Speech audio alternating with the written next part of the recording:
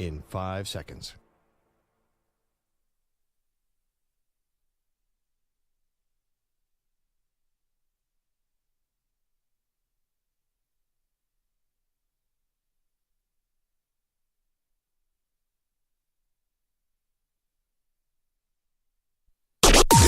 Maggie and Perloff on the Infinity Sports Network.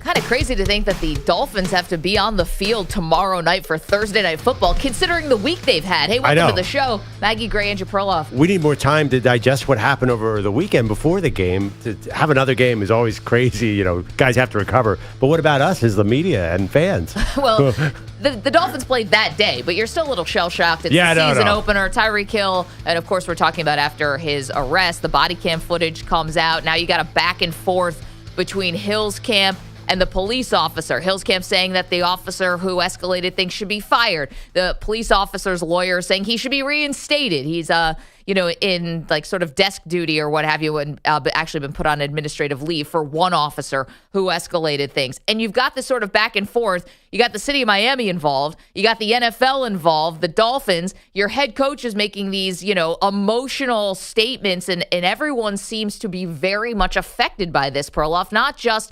Tyreek Hill, but I would guess most of his teammates, especially the his black teammates who, could easily put themselves in his shoes of having an arrest like this kind of go sideways. I imagine it's been emotional for everyone on the team. Yeah, absolutely. I do wonder if professional athletes can compartmentalize it based on the fact that Tyreek went out after that whole incident and just was dominant again. I mean, obviously Tyreek doesn't seem to be affected, which is bizarre to me. How these guys how Tyreek Hill could go out there and play like that, it's pretty amazing. So I'm not sure. Well, it's like Scotty Scheffler. He goes Scotty Scheffler shot like 200. I don't get it. But what happened with Scheffler? So Scotty Scheffler gets arrested, this bizarre, early morning arrest before the PGA Championship, and he actually shot a good round. And he wasn't, by the way, he wasn't handcuffed and taken to the ground. He was definitely taken to the jail and mugshotted and all that, but he wasn't forcefully taken to the ground. It's a little bit different, but it doesn't matter. Well, I mean, it was a huge event before he was about to compete. I think they're pretty analogous. Without a doubt. Yeah. So, but he goes out and has a good round, and then it was the next day. It was sort of like this delayed hangover. I think you're kind of in just sort of, all right, I just got to get through this mode. And then as things sort of flood and kind of you have time to digest it a little bit, then you get a little bit of a delayed hangover, and I wonder if that happens tomorrow. Now, well, I mean, Scotty Scheffler, for all we really have not been able to prove that he's not an actual robot. So who knows what is it? He might have just played the tournament he was going to play. Yeah. So I'm curious too, Tyreek Hill. I just how you can have that happen to you and then just play as if nothing happened.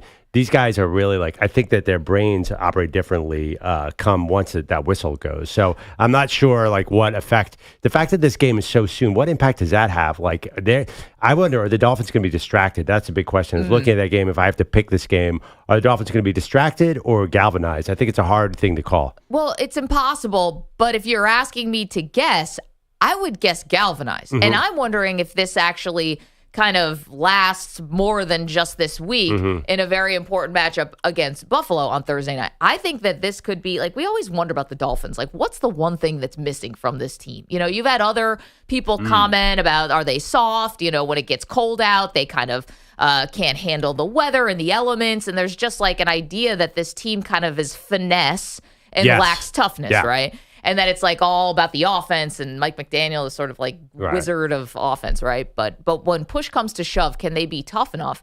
And you said that athletes have a way of compartmentalizing. You're right. They also have a way of sort of rallying around each other, an issue, an event.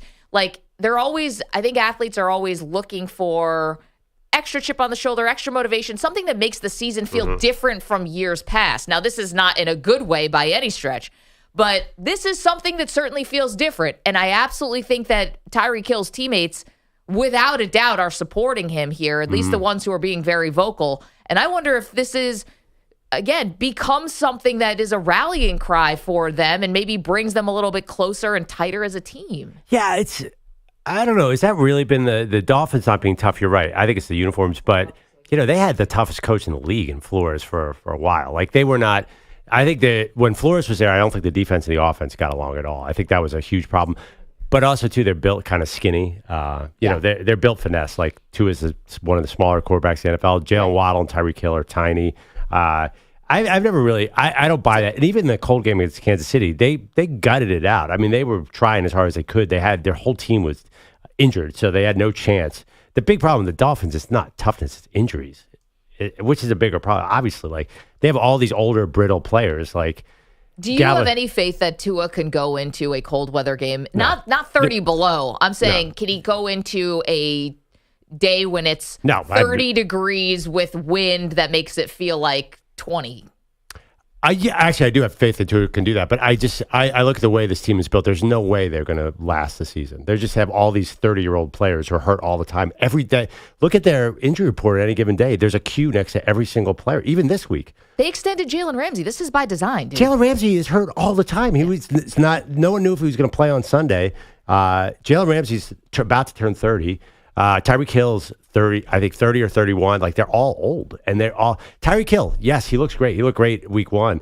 The thing, one takeaway, everyone's like, "Oh, you had knee surgery." Like, these guys are old. They build a team.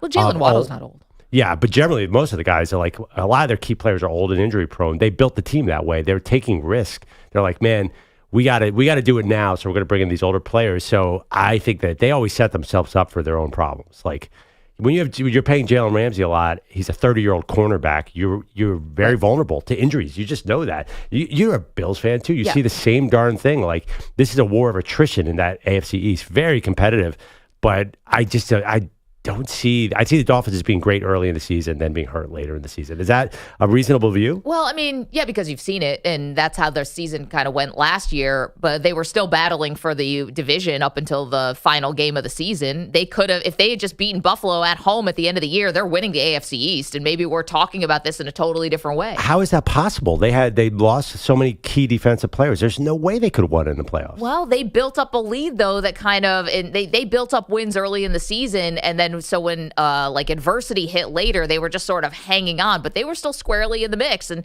you got to go to Kansas City to play a game in 30 below. And I've told you, I didn't even think they should have played that game. I thought they should have moved it. The conditions were way too extreme.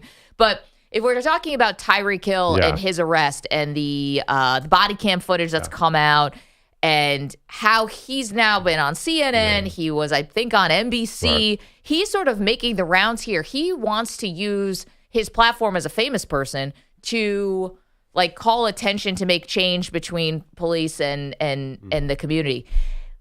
They're not going to, this is not something I think that he wants to let go. I don't think he's going to sue the police, but he wants to keep this front of mind. And so does it become something that sort of galvanizes the team, brings them together? And we're always wondering, what is that missing thing? And maybe this could be it. I don't see it. Just rallying around a teammate. Yeah. First of all, you mentioned that all the great teams have bulletin board material. What about the other 31 teams? Don't you think they're coming up with things? This one's kind of extreme. Yeah, I just don't see like they're going to have some emotional edge throughout the rest of the season because of this incident. Because all these teams are all getting amped up over who knows what. I just see, I like that theory. It's really good. But if I'm going to pick the Super Bowl, like, first of all, there's a couple things. The AFC is so loaded right now. Do you know how good you have to be to get out of that conference? You have Patrick Mahomes sitting there. You have Lamar Jackson sitting there. I don't care if they rally, and this is just such a hard assignment for the Dolphins. I think they're a very good team. Because what I'm hearing from you is that this galvanized could be the missing thing and take them over the top.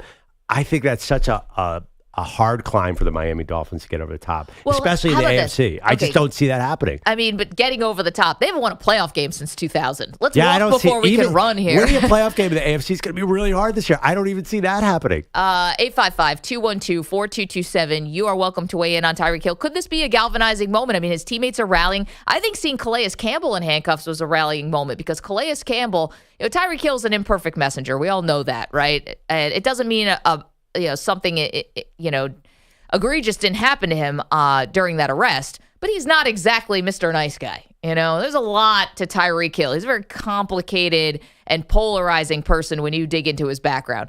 Calais Campbell is 100% approval rating. Walter Payton Man of the Year, Dude has played on a lot of different teams. Everywhere he goes, people love him. Seeing him in handcuffs for doing nothing. He didn't cease and desist, but he was standing there like he was not a threat at all. To see him in handcuffs, and Jonnu Smith, I just don't know if people know him well enough, but Calais Campbell's been around for a long time. People in the media, we see Calais Campbell a lot. He's out there. He does interviews. He's on Radio Row. He's a very well-known guy, and he is has a reputation that is sterling. So yeah, for but him he just to got there, though. Can he really be a rallying point for the team? I mean, I think that's what leaders do. I mean, right? a lot of people probably didn't even know that he was there until this arrest happened, because he wasn't there last year. And Jonnu Smith is hard to keep track of because that guy's moving around like crazy too. The other thing too, you mentioned galvanizing moment. This is early in the season. Is this going to last through till the end? Maybe there's a bump. I like your theory. It makes a lot of sense. If I'm looking at the AFC picture, this is not enough. This is just not enough for Miami, and that's the story of this current version of the Miami Dolphins. They're just not enough. Yeah. I mean, the team has come to Tyreek Hill's defense, no questions asked, right away, supporting their player. No, we're going to wait and see like the NFL is doing. This is 100% coming and having his back. I want to get EJ in on this early. EJ, we can't see you. He's not there. Laptop difficulties. No, he is here. I'm here. EJ, we can't see you right now, but we can hear you. What's up? How you doing? Doing great. What do you think of my theory that this could be a rallying cry for the Miami Dolphins, but supporting a teammates who were involved in this arrest on Sunday? I mean, I definitely think for the early part of this season, I can maybe see that. I think what is a possible issue for the Dolphins is how early in the season this is and how exhausting this may become. Because this is a team that has chosen to make this a beyond 1 week kind of story. Like you have options in the situation. You can either say, hey, we're going to take care of this in court and we'll move on, or we're going to really talk about this and make this a larger issue. Tyreek Hill decided to make it a larger issue. Drew Rosenhaus decided to make it a larger issue. And those Miami Dolphins players, the coaches, Mike McDaniel was very emotional talking about it this week. They made a statement. You get the impression that this is not going to be a situation where we're going to talk about this for 1 or 2 days and then be done with it. I would just worry for the Dolphins, similar to in a different situation, a little more serious, to the Buffalo Bills and some of the things that they have been through off the field. They had a season where you had, the racist shooting in Buffalo, the supermarket. You had the snowstorm, and of course, Damar Hamlin. I wonder if a team like that already has issues with kind of staying focused, if they can really use this in a positive way for the next 17 weeks plus the playoffs. Like Perloff said, I don't know if that's going to be enough, but I do know that this is an issue that these players really care about. So I do think that you may see them really kind of rally around Tyreek Hill and particularly this team for these early weeks. It's going to be hard, though, to see that what happened here is going to help them catapult over the Kansas City Chiefs. Yeah. I'll say one thing about that, and I've been in this industry a long time. In the heat of a scandal, things feel like they're going to last a long time. And then 3 weeks later, you're like, wait, what happened? I agree. EJ, I agree with your point. Like, the timing is like, can you really see this carrying over the playoffs? There's going to be so much actual football drama, and Tyreek Hill is going to go through a lot just physically through the season. I don't see this being an issue by wild card time, which is what we're talking about with the Dolphins. Like, yeah, because they were really good at the beginning of last year. They were awesome, maybe one of the best teams in the conference. But the question is, like, because you put it perfectly, can they win a playoff game? Right. I just feel like it's just too far from now. 855-212-4227. Maybe we can throw a poll question up on this. If it doesn't seem too indelicate, but do you think that this could be a rallying cry and, something that really brings the team together?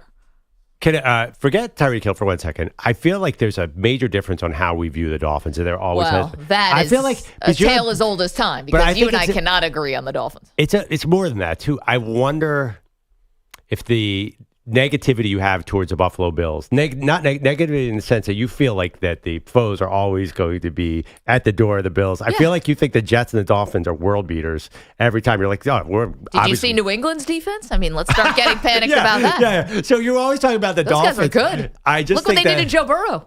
You're rational about 7 divisions, Maggie. You're rational about 7 divisions. But then you look at mine. Well, I mean, this is basically the 72 Dolphins all over again. If they lose a game, I'll be shocked. Where's Mercury Morris with the champagne? Even though they won by a miracle on Sunday at home against a sub-500 Jags team. Like, I just feel like there's something I just don't understand. They made a good what defensive play at the goal line. I mean, they made their own luck in that game. Get out of here. They got lucky to win that game. Wait, I mean, I'm not sure what you see. Don't you see them as old and injury prone and like kind of like there's no way this is all going to come together? Listen, they're 1-0, baby. Name a player on that team who's not going to be hurt. By the way, as a fantasy owner, like nobody knows what's happening with H.A. and Mostert already, and we're 1 week in.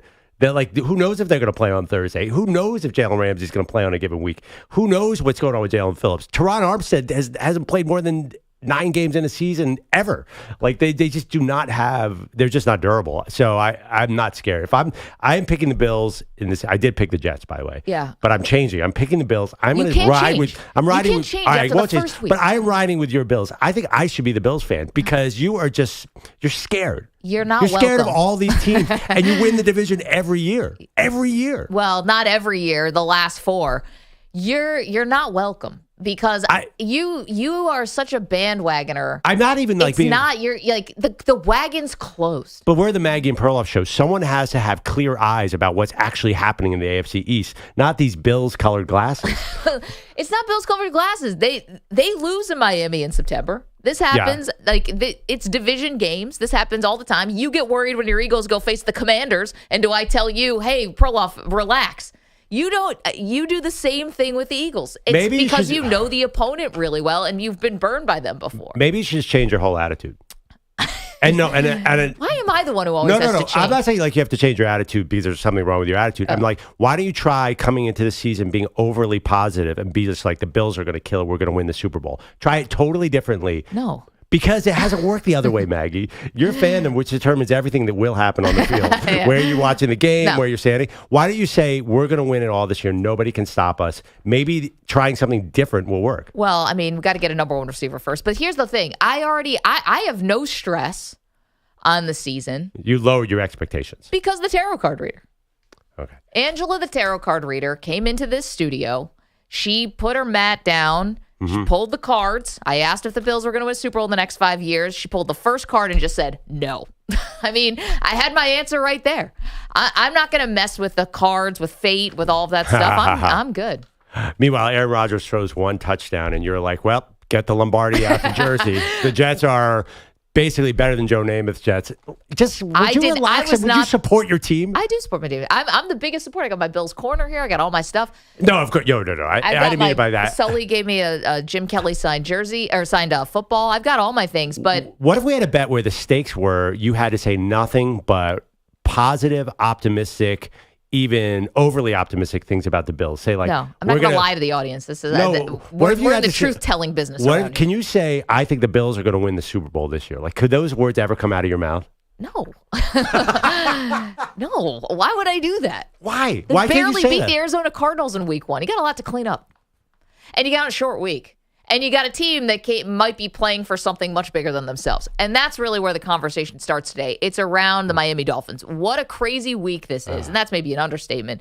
And how's this going to play out on the field tomorrow and throughout the season?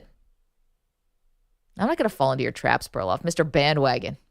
Wants to just jump on, jump off. It's like you're playing double dutch. First of all, can we just talk about the idiots on the other side of the glass wearing their Giants gear? What is going on today? Did you guys lose a bet? Yeah, what's going on? No, we both planned it. We talked about it. Oh, all right, yeah. Our Giants oh, you guys actually called each other this morning and wore similar outfits? It's like the world's lamest army.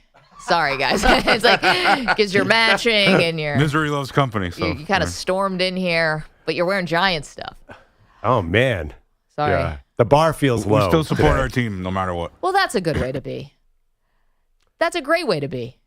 Give me a long season. 855-212-4227. But that's happened before. We've all been there. Tyreek Hill, the Dolphins, and you. 855-212-4227. We also have to play a little game we call Do You Believe It? We'll do that next. It's Maggie and Perloff. You're in a 5 minute break. 5 minute break.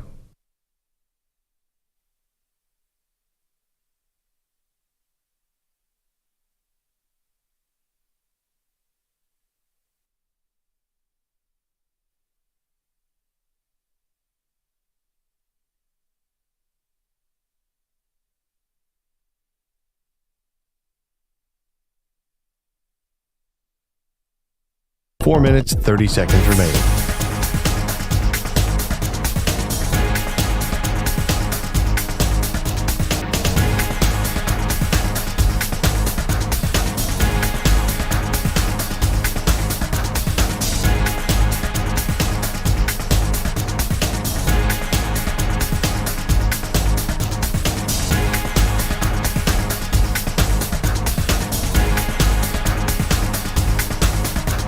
Four minutes remaining.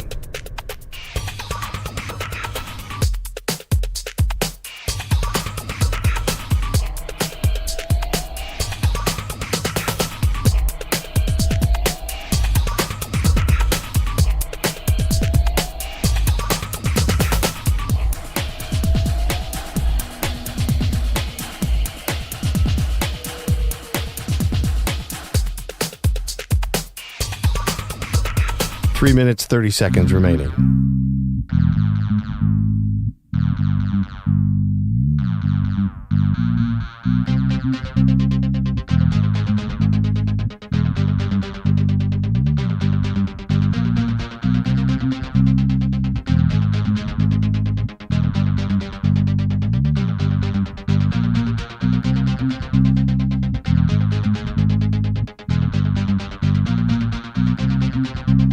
Three minutes remaining.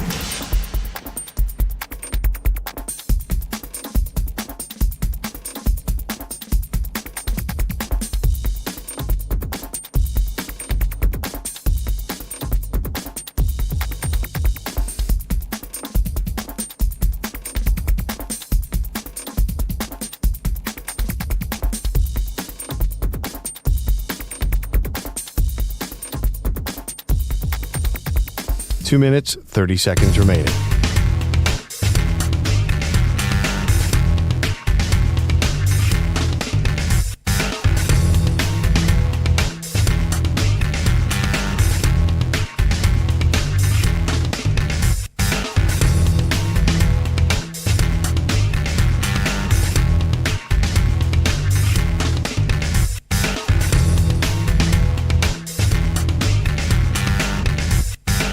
Two minutes remaining.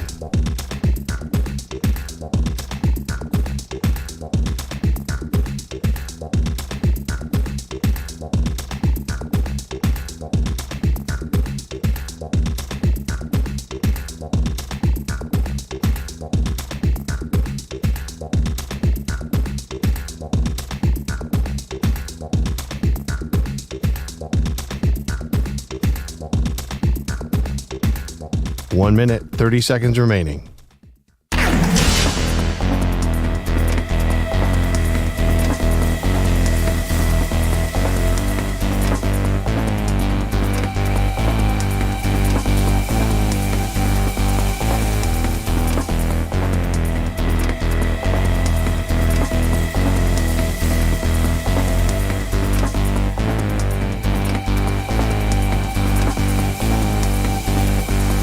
One minute remaining.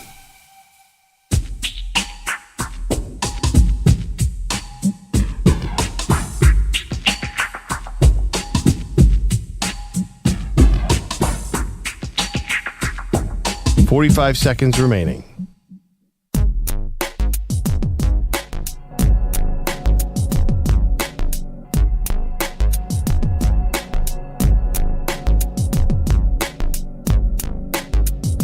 Thirty seconds remaining.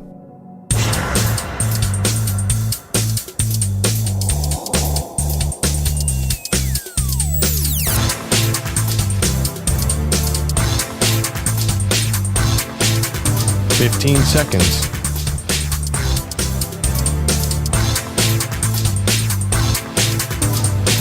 Break ends in 5 seconds.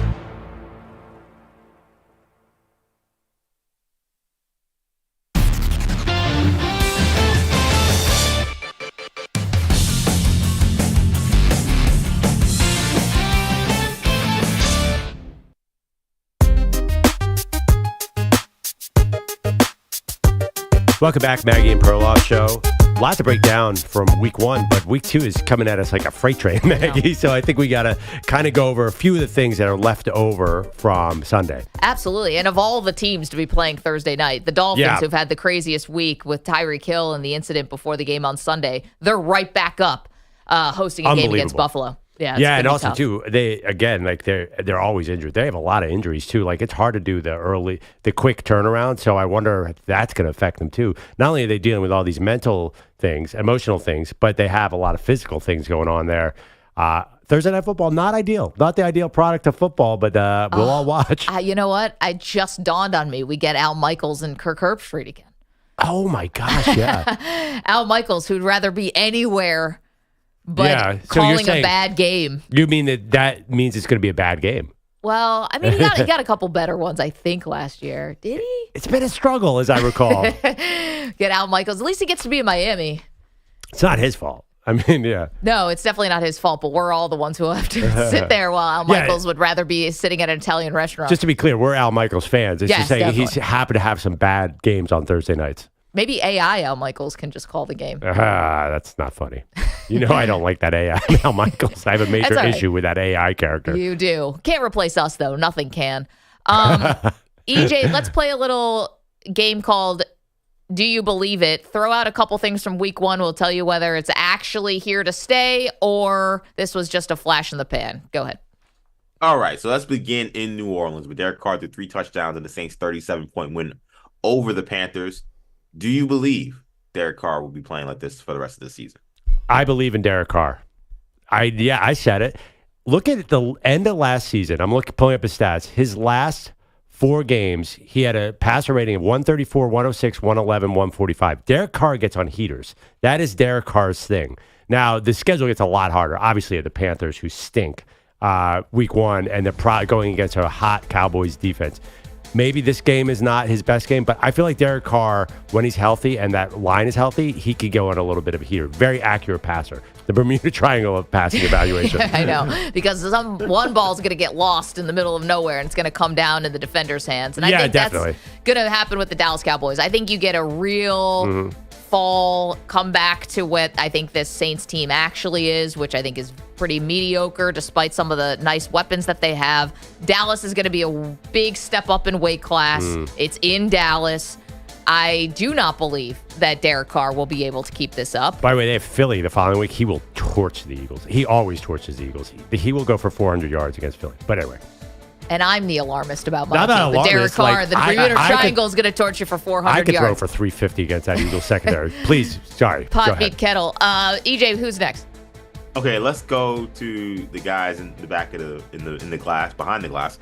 Their team, New York Giants, lost by 22 points to the Vikings. Do you believe it that they'll be this bad for the rest of the season? Yes. And Bogusch is here too. Let's not forget him. Another Giants fan. Sorry about that, Bogusch. No, things are good, I was told yesterday. Not a big deal. Now, here's the silver lining for the Giants. The one team that Daniel Jones has been able to consistently beat in his inconsistent career is the Washington Commanders. Now, this is going to be the exact fool's gold that you're going to need to get back slightly, kick the door back in on the bandwagon. It's really the only team he can possibly beat. And, you know, Jaden Daniels still a rookie quarterback. The defense for Washington is terrible. So I could see a slight bump this week where you beat the Commanders, but then the rest of the season outside of games versus Washington, I think are going to be humbling. This might be unpolitically correct, but I feel like John Mara should come down and Nancy Kerrigan style take out Daniel Jones' knees because they cannot afford wins here. This is a desperate situation. They better John tank. Mara would do they that. They better tank. Well, he's just going to kind of come down there in his three-quarter zip. The vest, right, looking like he's right off Wall Street. They have to get into the top 3 or 4 for a quarterback. I mean, there's no doubt. Losing is a major priority, and I think they have what it takes. And also I was thinking that they have all these good defensive linemen who did not show up at all in week 1. I wonder if they're going to show up in week 2 and again ruin the tank. The tank is on. Last one, EJ, before we get to Bogusch's update. Yes, last one. Also, by the way, get in the jam for Cam. That's my push to get Cam Ward to the Giants. Anyway, last one. Baker Mayfield threw 4 touchdowns on an absolute heater against the Washington Commanders on Sunday. Do you believe Baker Mayfield will be a superstar this season? I want to believe it. Oh, sorry. Go ahead. Yeah, I was going to say Baker Mayfield has mastered the universe. This one doesn't even belong there. Did you see him on Sunday? Like, he's got it figured out. Well, again, against the Commanders' defense, which stink, and we just said that Daniel Jones could probably beat him next week. They're melting down in Cleveland. They want Baker Mayfield back. It's a full-on disaster. Again, step up in weight class here, where you are going to be now on the road to face the Lions. Now, the Lions' offense, I thought, not exactly midseason form, but the defense was all up in Stafford's face. Now, Stafford is a good enough quarterback that he was still able to get the ball out. I think that Baker's going to have trouble. I think this is a comeback down to earth moment. I don't think Baker's going to have this stellar performance. Detroit's a touchdown favorite in this game. Can you believe that? Yeah, I mean, because Tampa Bay was hot and cold last year. Remember? They played them close, though, in Detroit in the playoffs last year. So to be a touchdown favorite, I thought was a little rich, but that's what they think of what Baker can do. You know what I liked about the Bucs? The fact that Mike Evans does not age. That is very clear. And they have this kid out of Washington, Jalen McMillan. They raved about him all preseason. Then he only had one catch, but he just missed 2 long touchdowns. All of a sudden, like, Tampa Bay is spicier than I thought. Like, he's got weapons there, so I think he's going to have a pretty good year. So I wanted Tampa Bay to win the division. I really tried before we did our predictions, but then I went through and did win-loss, Mike and the Mad Dog style on all these teams. I just couldn't get there because they've got the first-place schedule. But you only have to get to 9, though. No, I mean, I'm serious. Like, unless you think Atlanta could be very good, but Kirk Cousins' early returns were not great. Yeah, but I mean, I think it's always a battle between 7, 8, and 9 wins. It's been that way for 4 years. Yeah. So that's a great point about that schedule, but you only need to get to 9. That is the target. It's a little harder than you think with the Bucs. Okay. This is not an easy one for them. All right, that's a little Do You Believe It, wrapping some things up from Sunday. Andrew Bogusch is here. What's up, Bogusch? Good morning, guys. Your headlines are sponsored by Progressive Insurance. Protect your family, your phone, your furry friends with life, electronic device, and pet health insurance. How about them fighting Phils? It started early last night against the Marlins. In his second big league season, his 1-0 on the way. And it's swung on, hit in the air, right center field up the alley. Looking up is DeLuca, and that is it. It's gone. It's a record breaker. Kyle Schwarber with his 14th leadoff home run this season. An all-time Major League best. Scott Fransky on Phil's radio, Schwarber surpassing the 13 leadoff homers that Alfonso Soriano hit for the Yankees back in 2003, but he did leave this game with a hyperextended elbow in the 4th inning. We fast forward to the 8th when the remaining Phils jumped on Miami reliever Edwin Uceda, who then apparently out of frustration plunked Nick Castellanos. Castellanos is hit by the pitch, and he is not happy. The benches are going to clear. Harper's already at the mounds. Castellanos has been hit a handful of times this week. Dusty Watson comes over with Brandon Marsh to move Harper away. No punches thrown then, but Castellanos landed a pretty good one post-game. You're throwing a baseball over 90 miles an hour and you're frustrated and you're going to throw at somebody, you know? That's like my 2-year-old throwing a fit because I take away his dessert before he's finished. Oh, what a monster. Sorry. That was not the right reaction to that cut, but there's no way you're taking away a dessert from a kid before he's done. I mean, you should call Child Protective Services about that.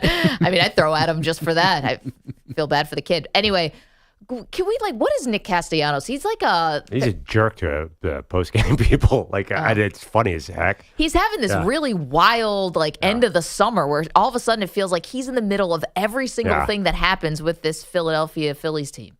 Yeah, and But is he the leader of the team? Well, he's a go-to interview because I think ESPN likes him. And, ESPN keeps putting the Phillies. I know last night wasn't an ESPN game, but they keep going to him. They're trying to make this, him controversial Nick Castellanos a thing. I don't know. I rip him all the time, and now he gets all these clutch hits. Yeah, I was going to say. Once again. He's one of the most important people on the team. Well, yeah, but he's a hot and cold player, right? I don't know. I haven't followed his day-to-day, but, he will disappear for a long step, then have a game-winning RBI. I do have an issue with the Phillies. Shocker. Are you going to tell us already that it doesn't matter if Philadelphia is a football town? I think you guys can actually get behind me on this one.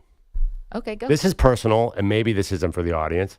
Does anyone have a slight problem with our former boss, Spike Eskin, all of a sudden becoming Mr. Phillies? Like we had a boss, a Spike baseball, Eskin. no pun intended. Our program director went to Philly to take over the afternoon show, and all of a sudden, every tweet, my phone is blowing up with Spike breaking down every play of the Phillies. He didn't talk about the Phillies once for, I mean, I don't know, Bogus, how long you worked for Spike. So that's a personal issue. And I don't want to bring it on air. It is an Odyssey station. You but already did. And then he has this little cohort named Jack Fritz. We love Jack Fritz. No, my you guy. love Jack Fritz. I I don't love love Jack Jack Fritz. Fritz. I don't love Jack We Fritz. went to the Hustle premiere with Jack Fritz, the movie you were in. Jack came with us. He was a great addition. He was a good hang that night. No, I'm not a fan. What? Why? Not a fan. Yeah, because he called me Perloff on WIP the next day. Well, sometimes your last name's a little difficult, but, we didn't want to keep going with McLovin. It was going to be tough, trademark issues and such. We had to go with your name. You know what? Now you're on my list. You didn't know my name was Perloff? What the? I didn't realize you had all this pent-up issues with everyone in WIP. Well, Jack Fritz and I have, I tried to get him fired for saying that. You did. Spike was with me. you did go several rungs higher up the ladder than I thought you would for such an easy mistake that's so common. Spike was so excited to get Jack fired. Yeah. He's been trying to fire him. He's a co-host on his afternoon show. But generally, I have major issues. It's really not Spike. It's, the Phillies fans, and I get it. I get it why you don't like the Phillies fans. Like, they're hot and cold. Like, when things are going well, they're like, oh my God, we're so unbeatable. Where are we right now? What is going on? You're the poster child for this, Pearl. Because it's football season. Like, you got to focus on the birds. Don't worry, they will. I'll be honest, guys. I kind of see where Perloff's coming from. Yeah. But he's part of the problem, EJ. He's in the calls coming from inside the house, EJ. That might be true. I know, but it is weird to go on my feed and see everyone talking about football and then be like, Castellanos had to run that ball out. I'm like, what? Or Spike is writing names about people I don't know what he's talking about sometimes. I'm like, who is that guy? What is that guy play for the Eagles? I'm confused. Like, it is weird. I'll be honest. Yeah, it is weird. First of all, they started the season in Brazil. It was odd. It was a Friday night. You got the Phillies are in first place in the NL East. They've been in first place. This is your chance to win a title more than the Eagles, by the way. You got a better shot with the Phillies than you do with the Eagles. I'm going to defend Spike on this one because there's a Japanese proverb that I'm going to butcher. Yeah. That's something like a man is whatever room he's standing in. He's now the afternoon drive host in Philly. He's got to talk about the Phillies. When he was here as our program director and boss, we were going to have a Phillies conversation with Spike in the hallway. We'd be bored to tears. I think I know this is inside baseball talking about our former boss, but we've all had this issue in the office or in our lives where there's a fan of a team who feels a little bandwagony. Like, all of a sudden you're talking. It's you every day. Well, you're the guy. Is this one finger pointing at you and four pointing back at me? Is this, what's that called, transference? Yes, you're doing it. No, but I am Spider-Man.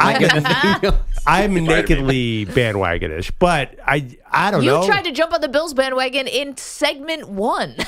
Somebody's got to jump on the Bills bandwagon. You're not allowed. You expect that bandwagon to drive off the road at all times. Somebody's got to keep it straight. Can we keep a list? Is there like a Google Doc? I know Google Docs are like infinite. I feel like we'd run out of space. All of a sudden, the people at Google would be like, no mas. They just tap out. It does not compute. On how many teams Perloff has bandwagoned for. Well, I think, we work in the sports industry. I become fans players like we all do, especially nowadays. So if a guy I really like goes to a team, then I'm going to support that team. Right, but it's every person.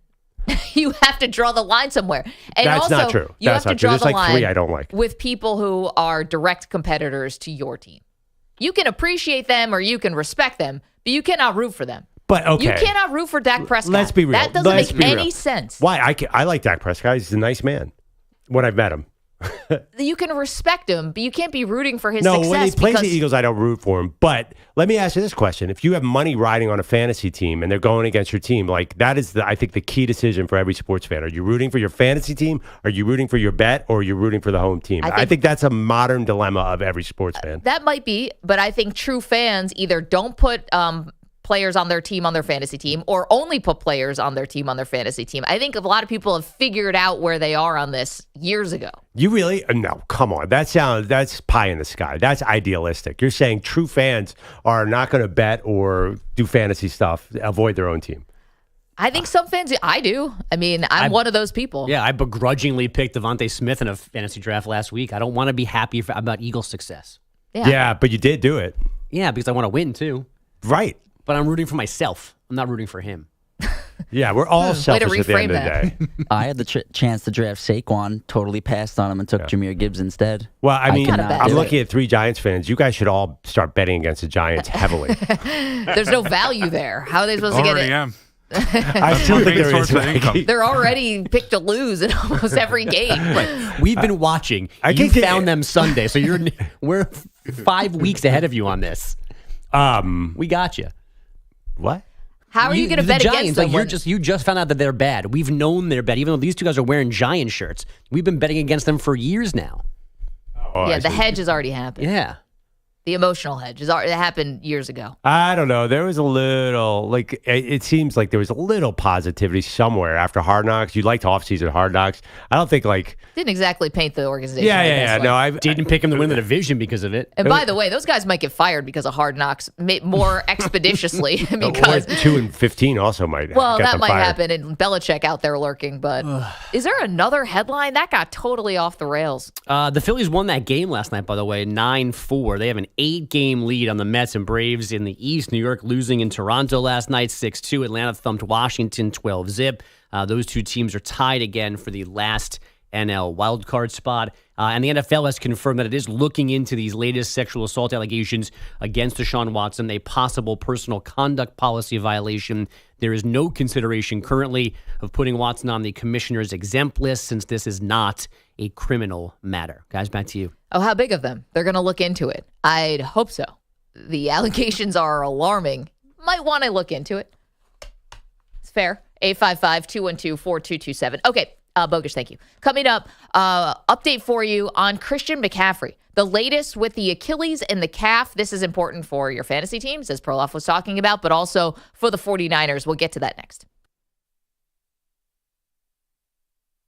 You're in a 5-minute break.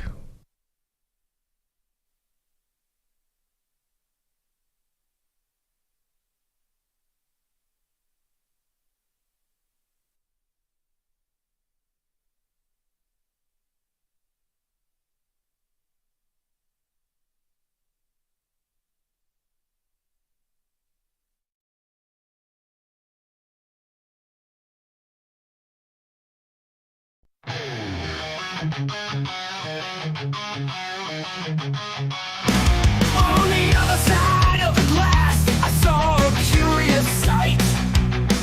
A sea of blue and white, giant gear shining bright.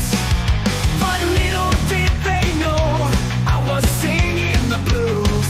'Cause Peter Anthony Bellotti didn't show up to cruise. Peter Bellotti, where did you go? Left us hanging, don't you know? We're stuck here working while you're out to play. Peter Anthony Bellotti, come what may.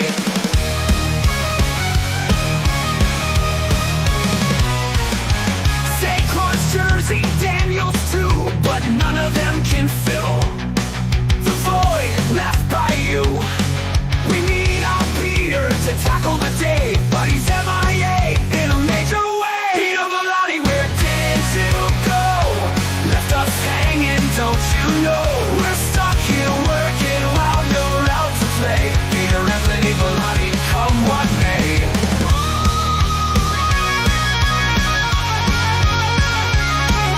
Saquon's jersey, Daniels too, but none of them can fill the void left by you. We need our Peter to tackle the day, but he's MIA in a major way. Peter Bellotti, where did you go? Left us hanging, don't you know? We're stuck here working while you're out to play. Peter Anthony Bellotti, come what may. Maybe he's at the stadium, maybe he's at the mall.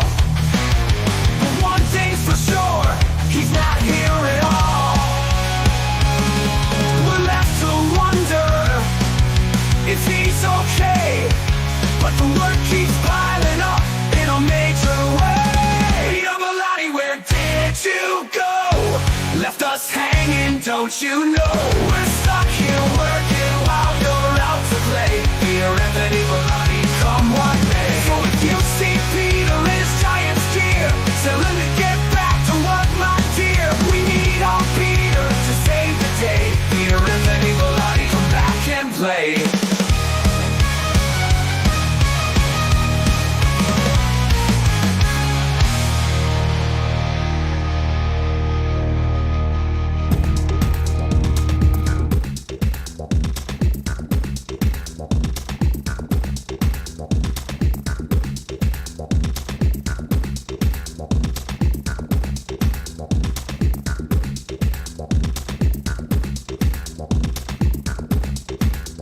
1 minute, 30 seconds remaining.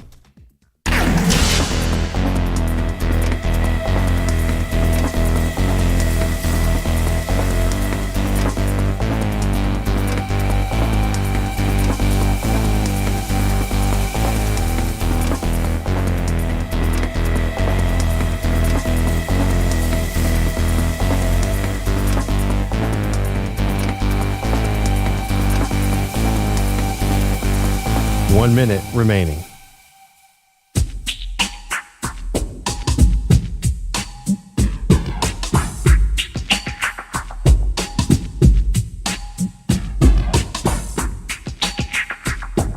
"45 seconds remaining.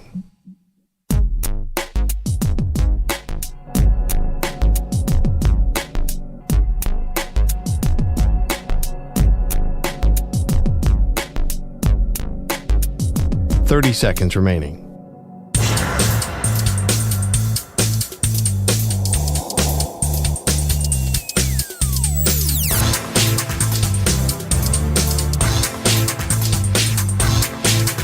"15 seconds.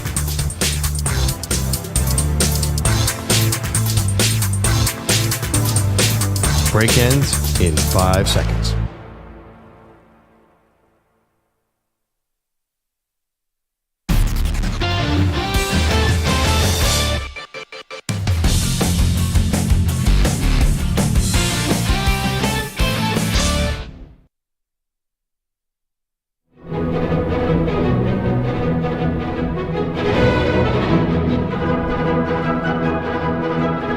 All right. Welcome back. Maggie Gray, Andrew Perloff. Pearl, we saw the 49ers resounding victory Monday night over the New York Jets. We thought the Jets were this really great defense, and offense, but really great defense. And instead, Jordan Mason just absolutely gashed them. And it wasn't even close. 147 yards on 28 carries. But let's turn our attention to Christian McCaffrey, because not only is it a calf, but if you notice, the injury designation also said calf and Achilles. So maybe this is a little bit more serious than we may have thought. Could this linger throughout the season? And are we looking at a will he, won't he play week after week after week with McCaffrey? I mean, I'm not a doctor, but they said they're going to be careful. And obviously they have every reason to be careful. They don't need him. So just let him heal. McCaffrey had a miracle season last year. He had 16, played the whole season. That never happens with him. So I'm not writing off McCaffrey long-term, because I did earlier. I thought when they traded for him, I'm like, why are they getting that guy? He's hurt all the time. And he showed that he can get a little healthier. I'm not super scared about it. They don't need him. Just play him in week 4. Give him a month rest. But they don't want to do that, though, right? Why not? It doesn't seem like they do. Well, at least the way they're talking about it, and that can be gamesmanship. Maybe they just don't want to show exactly. But they're saying once Christian McCaffrey comes back, like Kyle Shanahan's saying, he's going to get the workload. And I don't know if they want to do necessarily this two-headed monster thing. I know they've always said that they want to take a little of the wear and tear off McCaffrey, but it's like, they can't quit him, because of his skill set and how much he brings to the offense. Yes, you have other great weapons on the offense, but McCaffrey even stood out head and shoulders amongst those guys last year in winning Offensive Player of the Year. So I think it's the kind of thing where once they get him back, I think he's back in the game plan. Yeah, but Shanahan's language was so careful. He was just like, we got to be cautious with him. He said it like 3 times, I think. I don't know. I feel like Shanahan's on board with preserving him. You think he really wouldn't play till week 4? Well, I have no idea, but my sense is like that kind of wasn't. I saw Kyle Shanahan on ESPN. Wasn't he sort of saying like setting up to leave him out for week 2? That kind of felt like the message I was getting. I don't know if I was picking up that same kind of message. Like I think they feel like they need. They didn't against the Jets. The Jets were they were fantastic against the Jets. I don't know. Again, you're going on the road. You're playing Minnesota. You have Brian Flores. He's really great defensive coordinator and can scheme up some really exotic-looking things. So, but maybe it's not this week with San Francisco as a 6-point favorite on the road. Right. This is a perfect. I mean, okay, this is a perfect time to sit him. Right. Like they showed that they can win with a different running back. Like they have. This is the one team that's set up with all these different weapons to sit him. They don't need him. Well, let's look beyond week 2. Right. Do you think that the 49ers can have the type of success that they're looking for, which is Super Bowl and winning it this time, obviously? Do you think they can do that if they don't have McCaffrey consistently? Absolutely. I'm not saying save him until the end of the year. You can't put him in bubble wrap. Maybe you could. I don't know if they're going to. Put him in bubble wrap to the end of the year. I think they should. I mean, yeah, I definitely think they should be super cautious because they have so many weapons. I mean, listen, they're paying so many weapons. They're paying him. He's $19 million a year to sit. I don't know. Right, but they're also paying guys a lot more than him too, the two receivers. So they have, we saw it on Monday night. They have so many weapons. They really should be cautious. If what you said where Shanahan can't quit McCaffrey and he's still going to play him a bunch of snaps, that's crazy. Like I guess the defense is still TBD because it really wasn't on the field much on Monday night. We don't know how good they're going to be. But you have so many ways to win if you're San Francisco. I mean, you have to be as careful as humanly possible. Yeah, McCaffrey's not young either. Well, that part of it, he does have an injury history that, he has avoided, knock on wood, but has avoided, in San Francisco so far, something major. But was it always going to be, waiting for the other shoe to drop a bit on him or waiting for the season that was going to be marred by injury? And how does that end up impacting the 49ers and what they want to do? All right, can you answer the question too? Do you think they need him to get where they want to go? I do. I think there's a reason why they traded for him, because I said yesterday, I didn't understand the rush to extend him because he is 30 years old. He was already making a lot of money. He was the highest paid player at his position. They added money on top of that and added years, and I didn't understand that. But I get why they traded for him. I do. I'm not someone who's going to say McCaffrey's like worthless because, Jordan Mason had a good game. I think they felt like they needed, while they got production from a lot of different unknown players in that spot, there was a reason they felt like they needed him. And they've had a lot of success with him. But yeah, definitely. But they also thought they needed Trey Lance. So I don't even think they always know what they're doing. They got up old stuff. I mean, ouch, that's a wound that you just ripped open. Well, they got to the Super Bowl without Christian McCaffrey. And honestly, I just think they're the one team right now, the way they're set up. And it doesn't always work out this way, but they can afford like an injury to a skill player because there's no other team with this many skill players. The Debo, Ayuk, Kittle, McCaffrey, now Jordan Mason. It's pick your poison here. They can find ways to keep. I think if Kyle Shanahan wants to play McCaffrey, honestly, if I'm John Lynch, I'm saying like just give him 3 weeks off. What possible harm is there? I don't think anybody showed in week one that is breathing down their neck in the NFC West. I know Seattle looked a little spicy, but they didn't play anyone. The Rams are already hurt, and the Cardinals are probably not a great team. So San Francisco can be conservative here. If you were running them, wouldn't you put him in bubble wrap? Well, maybe not at Minnesota. Yes, I think I could probably afford to be conservative there. But then you're at the Rams, then New England, then Arizona and Seattle, then Kansas City. So you have a couple where you can be strategic. You might not need them to win, but then you have you're playing 3 division games in the first 6 weeks of the season. So I'm not naive to think, or I don't, you have a lot of weapons, but I wouldn't say, I can no doubt win these games without Christian McCaffrey. I mean, listen, home New England, home Arizona. That's a pretty good situation to sit Christian McCaffrey. I definitely don't give him 30 carries in those games. No, maybe not. Listen to the thing about Arizona. Their defense is not very good right now, but their offense could be something. Marvin Harrison was a non-factor in the opener. If they get a little chemistry and he becomes the weapon that people think, you might find yourself in maybe a little bit of a shootout. I'm not sure. I saw a stat that Kyler Murray did not complete a pass over 10 air yards on Sunday.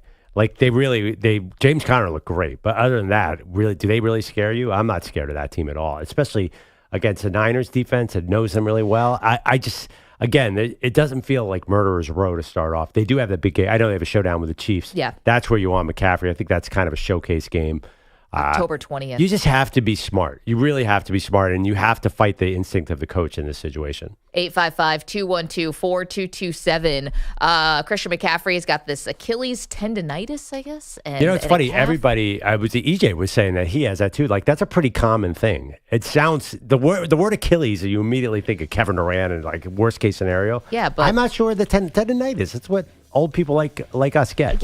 Well, EJ's not old. And by the way, EJ doesn't have to make 2 jump cuts to try to avoid Jared Verse, who's bearing down on him. Well, we know. You've got other issues, EJ, tried not to that. steal third in a kickball game, and therefore it's not here. But he's going to be back soon. EJ will be back very soon. Coming up, it's Wednesday, a little early. We're going to do the great debate next. Don't move.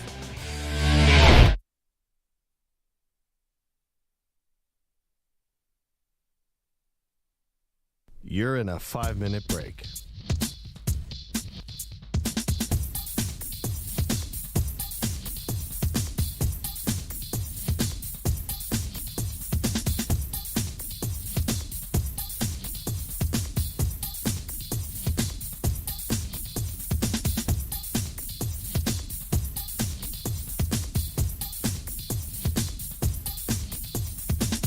Four minutes, 30 seconds remaining.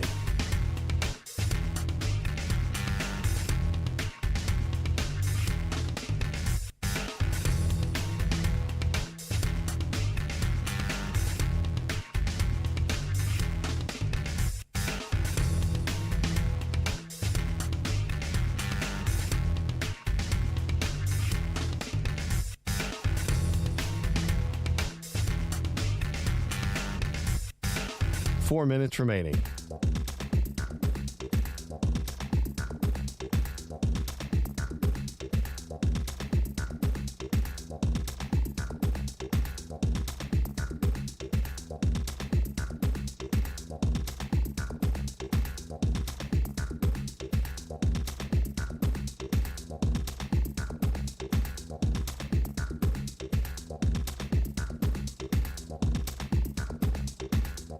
Three minutes, 30 seconds remaining.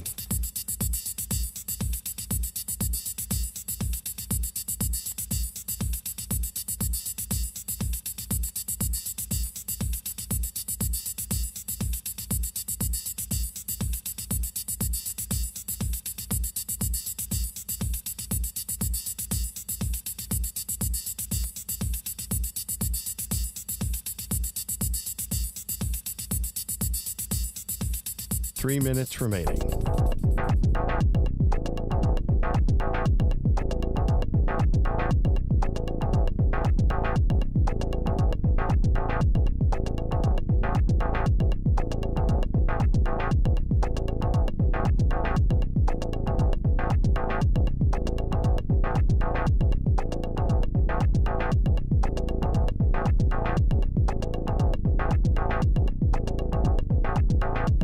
Two minutes, 30 seconds remaining.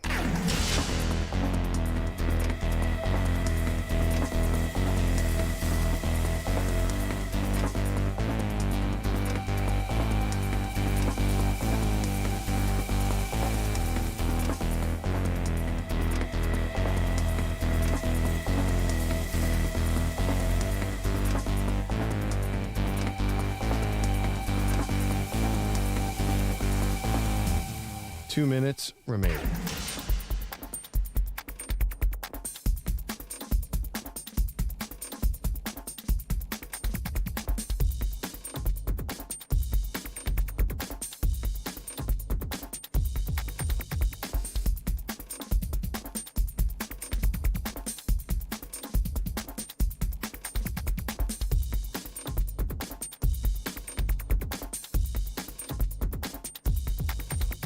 One minute, 30 seconds remaining.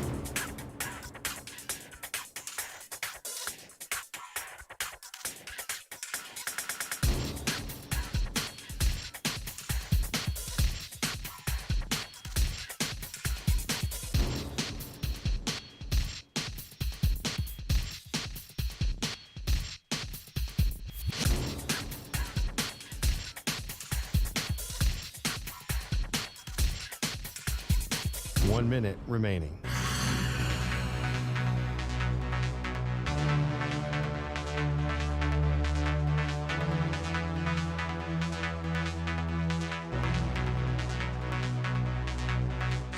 Forty-five seconds remaining.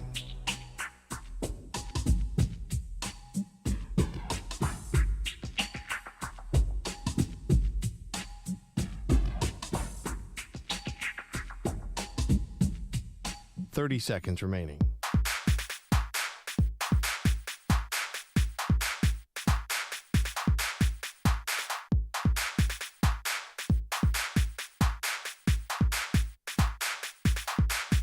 Fifteen seconds.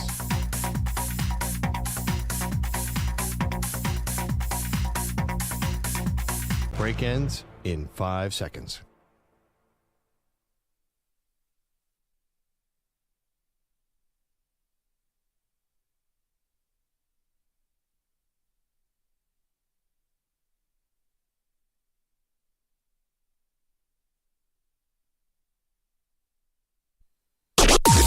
Maggie and Perloff on the Infinity Sports Network.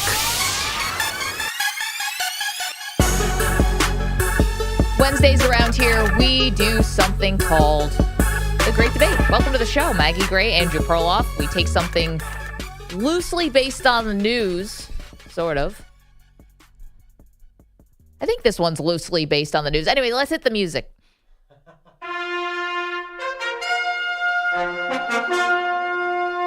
The Great Debate Series.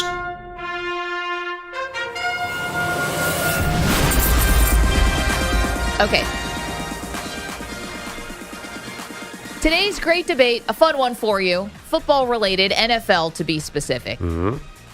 Perloff, who had the greatest individual season ever? And what I'm talking about here is not statistically. I'm talking about who's the greatest one-hit wonder. Right. Out of nowhere, one-hit wonder came and went. Came like Halley's Comet, just a flash over the sky, brilliant, and then whatever happened to that guy. Okay, can I go first? You can. I'm going to go a little personal because I witnessed this one up close. I'm sure in the 100 and whatever years of NFL, there have been bigger flashes in the sky. But do you guys remember Josh Gordon in 2013 with the Cleveland Browns? It was crazy.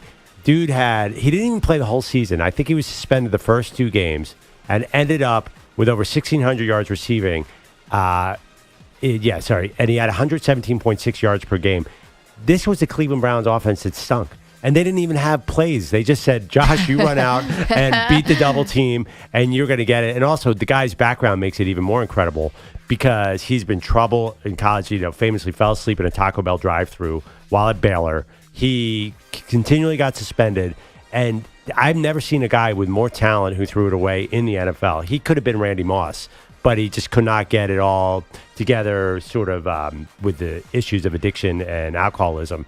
So Josh Gordon was unbelievable in 2013, and he played for a long time. He actually went to the Patriots, remember? Yep. But there was nothing like that. No season even resembled what he did that year. So for me, it's former Browns receiver Josh Gordon. The what could have been with Josh Gordon and his talent, you're right. He was, so many teams also tried to, rehab him and just never worked. He played, by the way, he played Patriots. I didn't even remember Seattle, Kansas City, Tennessee toward the end. And never came back together. I don't know where he is now. I hope he's gotten his life together, but I'm not sure. I think he's had ups and downs. Yeah. Okay, we're doing the greatest one-hit wonders in the history of the NFL. The guys who just came, all of a sudden had this great season, and then whatever happened to that guy. And for me, it's got to be a quarterback, and it's got to be Rex Grossman. Let's hear it. Saints show the blitz. Bears pick it up, and Grossman is going to go deep. What a play! Berrien rolls in for the touchdown. Yeah, that was the NFC Championship game. How could a guy who threw 20 interceptions be in the Super Bowl that same year? It's because Rex Grossman was just good enough in that playoff run to get the Bears to the Super Bowl. If we talk about Bears quarterbacks and how, futile that history is, he threw for over 3,000 yards. That's like 6,000 yards for any other team. I mean, Rex Grossman in 2006 had this great season. Well, kinda, but goes to the Super Bowl with the Bears. They actually were in that game. They lose to Peyton Manning in the Indianapolis Colts, and then that was it. He had one more 3,000-yard season, but it was the last season of his career in Washington in 2011. Nobody remembers it. The team was 5-8 with him as a starter, so it was a nothing season. Rex Grossman is like the answer to a trivia question, and never really had a great career. That was a very surprising Super Bowl run. But shocking. He was there for the Super Bowl. He was there. And even the Super picks. Bowl, as I recall, that game was close because Devin Hester returned a touchdown. I don't really remember what he did in that game. Threw picks. Oh, yeah. I think he had 3 interceptions in that game. So, he threw a really catchable ball. You just didn't know which team was going to catch it. Very good. How many interceptions did he have? Did you say 20? 20 on the season. 23 touchdowns, 20 picks. Very Jameis Winston line. But no, flash in the pan, one-hit wonder, Rex Grossman. That's our great debate today, one-hit wonders. Nico, go ahead. All right, we'll go with a guy that had a good college career, and his NFL career started off well, but it didn't go well after this 1 year. How about Tim Tebow with the Denver Broncos? And here we go. First snap of the overtime The Broncos have been in 3 overtime games this year. They won them all. Got him at the 40. It's Thomas at the 50. Stiff arm got him 3 to the 30, to the 20. Thomas to the 10. Denver's going on to New England. They win it on the first play of overtime. It's kind of crazy how that play happens. Denver obviously wins that game. They get killed against New England the next week, and then that season and beyond, that was it from Tim Tebow. Awful. Was with the Broncos for I think another year. Then went to the Jets. They tried to make him a tight end at one point. It was just an entire disaster for him. But that one play, I always remember him beating the Steelers. No doubt. And rest in peace to Demarius Thomas. And I think you and I were both at that New England game the next week for SI. Not close. Tom Brady set more records before halftime of that game. It was like a constant stream in the press box. Like, Tom Brady now becomes the first ever in NFL history to score 1,000 points before halftime. I'm a little jealous of Nico's pick because when we do Great Debate, we put up a poll. Tim Tebow is going to blow everyone away. But Nico, it's a great pick, but like he's too famous to be a one-hit wonder. But he still wins the poll, and you're going to get that dopamine hit of getting 73% in the poll. Nico, so congrats on that in advance. Nick, who's your pick? All right, so I was going to go with Tim Tebow, but since it was taken, here's mine. Manning works out of the shotgun. He takes it. Facing pressure. He's in trouble. He's spun around. He's able to get away. Looks to throw. He does downfield, and a leaping catch is made down at the 25. What a play. David Tyree comes up with the ball. What a play by Eli Manning. It was a tremendous play by Eli Manning as he got out of the grasp of the New England Patriots. I thought Mike Carey was going to blow the whistle, but he didn't. But what a play by Tyree as he goes up over Rodney Harrison and comes down with the ball. It's going to be a first down timeout with the New York Giants. So as you hear there, Marv Albert, Boomer Esiason, I'm Westwood 1. And to me, it pretty much seems that David Tyree just showed up that one game. That was like the greatest one-hit wonder play. I don't even think people knew he was on the roster in that game. Yeah, are we doing season game play? Like, this is very, moment? One-hit wonder. Yeah, it does fit, but I was thinking more like, what was David Tyree's season? How many catches did he have that year? I don't even remember any of that. All I remember is that I just looked it up. 4. Dude had 4 and he never had. That was his last catch, right? Famously. Yeah. I think he just rode off into the sunset after that. Well, not on his. He was ridden off into the sunset. Well, that too. Yeah. Never had that, but remembered very well. Yeah, of anyone on here, he had the least amount of snaps after that. He never had another catch in his NFL career. That's a good way to go out. You're right. I'm sorry to step on you. Was he at the Giants' 100th anniversary thing over the weekend? I doubt it, but he earned it. I mean, that was the biggest play my lifetime. Doesn't that crack you into the top 100? Yes. I think it would. EJ. Only the top 100 made it. Well, I think so. That should get you. You should be 99. It's incredible. Honorable mention. What's crazy is he also had a touchdown earlier in that game too. He showed up in that game. He played 5 seasons where the Giants had 54 catches. That's 11 catches per season. He did it when it mattered, so. Yeah, that's true. All right, EJ, we're doing the greatest one-hit wonders in the NFL for our great debate today. Who do you have? All right, so before Brock Purdy shocked the world by becoming a 7th-round pick that took the league by storm, let's go to another 7th-round pick who was the 3rd-string running back on his college team because he was playing behind Darren McFadden and Felix Jones in Arkansas. I'm going to go with Peyton Hillis, a running back, Cleveland Browns, who all of a sudden came out of nowhere and started trucking people on plays like this. 2nd and 6. Give it to him again. Wow. Running room in the edge. Peyton Hillis is loose. Sprint to the end zone. Touchdown. I mean, when you talk about unlikely stars in the NFL, Peyton Hillis certainly comes into that picture. Again, this guy was essentially a 7th-round pick. Nobody really even saw him play much in college. He was almost more of a fullback. Goes to the Browns, runs for 1,100 yards, becomes the cover of Madden thanks to a fan vote, and then never runs for 1,000 yards again and is essentially back to being a backup and a journeyman for the rest of his career. Peyton Hillis actually recently came into the news last year because he heroically saved his son and his niece from drowning. So people were like, oh, wait, I remember Peyton Hillis. He was a guy on Madden, and he was this great running back for the Browns for one random year where they were still terrible. And then that was kind of the last we had heard of him. Peyton Hillis he was really good that year too. He was like a baby Mike Allstott. I mean, he was just running over people. But that was really the only season we had from him in terms of being a star. So I'm going with Peyton Hillis for my pick for best NFL one-hit wonder. Pretty predictable, EJ. You go Peyton Hillis, Mike Allstott comp. Come on, you're better than that. No, I'm just kidding. You watch those clips? Come on, bro. I'm just kidding. Kaplan is in our chat, youtube.com/Infinity Sportsnet, by the way, if you'd like to watch, twitch.tv/Infinity Sports Network. You knew EJ was going with the Madden guy. Yeah, that was, Kaplan. of course. And now Kaplan has a pick, a prediction, if you will, on who Bogusch is going to be forced to take because you are going last. First of all, I am not forced to take anybody. I am happily making my selection. So he's wrong on that front. Okay. Maybe he's got the right person, but this was my choice. It was free to make because no one else picked him. The year's 1988. The Cincinnati Bengals had a rookie running back, 1,066 yards, 15 touchdowns, en route to a Super Bowl appearance and a dance craze that swept the nation. I would probably describe the Icky Shuffle as a cross between the Hokey Pokey, the Macarena, and the Humpty Dance. And I don't know where he came up with it. I don't know what he was drinking the day he came up with it, but it was a sensation throughout the 1988 season.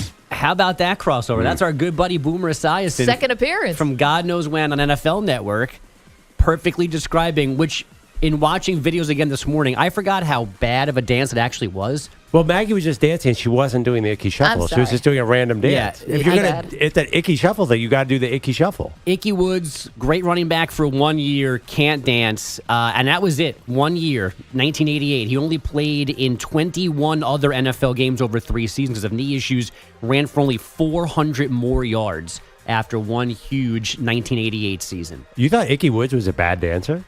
Yeah, there's not a lot of... it's like a TikTok dance, though. Yeah, but it's like when you watch him do it, there's no soul, there's no nothing in that dance. It's just like a little shimmy left and right. That's it. Remember the commercial where he's at the grocery store? Yeah. Oh, they brought him back. Yeah, years later. Yeah, that's a good one. That might win the poll, too. There you go. Great debate today. The greatest one-hit wonders. For the record, Kaplan thought you were going to go with Nick Foles. No, not Nick Foles, which is one hit. The year where he had 27 touchdowns and 2 picks. I think probably the year he beat Tom Brady in the Super Bowl. Yeah. Well, again, we do. I thought he didn't do the whole season though. He didn't. I think we need to do like Bogusch did the season. I feel like Nick cheated with David Tyree. There we go. Well, now Maggie on YouTube Tebow, but it was taken by doing a little Icky Shuffle.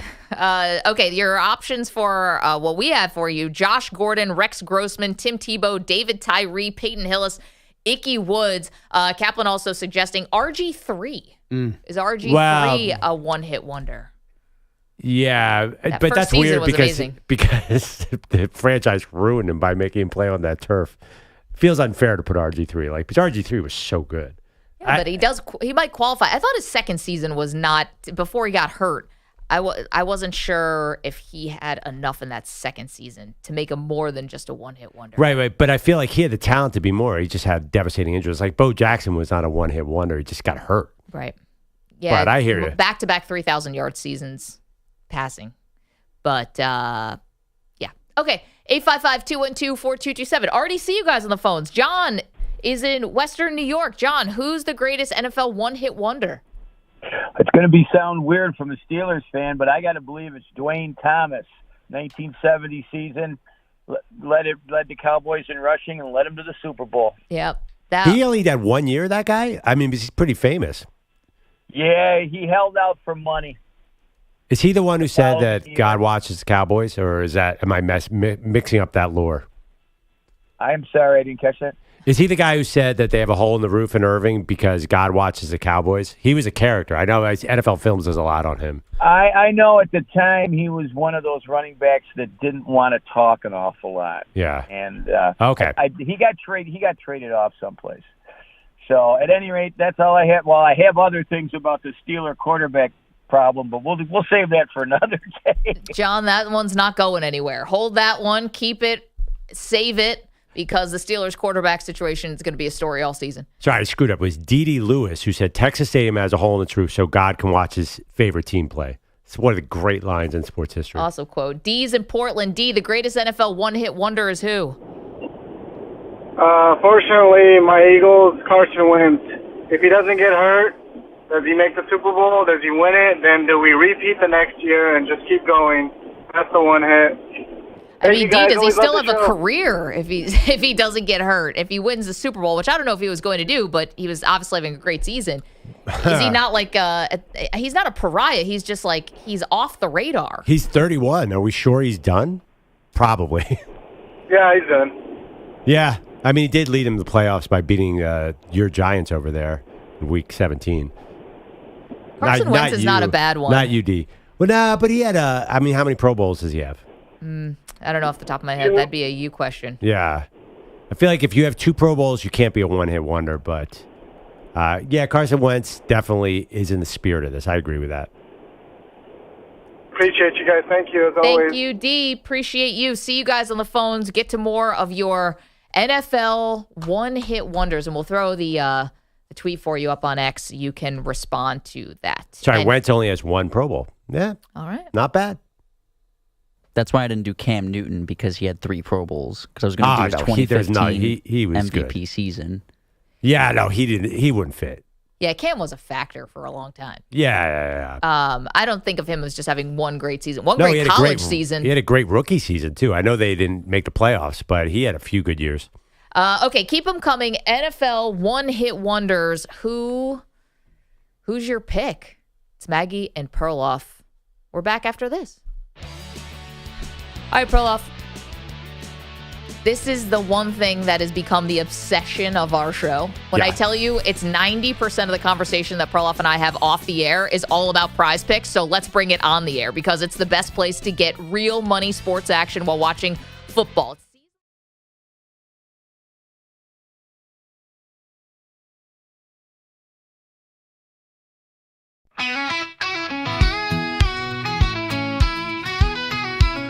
Maggie took a stroll one fine fall day. Through the cornfield she thought she'd find her way. But the stalks were high, the paths unclear. She's been lost for hours, where's the exit, dear? Maggie's in a maze, lost and confused. But the real mystery's who else ain't been used. Pete's not at work, no, he's missing again. Well, Maggie's trapped in corn, Pete's on vacation, friend. The show must go on, or so they say. But Pete's out of office for the 10th straight day. Well, Maggie shouted help in the corn maze tall. Pete's probably somewhere just ignoring it all. Maggie's in a maze, calling for release. Meanwhile, Pete's out chilling, working on his Annalise. He's nowhere to be found, like a ghost in the breeze. Pete's absences are longer than Maggie's time in trees. She's running circles, her shoes are worn thin. Pete's out in the world with a cheeky grin. Maybe he's sick, they say with a smirk. But really, he's just allergic to work. Maggie's in a maze, can't find a way. He's dodging emails, off for another day. Well, Maggie's stuck in corn, and no end in sight. He's sleeping in, yeah, his schedule's so light.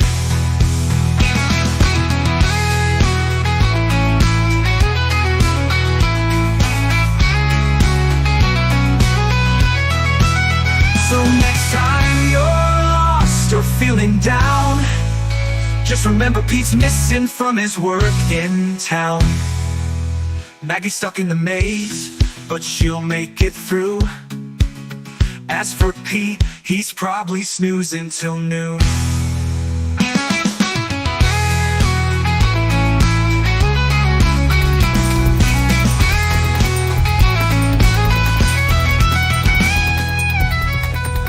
Two minutes, 30 seconds remaining.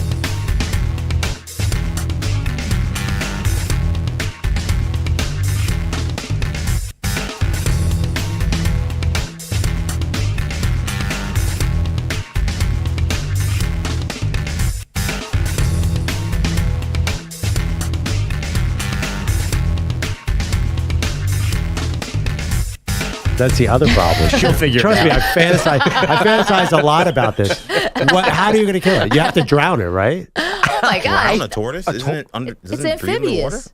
Google, how do I kill a So tortoise? I was thinking, I live on the 8th floor. If I dropped him out the window, would the shell crack and he die? Because I can't. What is wrong that with your sounds family? inhumane. Don't Because do the that. worst torture would be to put him out on the streets. That would I be disagree. awful. How about Central Park? There's parks in New York City. I know He people would think die. it's just He asphalt. would die a terrible death in Central And Park. dropping him from a building? Is that Yes, yes, that's much better. He died like that. You don't know that. Maybe. No, he would have 0. How would he eat in Central Park? But he'd be scared before. He'd probably be scared when you're putting him out the window. Say, all right, goodbye. Like, you want to put him through that No, torture? don't do that. Put You him let in him the die pond. over the course of 2 months in a foreign environment over Central Park. It would be terrible. Perloff, tourists are going to feed him like hot dog bits and stuff. Trust me, my sister's right. You got to kill him on the spot. That is the humane way to do it. Trust my It murderous is by sister. far the humane way to Snapping do necks it. is always better. You want to let a chicken wander the streets of Framingham trying to find kernels of corn somewhere? How many missing husbands does your sister have?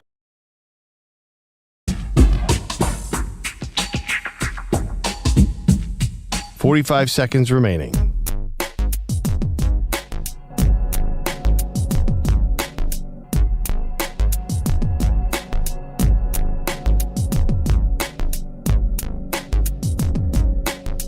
$30 remaining.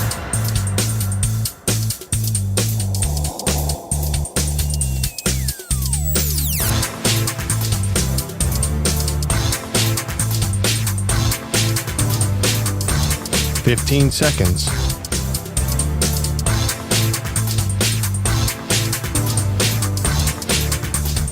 Break ends in 5 seconds.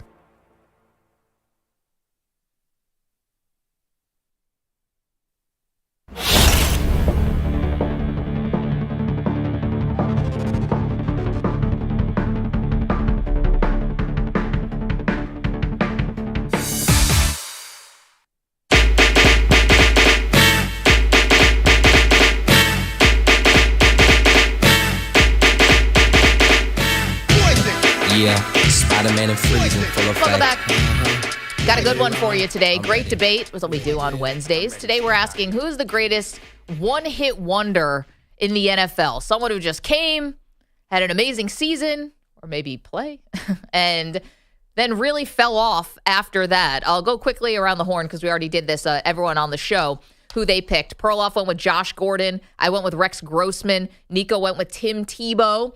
Nick went with David Tyree. EJ went with Peyton Hillis. And Bogish went with Icky Woods. You are welcome to weigh in. And then Kaplan went with RG3. Will's in California. Will, who did we forget? Who's the greatest NFL one-hit wonder? All right. Thanks for taking my call again. By the way, push Perloff off of that Buffalo hay wagon, okay? He's not welcome. He's not welcome. Wait. Will, it's just Awful. somebody's got to say nice things about the Bills because Maggie's afraid if she praises her own team that they will fall apart on the spot. That's my only. I'm not on the Bills bandwagon. It's just somebody should be realistic that it's a good team. No, I say Josh Allen's a great quarterback, and people are like, you homer. Like, well, oh, okay. all right. Is that what it's going on? Yeah. Yeah, we all need a little reinforcement from time to time. I got a picture. I'm going to go with Malcolm Butler of the Patriots. That's not a bad He was a one. hero, won, and then the next Super Bowl he's in, Belichick wouldn't even put him in the game. I know, inactive for the game. Still one of the mysteries of what actually happened with Belichick. You know, Will, it's a great one. Thank you for weighing in. Now that Belichick has 1,000 jobs in the media, do you think we actually get the story of why Malcolm Butler did not play against your Philadelphia Eagles, bro? Yeah, I think Belichick's taking it to the grave. And like even Malcolm Butler's kind of hinted at some stuff, but not really. It's one of the still most bizarre things. I think we know more about Deflategate and Spygate and everything else that happened around the Patriots, and obviously Aaron Hernandez. The Malcolm Butler thing never, ever resolved. I mean, I still want to hear definitively that Deflator actually was the guy deflating the footballs. Yeah, we you're don't know never seeing that guy again. Yeah. The Patriots can bury things. I don't think we ever get it because why wouldn't we have gotten it by now? Can I also have another Belichick point, and you guys can tell me if you think the same? Are we doing this wrong with Brady and Belichick in terms of their media roles? Maybe Belichick should be in the booth calling games, and Brady should be in the studio doing McAfee, doing some of the other things, because Brady's doesn't sound very comfortable in the booth, where I think Belichick would be very comfortable, not only like criticizing people, but explaining what you're seeing on every play. And I think Brady would be better off maybe in sound bites. Maybe he's a little bit better, doing like Dan Patrick, your former boss, Perloff, and the Ultimate. He had a great take where he said Brady's so used to people asking him questions and he answers them his whole life, not just jumping in and giving analysis. In fact, he's tried to do the opposite. So this is goes counter to what he's done over the last 20 years. I think Belichick would be a little boring. Even the Manning cast, I flipped over and they were breaking down a lot of coverages and stuff. God, that'd be tough for 3 hours. Yeah, I guess he doesn't have the energy. Yeah, I just other coaches have been kind of bad in that role. Like John Fox was the worst ever, and he's a smart football guy. Yeah, Bruce Arians wasn't that good either, and you would expect he would have been better. It gets a little dry. Yeah, I guess so, but I don't know. I think they're both in the wrong role, maybe. Greatest NFL one-hit wonder is the great debate today. Mike's in Syracuse. Mike, who are we forgetting? 2007 Cleveland Browns. They had a wide receiver named Braylon Edwards who was off the charts, and then he went into the witness protection program. Well, yeah, but he was a star, though. I mean, wasn't he a number 5 overall pick or something? I'm not sure. You say a wide receiver named Braylon Edwards. Like, most football fans know his name. We remember Braylon Edwards. Let's see. So he did make the Pro Bowl in 2007. He had almost 1,300 yards receiving. The next season, 873 yards, despite playing all 16 games. Had another season with the Jets in 2010 where they go to the AFC Championship game. He had 900 yards receiving. Not bad. That was more of a ground and pound game. Look at how many times he actually found pay dirt. Touchdowns, 16 in 2007. Wow. And then, maybe 16 for the rest of his career. Yeah, actually, you're right. I mean, it's something like that. Mike, it's not a bad one. Thank you. And we definitely remember Braylon Edwards. He was in the media for a while. EJ, you want to weigh in on Braylon Edwards? I know a guy you probably liked. Yeah, I'm dismissing. I love Mike great. I love that he called in. I'm dismissing this pick. Braylon Edwards was a good Jet. Yes, he was a bust for the Giants. For the Browns, because he started dropping the ball as soon as he had that amazing 16 touchdown season. I get that.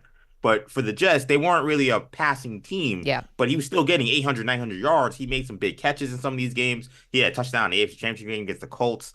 I respectfully, as a Jets fan, feel like he was a good Jet. I can't say he was a one-hit wonder. He's not. Great player for the Browns, but he was good on the Jets. Yeah, you really have to go away. It's not just not like, I didn't reach this high peak. You got to disappear. And Braylon Edwards didn't disappear, and he was also good before the one huge season in 2007. I don't know. I'm a little bit with the caller. Being a Jets receiver, it's like going to Canadian Football League or USFL or something. It's kind of like a spring league. EJ, don't take the bait, EJ. He wasn't the number one receiver on that team either. They had Santonio Holmes. EJ's level, now that's a one-hit wonder. I mean, that Super Bowl, he was terrible with the Jets. But that being said, the excitement that EJ has talking about Braylon Edwards' Jets career is, come on. He was a good Jet. Those were good Jets. Come on. They were good teams, and he was a good, solid Jet. He wasn't a superstar, but he was solid. Josh is in Philadelphia. Josh, the greatest NFL one-hit wonder was who? I'm not sure if he would go on this list, but I would say Ryan Leaf. I thought that he had a really promising career and then kind of just fell off because of personal issues. I was wondering what you think of that. He had a great rookie season, preseason. I'm not sure he ever had that hit in the NFL. He would tell. We're both friends with Ryan, and I'm not sure he had his one hit necessarily. And you're right, though. He had all the talent in the world. Has talked about many times how he blew it, but I'm not sure he had his NFL one hit. So just looking at the numbers, Josh, thanks. It's an outside-the-box pick, so thank you for making it. So Ryan never had more than 1,800 yards passing in a career. Oh, yeah. Yeah. So, and he's 4-17 as a quarterback, I think number 2 overall pick. So it never really got off the ground with Ryan. Ryan's on, Ryan is on, he has a podcast called Bust. He is well aware. His label is quote-unquote bust, and he's fortunately taken that and turned it into a positive thing and tried to be inspirational off of it. But I don't put him in the one-hit wonder category. It's different. Mark's in Pennsylvania. Mark, the greatest NFL one-hit wonder. Who you got? Well, the 91 Redskins with Mark Rippon. I don't remember him ever doing anything after that. You know, Mark Rippon. That's an interesting one. Because that was one of the greatest offenses I've ever seen. And I'm 44 years old, and that 91 Redskins team was just unstoppable. They did that with quarterbacks, right? They won with three different ones: Theismann, Doug, Sanders, Art Monk. He just threw the ball up. Yeah, but I feel like that was a Joe Gibbs thing, not a Mark Rippon thing. Because he did. Jay Schrader was awesome there. That was my era, the '90s. Washington, I saw them Doug whoop on my Williams Eagles. Before that, I get that. I guess Doug Williams would be a one-hit wonder. Mark, thank you for the call, and it's given us something to think about. So Mark Rippon was a 2-time Pro Bowler, and, back in this day when throwing for 3,000 yards was like throwing for 4,000 now, he had several 3,000-yard seasons. Obviously hit the high water mark with the Super Bowl win, and then after that, he actually did follow it up with another 3,000-yard season the next year. He was, and they went 9-7. This was a Joe Gibbs thing. He would put anybody at quarterback and just dominate. He was such an underrated coach. But we don't talk about him as the greatest coach of all time. But inside the NFL, it's said, when other coaches are on TV talking about him, they're reverential. Do you think that it's because Gibbs came back and it wasn't? Yeah, definitely. Like that hurt him. I always defend Joe Gibbs' return because I know it was not great, but he did have a 10-win season, and it was the Dan Snyder Washington football team. Yeah. He wasn't great. I'm not gonna say he was great, but he took over a disastrous situation. He did get them to 10 wins one season. His last season they were 9-7. He didn't get them the Super Bowl glory, but when you look at what the Washington football coaches under Dan Snyder, he might still be the best, which is insane. But, Mike Shanahan was there with Snyder too.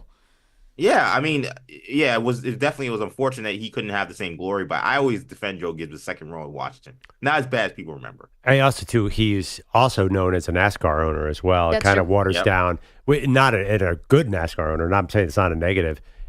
His personality is, I'm not going to say he's just better than quiet. Belichick. He's a little quiet. We're talking about personality for personality. Joe Gibbs is basically out there tap dancing compared to Bill.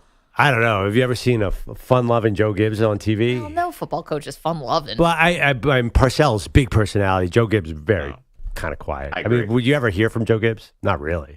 Bogish has headlines for us this morning, and keep them coming, by the way. The greatest one-hit wonders in the NFL. I don't know if there's a coach that falls under this category. We have more of the opposite way. Coaches who were terrible, and we never heard from them again. Gotta be a guy. There's got to be a guy who had a 12-4 season and then disappeared. We'll dive into the record book. Ooh, that's a good one. Your headlines are sponsored by Prize Picks. Football season's here, and Prize Picks is the best place to get real money sports action. Download Prize Picks and use code M&P to get $50 instantly when you play $5. Must be present in certain states. Visit prizepicks.com for restrictions and details.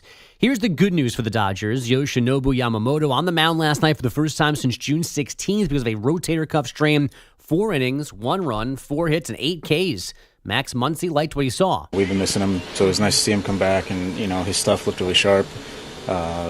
His velo was there, the execution was there, so that was good to see. We just got to get his pitch count built back up, and that's going to be really huge for us. So that's how the game started. It ended with Muncy at the plate, a man on, and the Dodgers down 3. Here comes the 3-2 pitch. Swinging a high fly ball deep right center field. Back is Cole Armstrong near the fence, leaping up.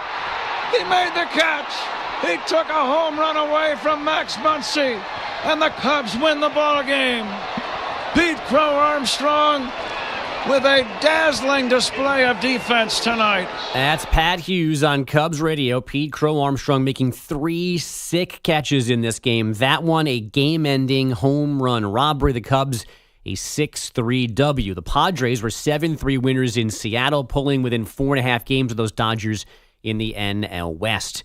Here's an odd story from the NFL. A Houston judge has ordered Adrian Peterson to turn over personal assets to help pay a $12.3 million debt. This all started with a $5.2 million business loan from 2016. Peterson's camp says a business partner promised Peterson the company would eventually repay him, but it never did. Peterson was the loan guarantor of the loan, so he's the only one stuck here having to pay it back. That's at least their story. Yeah, I mean, listen, Adrian Peterson, I had enough of Adrian Peterson after that horrible story about what he did with his kid and hitting him. Well, it was awful. But in this instance, this is like something that happens so often, I think, with athletes. And I do feel a little bad for him on this one. If the story is correct and how he's telling it is that basically he put up the money. He was supposed to get paid out back. The business went belly up, and now he's stuck holding on to it. Now, they're saying that he's tried to like evade this and get out of it. I'm just wondering, like, what are the assets that he's going to give back? What do you think he could have that could memorabilia? You mean like $12 million? Well, I was wondering about that.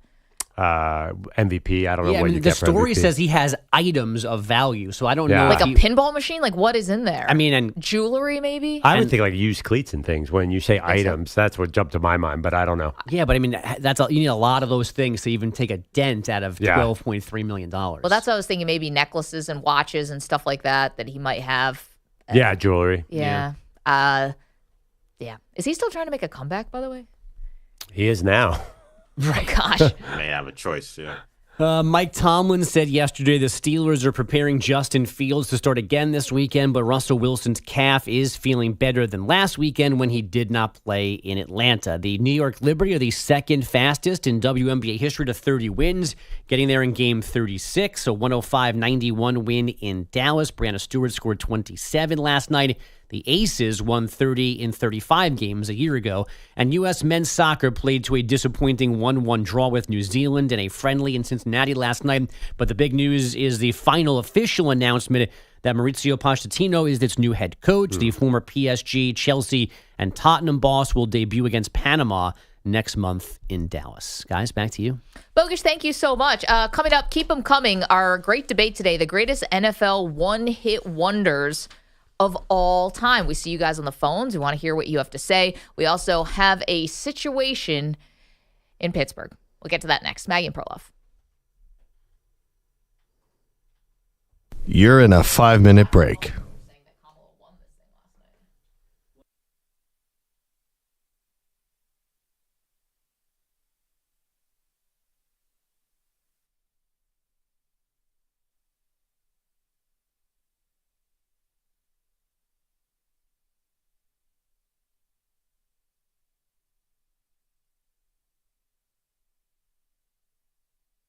Four minutes, 30 seconds remaining.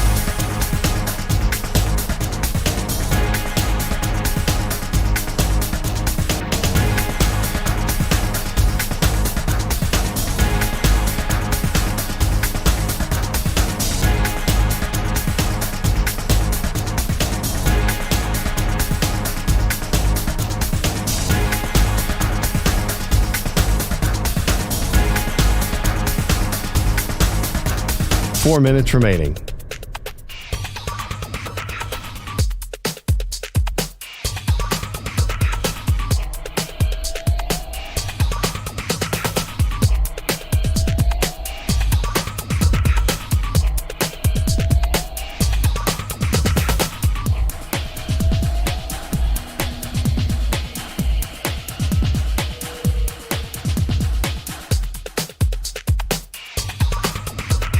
Three minutes, 30 seconds remaining.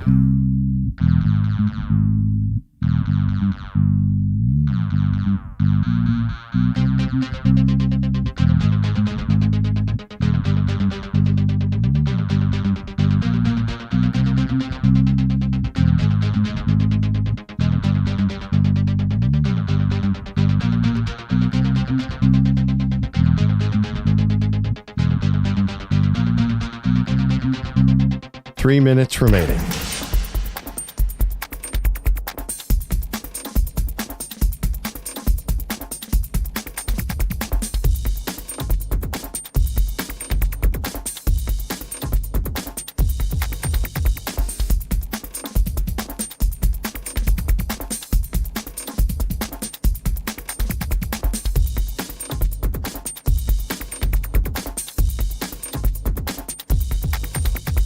Two minutes, 30 seconds remaining.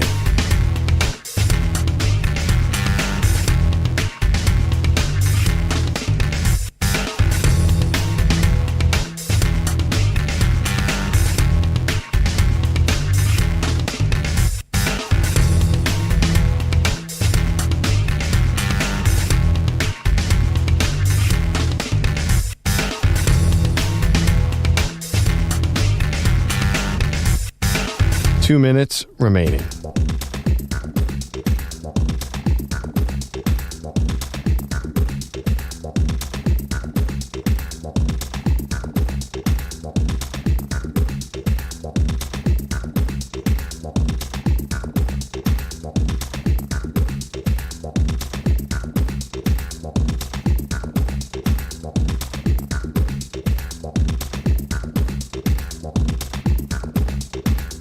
One minute, 30 seconds remaining.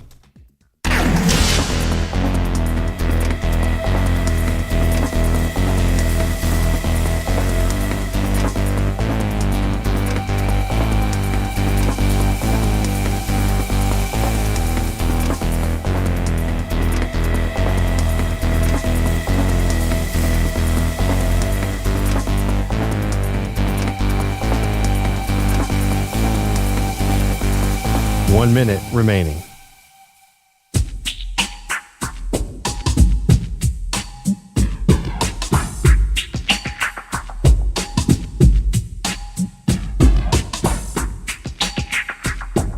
.45 seconds remaining.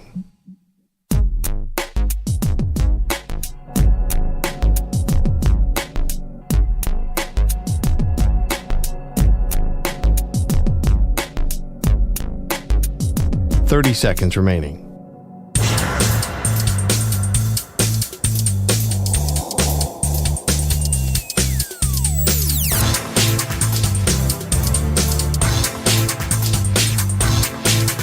.15 seconds.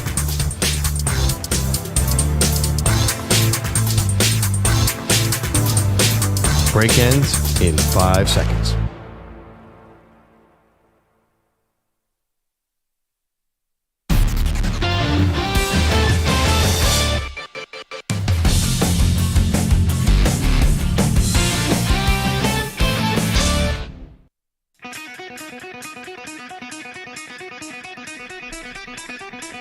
Welcome back. Maggie Gray, Andrew Perloff. Wednesdays, we do something called The Great Debate. Kind of base it loosely off the news, but I don't think this one's off the news. Anyway, it's been a lot of fun. We're asking who is the greatest NFL one-hit wonder? The guy who's just sort of either came out of nowhere or just had a great season and then we really just never heard from them again. Or like a Halley's Comet kind of thing. Just streaking across the sky. Wow, what a star. And then crickets. Yeah. Now, did anyone do the research that we assigned at the last segment? Find a one-hit wonder coach. It's hard. Is there not an easy one? Still looking. Welcome to Weigh In. Let's go to John, who's in Oregon. John, the NFL's greatest one-hit wonder is who? I'm going to say 19. I think it's 87 or 88. Timmy Smith. He set the Super Bowl record for rushing record with a rookie, and you never heard of him again. Yep. Yeah, that's a great one. That's a great one. John, thank you. I'm just sorry. I'm just trying to think here. What other teams did he play for? Timmy Smith? I don't know. None, I don't right? play for anybody. That I just know. What was it, 224 or something? Sorry, go ahead. I just know I was like 12, between 12 and 14, and I was a Marcus Allen fan at the time, and he crushed Marcus Allen's record. And I was like, man, who's this guy? And I thought he would be somebody, but he wasn't nobody ever. You know, it's funny. So he actually played for the Chargers and then Cowboys, then Baltimore Stallions of the CFL. That's a great pick. If your dude ends up in the CFL, John, you might be the winner of this game. Who is the greatest one-hit wonder? Michael is in California. Mike, what's up? Hey, how about George Seifert for coach? Oh, interesting. Yeah, but I mean... George Seifert, same thing with Barry Switzer. Yeah, he just won with somebody else's team, though. But is it different? That's a good one, Michael. What's George Seifert's career record? No, I love it. Thank you for weighing in and appreciate that. Well, I think Seifert was a coach when Steve Young and well, yeah, of course. 94. So I think he won 2. So that immediately disqualifies him. That's but true. But also, too, he didn't even deserve any of those. So I'm not giving him credit as a one-hit wonder because it was Bill Walsh's team. I know. But again, and I think Switzer might be the better one there because... Yeah, but that's like saying that was like the end of the dynasty. Yeah, but he really wasn't a hit. For the Dallas Cowboys. He wasn't a hit. I mean, he was a great college coach.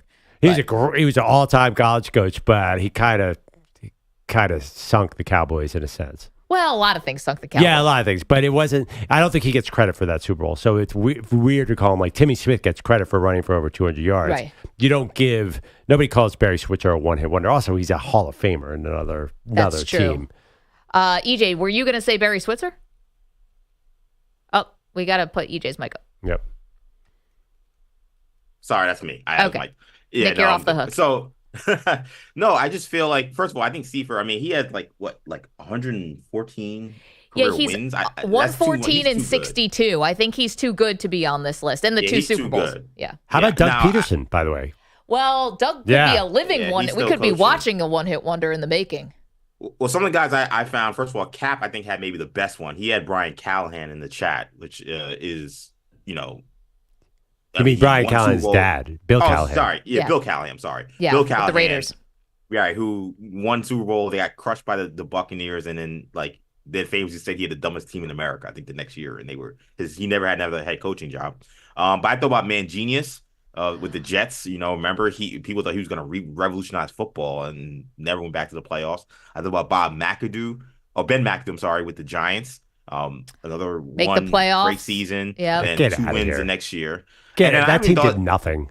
Well, they made the playoffs. They won 11 games. Yeah, but so what? I mean, come on. Famous boat trip, and all of a 11 sudden he was wins out of your the first job. year? Also, he Yeah, had the opposite of Eberflus, where Eberflus changed his hair and had this sort of glow up, and everyone's like, "Oh, maybe we're all wrong about Eberflus." Where Ben McAdoo came in the second year. First year he looks like a schlub.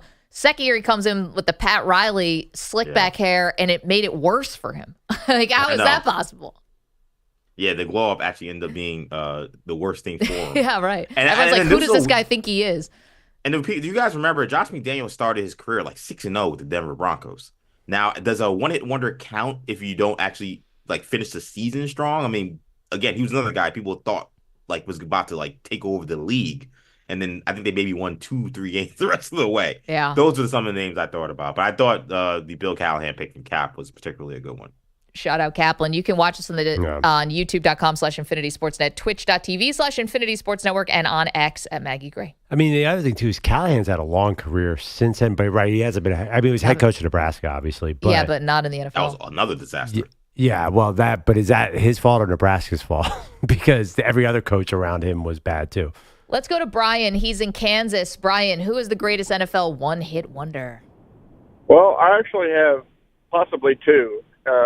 But if they still play other years, but just have one great year. So there's a receiver for the Carolina Panthers, Musi Muhammad. He had a lot of years. Yeah, he did play a lot of years, but Steve Smith was the stud down there. But Muhammad absolutely 1 year just went off and had tons of touchdowns and then never really did anything after that. All right, I'm looking it up here. He led the NFL in 2004 with 16 touchdowns. He was a All-Pro and Pro Bowler. He never had even double-digit touchdowns any other year. Yes, and so I would consider. I mean, I know he played I know he was the second receiver down there for a long time, but really to go off like that in 1 year and never really, kind of like the Braylon Edwards that you guys were talking about earlier. But I don't know, and I also thought. That fullback for Cleveland, Peyton Hillis. Willis? Yeah, that was EJ's pick. Oh, okay. Yep. I must have missed that. But That's I thought he had one great year and then never really did anything after that either. So. Yeah, and made the cover of Madden because it was a fan vote, and Peyton Hillis gets on the cover. Brian, thanks for a couple of good ones. I did a show with Bart Scott a long time ago. He said Peyton Hillis was the hardest guy to tackle. I'm like, what? Peyton Hillis? He said, don't sleep on Peyton Hillis. Now, the only thing about Musa Muhammad, he also led the league 4 years earlier in receptions. Yeah, I know. He was, I think, second all time as a Panthers receiver. He had a long, good career. He's the man too. I don't know if you ever been around him. No, I haven't. Coolest guy in the NFL. There was one that I wanted to pick out, but I went back and looked, and he actually had multiple 1,000-yard receiving. But I wanted to go with Stevie Johnson from my Bills. He was like a flash in the pan. He had the Joker thing that he would wear under his shirt. Are you, why so serious? He gave Darrelle Revis so many fits, but I didn't think he qualified because he had a couple good seasons. Kevin is our pal in San Antonio. Kevin, who's the greatest? How you doing? What's up? How you doing? I'm old school, and how about Vince Ferragamo from the Rams. Definitely. Oh, yeah. I mean, a high-profile one-hit wonder. I think probably one of the biggest, one of the most famous Super Bowls ever. Yep. So, yeah, I like that one. He had a little Jimmy G to him because he was considered better looking than he was a player back in the 70s. What's funny? Yeah, Go ahead. Back in okay, I'm sorry. I remember he took the place of Pat Hayden, and then after Pat Hayden, he took over and went to the Super Bowl, and they lost to the Steelers. Then he went to the Canadian League. Again, we said if you ended in the Canadian League, although I think didn't Ferragamo start in the Canadian League, or did he end there? I think so. I think he started. Yeah. But yeah, anyway, if the Canadian Football League makes it onto your resume, Kevin, it's a great one. You definitely qualify for a one-hit wonder. This has been some awesome ones. How about, I'm curious to look at the numbers. You know who, a coach, how about Brian Billick in the sense that, and the reason I say that is they keep running the 30 for 30 on the 2000 Ravens. What did he do after that? Did he have a good year again? I'd have to look at. Yeah, I feel like he had a one-hit wonder. Says to him. I don't know if they ever got back to. Did they ever get back to another AFC Championship game? He's 80-64 in his career. So they won the Super Bowl. The next year they went 10-6. Yeah. Stand by. More painful memories for our Giants fans. Actually, I guess he stuck around for 6 years. So yeah, but generally, I'm trying to think. I think to be a one-hit wonder coach, you have to win a Super Bowl. That's gonna be my ruling here. So the next year after the Ravens won the Super Bowl, they made it to the divisional round. So that's not bad. Daryl is in California. Hey, Daryl, who's the NFL's greatest one-hit wonder? I got to go in my own backyard and think about my Dallas Cowboys and say Quincy Carter. That's a great one. They played 31 games, over 5,000 yards passing. Never won a playoff game, and I ended up out of the game battling drugs and alcohol. So I would definitely say Quincy is in the running for that.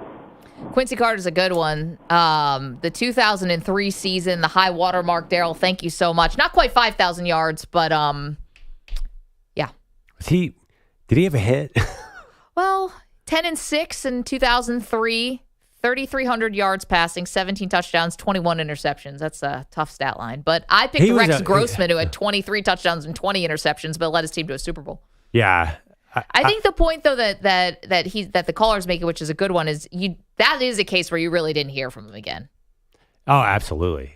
And I guess if you make the playoffs, you qualify. I just remember he was so promising, and I don't know. Is there another category for guys who don't deliver on their promise? Yeah, that's a different great I don't debate. know, bust isn't the word, but like, I saw Quinn. I'm like, this guy's going to be a star, and just couldn't keep it together. Kevin's exactly right. Yeah, it's like a failure to launch kind of thing, more than a one-hit wonder type of thing. But anyway, keep them coming because these are great ones.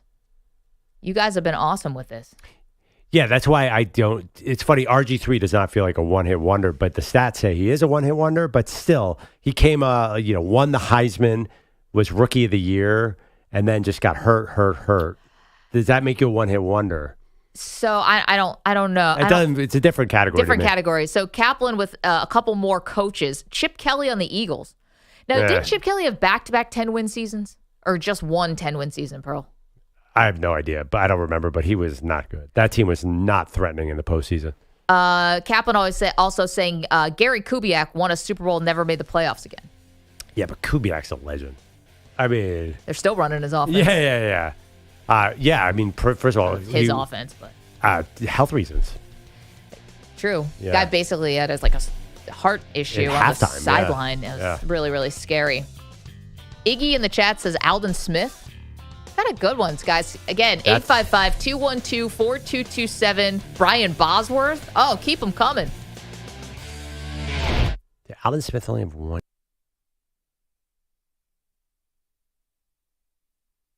You're in a 5-minute break.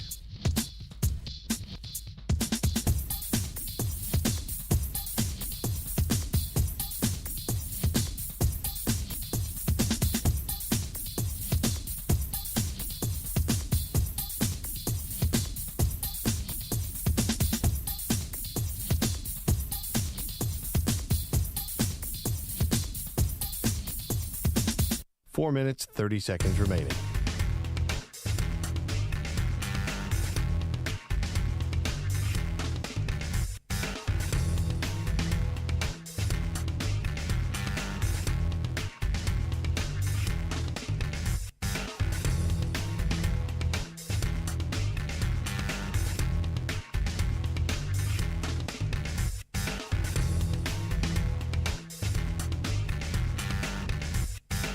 Four minutes remaining.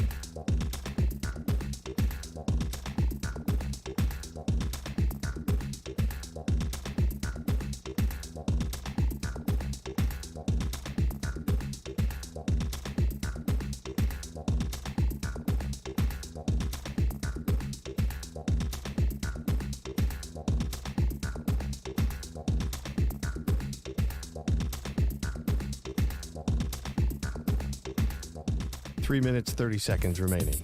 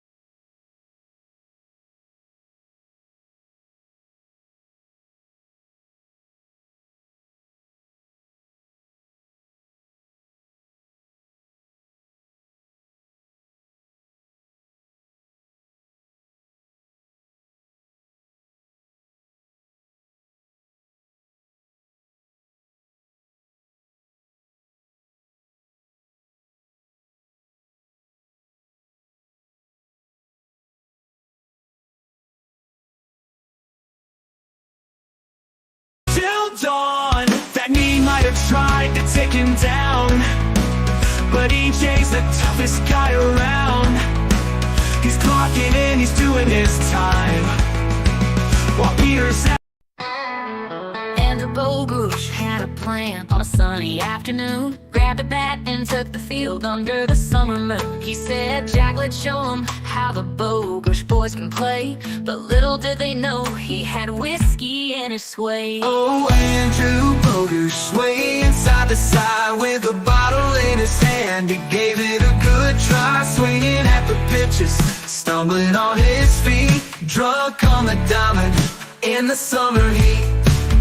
Jack's team was laughing as Dad took his stance, wobbling at the plate in a tipsy baseball dance. The coach was shaking his head, moms were all aghast, but Andrew Bogusch grinned, living in the past. Oh, Andrew Bogusch, swaying side to side with a bottle in his hand. He gave it a good try, swinging at the pitches, stumbling on his feet, drunk on the diamond in the summer heat. He hit a grounder to the shortstop, tried to make it to first, but he tripped over his own feet. Oh man, it was the worst. Jack was on the mound, his face turning red. Come on, Dad, get up, this game's far from dead. Oh, Andrew Bogusch, swaying side to side with a bottle in his hand. He gave it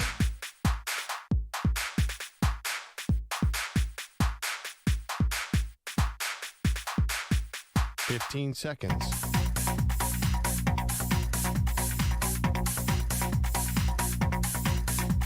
Break ends in 5 seconds.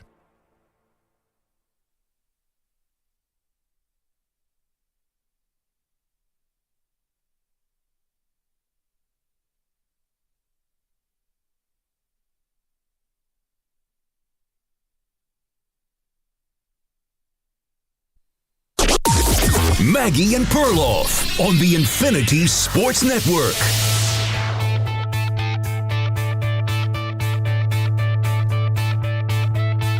today's great debate, the greatest NFL one-hit wonder of all time. Welcome to the show, Maggie Gray, Andrew Perloff. We've gotten so many amazing nominees, I guess, Pearl? Yeah, I mean, there are a lot of one-hit wonders. There's some we didn't even expect this to be as crazy as it was. We got everything from Josh Gordon and Tim Tebow to Vince Ferragamo and Timmy Smith. Timmy Smith was a good one. That was a real good one. This has been a lot of fun. So at 855-212-4227, you can keep those coming. Of course, you're always welcome to weigh in our chat, youtube.com/infinitysportsnet. And if you are watching the show, well, then you're going to see our very next guest. That is Bud Elliot. He is the co-host of the Cover 3 podcast with CBS Sports. And, of course, fans can check out Bud's coverage and the Cover 3 on YouTube and wherever you get your podcast. Bud, it's Maggie and Perloff. Thank you so much for the time this morning. How you been? Been well. College football season just off with a bang, and it's been exciting. If we did one-hit wonders for college football, like we'd never get another word in edgewise because there's been so many great one-off seasons. We thought this might have been a great one-off season for Notre Dame, but not so sure about that now. So they lay the big egg against Northern Illinois. Now they've got Purdue. You know, Bud, this has become too familiar on Marcus Freeman's watch. He has not won more than 5 consecutive games since he took over at Notre Dame. Should his seat be warm right now? I think warm is probably the appropriate term. If you had said hot, I was going to have to sell that. But warm kind of makes sense, right? Like you really cannot, as the Notre Dame coach, be losing multiple games at home as a 20-point favorite in a 3-year span. And they've done it, almost on a yearly basis now. So there is clearly something going on with the Irish where they're just not prepared to play at like a minimum base level each week. And yet they pull some of these stunning upsets. They go toe-to-toe with Ohio State last year. But look, I think you knew you would have some growing pains. Marcus Freeman had never been a head coach. He had been a successful defensive coordinator. He had been a really good recruiter. He had been a guy that a lot of the players really like. But if you're an Irish fan, you probably are like, I don't really know if we want these growing pains in year 3, especially not after our path to the playoff was very much just paved on easy street, right? After they'd gone down there and beaten Texas A&M. And now they have to head to Purdue this weekend on CBS. And Riley Leonard, their quarterback, is banged up with his non-throwing shoulder, which probably shouldn't matter, but he's a better runner than he's a passer. So that non-throwing shoulder is kind of the shoulder where he takes contact. We'll have to see how that works. But if you look at what happened in the offseason with the transfer portal and the quarterbacks, do you think teams want mulligans like Florida State with DJU, maybe Notre Dame with Riley Leonard, and then Cam Ward looks great in Miami, for example? Are you surprised by the way some of these transfers have played?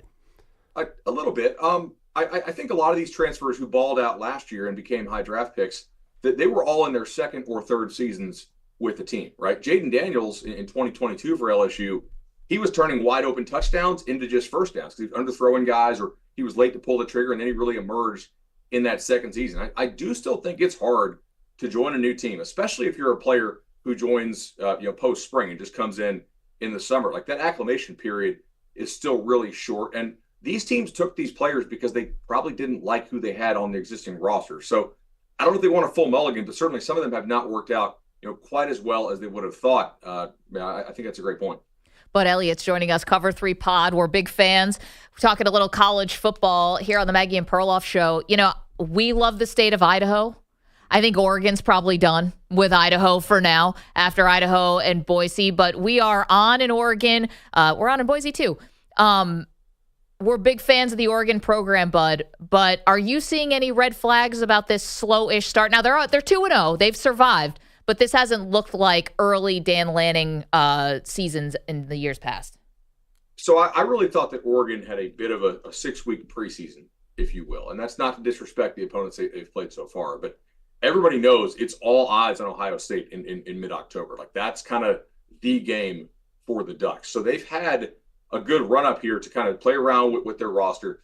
They're lucky that the schedule has started off as easily as it had. Now, the results have not come easy, but if they had better opponents, they would probably have a loss right now on the record, and they don't. They've had a lot of offensive line injuries. I went back and watched the game from the Boise game, and ultimately they finally bit the bullet and moved the right guard to center, even though he may not know the calls quite as well as the guy they were running out there. But the guy they were running out there, who I think was a walk-on, physically just wasn't holding up at the point of attack. So I think they're like, okay, like maybe this right guard doesn't know the calls. We'll try to supplement it they ran the ball well against Boise in the second half. I think they may be turning it around. Dylan Gabriel, as we mentioned, like a new transfer quarterback, acclimating to the system. I don't think he's quite as good as Bo Nix was, but maybe he'll start pulling the trigger earlier a little bit. And I think they're going to be just fine this weekend. Now, whether they can beat Ohio State in 4 weeks, I'm not so sure right now. Do you think they're a championship caliber team? We on Cover 3, we set their goal as make the Final Four, right? I do think that on body types, like if you just watched them warm up before they put the shoulder pads, Georgia and Ohio State look bigger, faster, stronger than Oregon does. I mean, just like it would be noticeable, even as someone, if you don't like follow the sport on an everyday basis. And like I go to all the recruiting camps, so I see like the guys Georgia recruits, they don't look like the people that most of the other teams recruit. They're just a different level of athlete, size, height, weight, speed. But I think Oregon, they would probably need Gabriel to play better than I think he is if they really want to take it home. But do you think USC has a chance in the Big Ten this year? I'm shocked, but I do. Yeah. They have some players who we knew had high-level potential who were very much on the path to being a bust. And I got to give a ton of credit to D'Anton Lynn, the son of Anthony Lynn, who turned around UCLA's defense last year. I didn't think they had amazing players at USC just based on the track record of some of these guys. Like you go out there, you watch Anthony Lucas. He was a former 5-star player for us at 24/7 Sports. He had done nothing in his career. I was like, okay, we whiffed. This guy's a bust. He comes out there. He beats the brakes off LSU, and LSU's got an offensive line that's got several guys who are going to be, hear their names called pretty early in the NFL draft. I'm like, okay, so we know Lincoln Riley can score points. If they're going to get their former 5-star rated guys to actually play like 5 stars on defense, then yeah, they have a real chance to make some noise. Bud Elliot is joining us. Cover 3 podcast, also mentioned 24/7 Sports, and we'll ask you a couple maybe recruiting questions in just a little bit. But okay, gonna give you a toss-up question here, Bud. Not about a specific program, but let's just take Georgia, maybe Ohio State, and even Texas off the board here. Who's been the most either surprising in a good way, the most team that you think has really looked great? Again, let's take Georgia off the board, Ohio State, Texas. These teams look really, really good. But another team outside of that top 3 that you've been surprised by? Tennessee. I was hopeful about Tennessee, but I think the recipe is there. We know they have some real difference makers on the defensive line. They like their starting offensive line. Now, the backups, probably not. Got to stay healthy. And a lot of times you're going to have a special season. You also have a special season of health. I know Phil Steele, the guy that runs the preseason magazine, has pointed out how healthy that Oklahoma team stayed in 2000, where they didn't have a single starter miss a game to injury all year, which is just, hey, you know what? You don't need depth if nobody gets hurt like that, right? Like that's a nice thing to have. But Tennessee, they get stops on defense because the defensive line eats people up. Nico, the former 5-star quarterback, is playing like a 5-star. They're much healthier this year at the receiver position. They look to me like a top 5 team in the country. That they're going to be favored over Alabama at the end of the month, right? I think they're going to be favored in 11 out of 12 ball games and have a really good shot to make the playoff. The only game they'll be an underdog in is, of course, that game at Georgia in November. But I know, since you know the recruiting business so well, have you ever seen a freshman wide receiver class like this? I mean, Jeremiah Smith and Ryan Williams, they look like they're NFL players already at 17. Brian Williams is 17, and Cam Coleman. Is this like something we should be watching as a historic class? It is. I don't think it's a trend. I think this is a crazy outlier, and we knew it. I mean, it's so rare that we rate a receiver as the number 1 player in the country. But I mean, Jeremiah Smith, who is is he the nephew or the cousin of Geno Smith? They're family for sure. He's looked like an NFL player in high school for the last year. It was just unfair. We would have Jeremiah at these elite camps, and I was shooting some TikToks for the CBS social channel, and it took me like one drive to get enough. It's like, okay, cool. He's checked off the list. I'm going to move on to the next guy we need to get some highlights of. And he's destroying like fellow 5-star corners who are going to, like, guys who are playing right now at Georgia can't check him. So that's different, right? The fact that Ryan Williams is 17 years old and is a featured star player already in Alabama's offense, again, that's not normal. Cam Coleman is just really, really freaky ball skills and a major deep threat. This is the best freshman class we have seen since the Julio Jones, AJ Green class. And it's probably a little deeper. So I'm trying to remember who we had as number 3 in that year. But this is something like we saw it coming for a year. it's just not normal to have this. It's pretty cool. Bud, what about quarterbacks? I mean, we're watching Dylan Raiola go out there for Nebraska as a true freshman. He was the 5-star in high school. He's doing this Patrick Mahomes karaoke type thing. Is there anyone like that coming up next year? So I would say Bryce Underwood, kid out of Michigan. He's committed to LSU. LSU's done a really nice job in recent years of putting quarterbacks in the first round. Jaden Daniels and then Joe Burrow as well, and a couple more. Bryce Underwood is, I'm not going to say he's Cam Newton, but as a physical comparison, he's younger than grade level. He's probably the closest thing we've had to somebody who looks and plays like Cam Newton. Okay, so his first game was just absolutely insane. A bunch of nice throws, and then when the pocket broke down, he just takes it 80 yards and jukes everybody out. I was like, okay, that's unfair, right? To be in high school, that guy. So he's younger than grade level, number one player in the country, going to LSU as of now, kid out of Michigan. So that's the one to watch for the 2025 class. Speaking of Dylan Raiola, is Dylan Raiola like in the Trevor Lawrence, Caleb Williams kind of generational talent level? I don't think that he is on that level yet. Trevor and Justin, I will say, when we were at the Elite 11 recruiting camps, they were physically on par with the college juniors who come back to be the camp counselors. And that was just, again, once in a while in recruiting, you just get something that's different. I'm like, oh, so the best high schoolers look physically better than the kids who've been in college for 3 years. That's not normal. I don't think Dylan is quite there as far as like the polish, but the upside, the arm is really good. He's got like good contact balance. He moves in the pocket decently. He's not a great athlete, but I don't think that's what you recruited him to be. I do think he's got some real upside. We'll see how he develops that Nebraska offense. Bud Elliot joining us, Cover 3 Pod. We're big fans of it. Last one from me, Bud, and thanks again for doing this morning. If you were going to grade Deion Sanders on coaching ability alone, X's and O's, what he's responsible for on the sideline, what grade would you give him so far? And you can include Jackson State if you want this, but how good of an X's and O's coach do you think Deion is? I don't know that's really what he got hired for, right? I think he got hired to attract talent, to change the culture, to bring excitement, to sell tickets. And I don't think he's a great in-game coach, honestly. Like if you look at the other night, 12 seconds ticks off the clock before he remembers to call timeout. And that, like at the end of the half, that's kind of a problem. I question if he actually understands the college overtime rules, because twice in a row he took the ball first, which is just, it would be like giving up the better position in poker. You would like to know what the people before you are going to do before you have to act. Like, do I need to score a touchdown or do I need to score a field goal? Like, I don't think it's a real smart move to take the ball first in college overtime when everybody gets a turn. So certainly things like that. He really botched the Oregon State game last year with brutal clock mismanagement. They should have won that one, and instead Oregon State got an extra possession and stormed down and won. But I think Colorado would sign up for this experience again. And the reason is he generated so much excitement. Last year when you had all the conference realignment and expansion, if Colorado was still as bad as they were, but they didn't have any of that like juice and the popularity and they weren't doing crazy ratings, I don't know if the Big 12 takes them. So yeah, the in-game coaching is not great. I think Colorado would sign up again for the experience. How's Danny Cannell really doing, Bud? Give us a scoop. We both like him. Is it okay? Is he all right?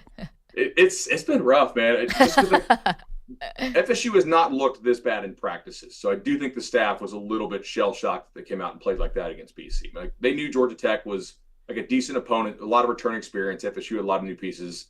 You go play them in Ireland, weird stuff happens, right?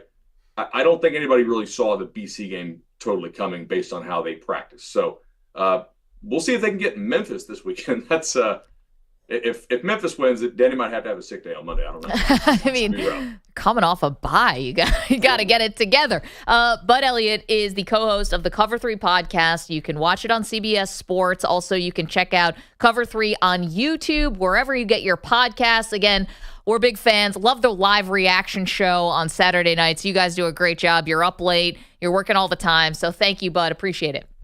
Enjoy it. Thanks, y'all. Thank you, Bud Elliot.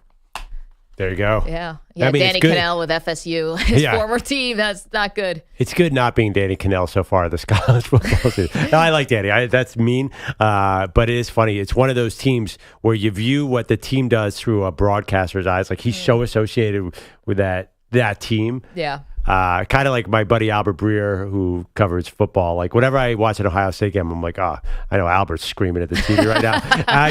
And I watch the Bills thinking of Maggie Gray, and I think a lot of people do that as well. Well, people have told me that, and I'm flattered by it if you think about me, but also just know whatever you think I'm doing in that moment, it's way worse. Like, you can't even imagine how out of my mind I am. I do that with you with the Eagles, too. Slight distinction, though. Cannell actually was a star quarterback for Florida State. Well, You've actually never suited up for the Bills? You would, I'm sure. Listen, they could have used me basically through all the 2010s. You're like, I can help with the new kickoff rule. Put me in, coach. They needed me to play cover corner, maybe linebacker for a couple of those years. They couldn't stop the run. Oh, God. Anyway, 855-212-4227, college football. Big weekend for Notre Dame. Marcus Freeman and these letdowns, Pearl, have just become all too familiar. Should he be on the hot seat? Talked to Bud. He said warm, but I was shocked when I saw Marcus Freeman has not won more than 5 games in a row as the head coach of Notre Dame. Yeah, but I mean, he's a great recruiter. Yeah, but if you can't win the games with these kids, then what's the point?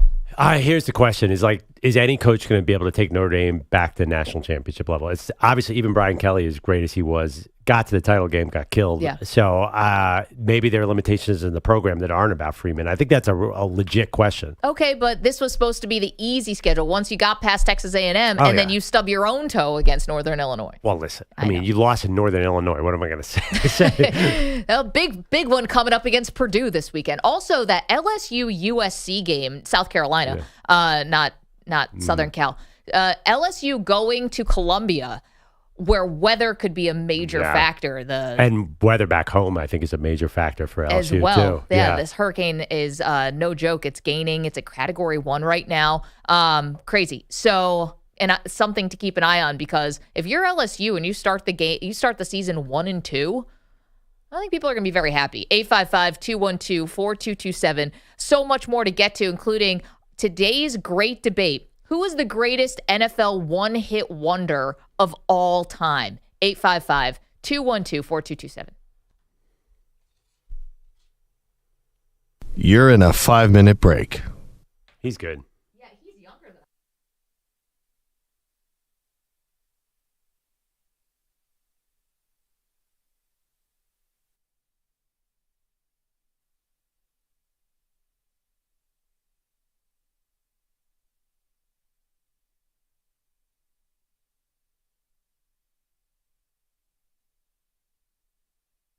4 minutes, 30 seconds remaining.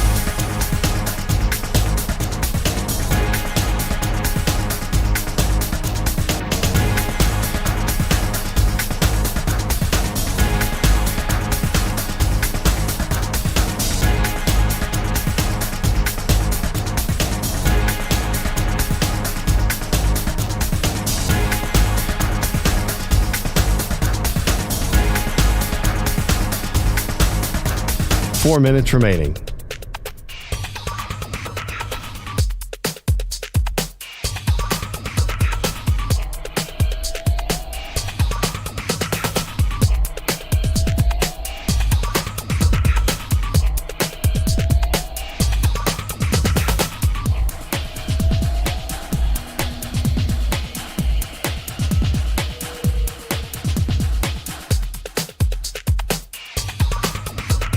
Three minutes, 30 seconds remaining.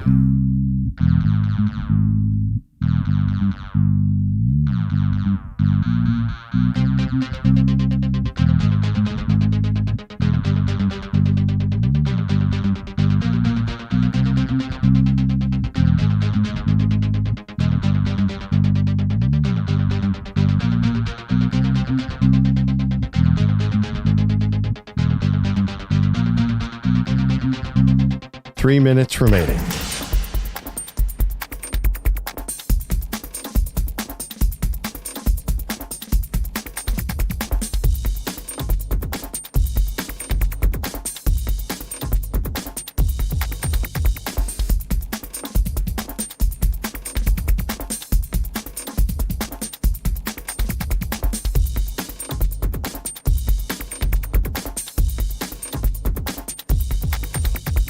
Two minutes, 30 seconds remaining.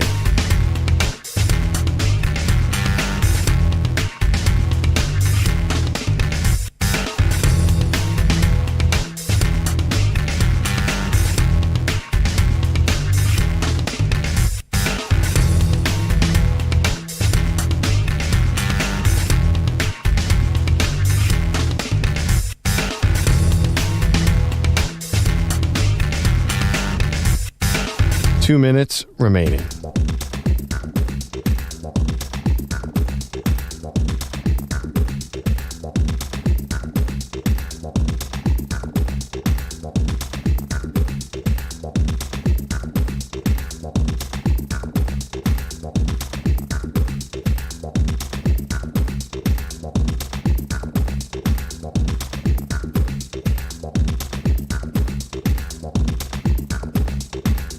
One minute, 30 seconds remaining.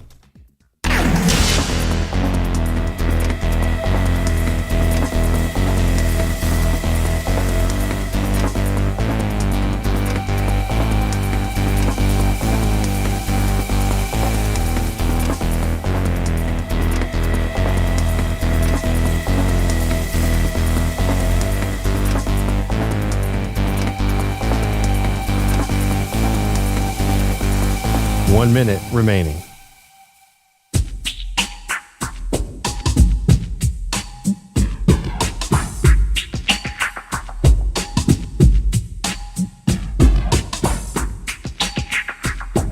.45 seconds remaining.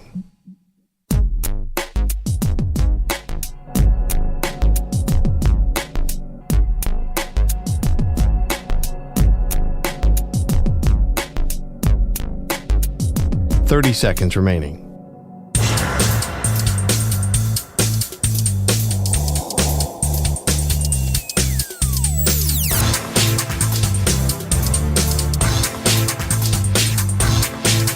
.15 seconds.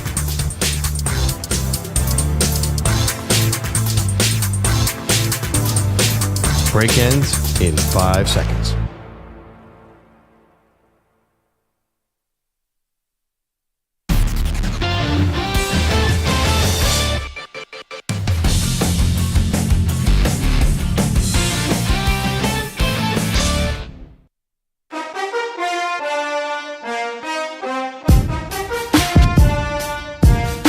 Welcome back. Maggie Gray, Andrew Perloff. Get back to our great debate today, the greatest NFL one-hit wonders of all time. You guys have had some amazing nominees.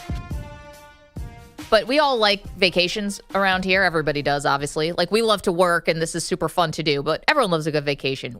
Would you do this? There's been a 9-month cruise that's been going around the world. It's like a Royal Caribbean cruise, and they're finally in their last week. And apparently everyone's exhausted and can't wait to get off the boat. And they are like, there's like someone unfortunately passed away. They've had all this weird weather stuff. There were rumors of swinging couples on the boat. At some point, they had to reroute the ship because military fighting in the Red Sea. Like, all these things have happened. And apparently everyone like can't wait to get off this ship. It's kind of like too much of a good thing. Yeah. I remember you were excited about this before they left. I was, because this is, in theory, sounds kind of awesome. Because when in your life are you going to be able to see 60 countries? Like, if you actually have the time and the money to do something like this, you start in Miami and you end up like in Madagascar and places you never thought you would go. Pearl, is there a theme that we should be worried about here? Because Maggie also wants to be stuck in outer space. Yeah. Do you not want to be home? No. I said, What did I say? The International Space. Oh no! I said I'd rather be there. I said I'd rather be in the International Space Station than stuck in the elevator with the other chargers. Because at least you got Netflix. These two stories seem very connected, right? Like, there's something about being away for a year that is on your mind. Yeah. No, why would I want to be? I think in this fantasy, if I'm on this cruise for 9 months, my family's with me. I'm not alone. Okay. How boring would that be? I thought Jake Fritz was going on that trip too. Maggie, have you been on a cruise? I have. I've been lucky enough to be on a cruise. I got to go on a lucky enough to be on a cruise. I went on a really great one through Europe with my grandmother. Like, don't worry about sounding bougie. Everybody's been on a cruise. I haven't. You get on a Carnival cruise for about $300 a night right now. Oh, I would love to go on a Carnival cruise right now. We actually were talking about that because my family can never agree on where to eat. And so if we go on a trip with our extended family, dinner time is just a nightmare because everyone wants to eat different things. We all want to eat at different times. Yeah. And it's such a pain in the butt that I was like, why don't we go on a cruise? Because then everyone can just eat all day and we'll all gain 10 pounds in 3 days and be fat and happy. I follow the cruise industry closely. Don't ask me why. I'll watch any documentary on how a cruise ship works. So there's so many levels now. You get on these gigantic, you see these gigantic ships maybe on the river. So there's all these levels. Like there's basically like 9 levels where you pay up. Like the base experience kind of stinks, and you have a 70%. It's like Leonardo DiCaprio Titanic. Yeah. You basically have a 70% chance of getting food poisoning. There was a horror story this week about some guy who got sick on a boat. I mean, it is a tough place. But then the high-end ones are great. Yeah. Tough place. You got to baked Alaska every day. It is a nightmare, guys. Exactly. You have no idea what's really happening out there on the waters. It is not kidding. like that at all. There's not baked Alaska. There's a wide range of. I had a friend who did one out of Miami last year. They're like last minute decided to get on it. He's like, this is a nightmare. What happened? Because he got food poisoning? Oh, it was a really not a well planned cruise, and the food wasn't great, and the drinks weren't great, and the people weren't great, and this kid's had a terrible time. And oh boy, this happens. I'm telling you, it's not all what you think it is. Well, I had a great experience when I went on a cruise. I got to see a lot of really cool things. Where'd you go? We started in Istanbul and ended in Barcelona. It was like the trip of a lifetime. It was me, my grandmother, and my cousin. And he was wearing braces at the time, and I was like, you're never getting in the casino. The braces are just giving you away. Dead giveaway. And I was right. I waltzed right in the casino. I was like 16. And he goes in, flashes one smile. They're like, I'm sorry, sir. This is for adults only. And I was like waving to him from the blackjack table, where I promptly lost a lot of money. What did we learn? I don't know if I'd want to do 9 months on a cruise ship is what I learned here. These people seem like they're wrung out. You either have to be rich or retired. That's what I'm thinking. Or unless you could take a Comrex over there and you guys could go around the Hey, world. I'm in Madagascar today. It's awesome. Bogus, you have headlines for us. Save me. UConn men's basketball, South Carolina women's basketball had their day at the White House yesterday, celebrating their national titles with President Biden. Second straight year that Dan Hurley made the trip to D.C., so you'd think he'd be better at this by now. Yeah, I thought this would be easier in year 2. Oh, man, I've been to the White House before. It is scary as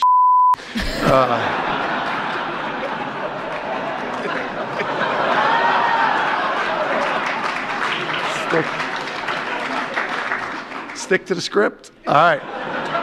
Thank you, Mr. President. Yeah. Oopsie. Whoops. I'm telling you, you can take a guy out of Jersey City, but you can't take Jersey City out of the guy.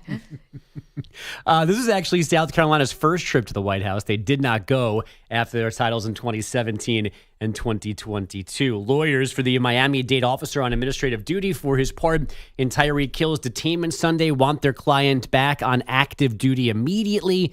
Meanwhile, Hill's agent, Drew Rosenhaus, said yesterday the officers involved should be fired. As for their game tomorrow night, the Dolphins did not have running backs Devon Achane and Raheem Mostert at practice yesterday. Home run history last night in Seattle for Manny Machado. So it'll be another 1-2 offering from Kirby. He kicks and fires. Manny swings, hits it in the air to center field and deep. Rodriguez is back. He will watch. It's going to go! Home run history for Manny Machado. His 164th in a Padre uniform, now the most prolific home run hitter in the history of the San Diego Padres. That's Jesse Agler on Padres Radio. A question for the group. Who had the career home run record for the Padres up until now? That was sad, by the way, that 164. Like, wait. Steve Garvey jumped to mind, but it can't be. He wasn't there long enough. No. Dave Winfield? Not Dave Winfield.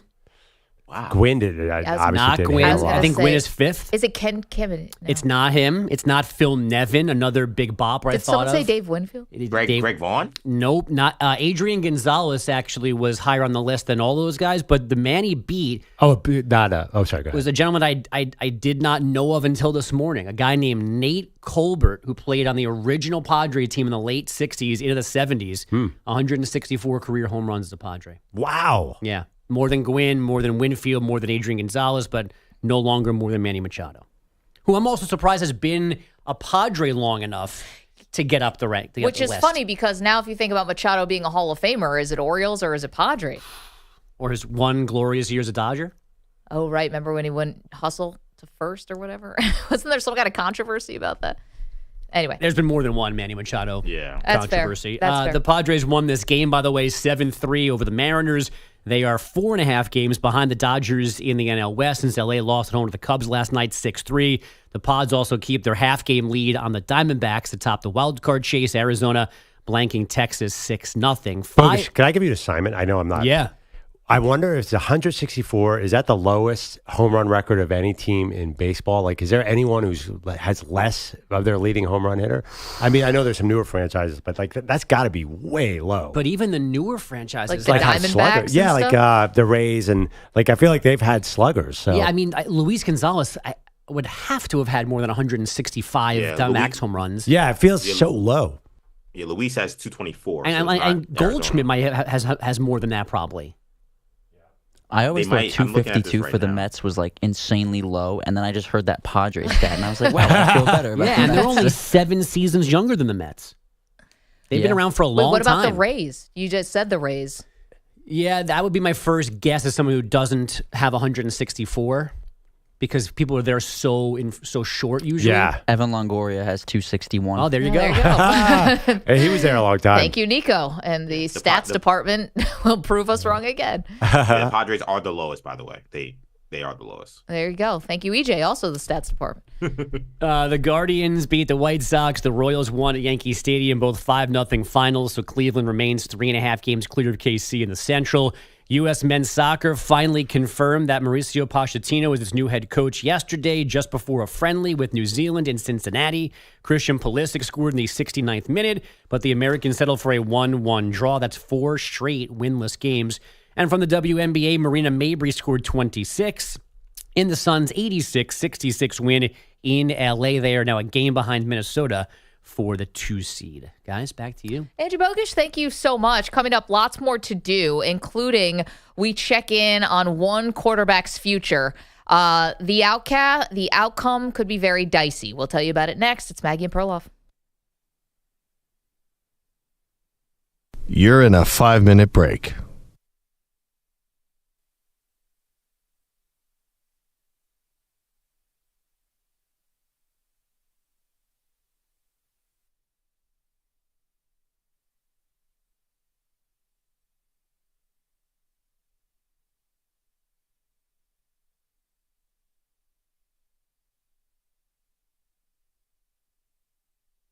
Four minutes, 30 seconds remaining.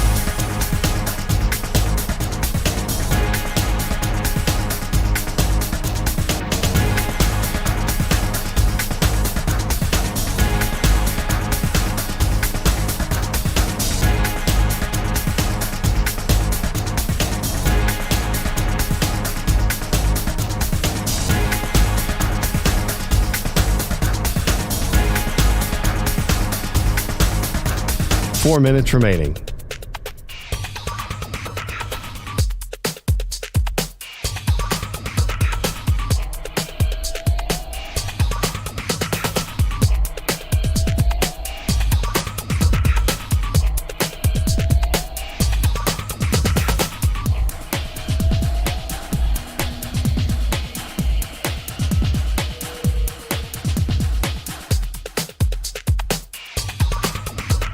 Three minutes, 30 seconds remaining.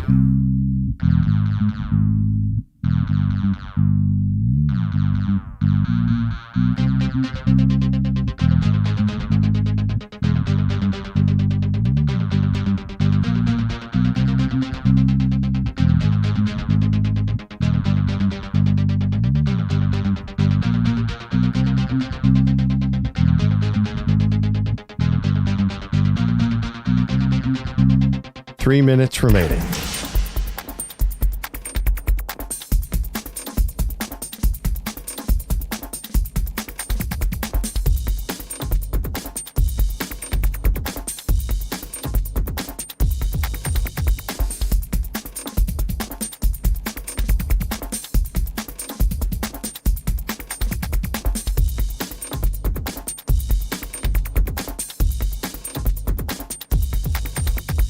2 minutes, 30 seconds remaining.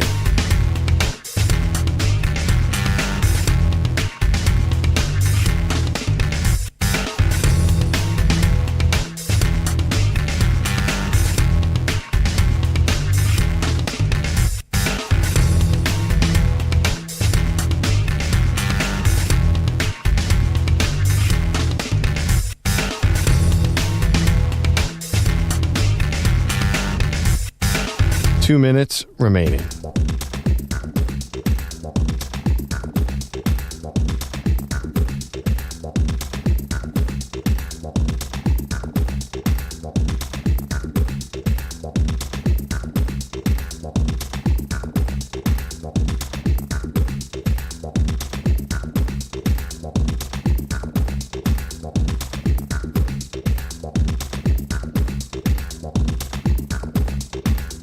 1 minute, 30 seconds remaining.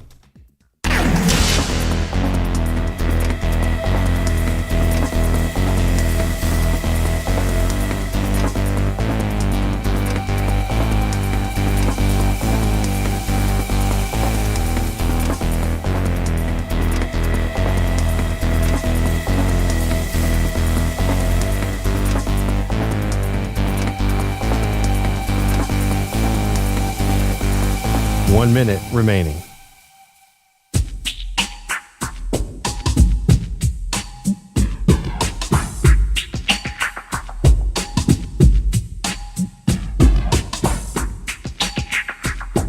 $45 seconds remaining.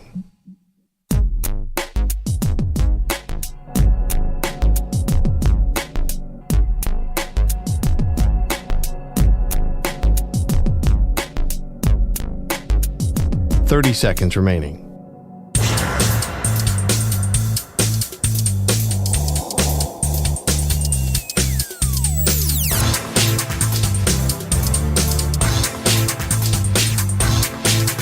$15 seconds.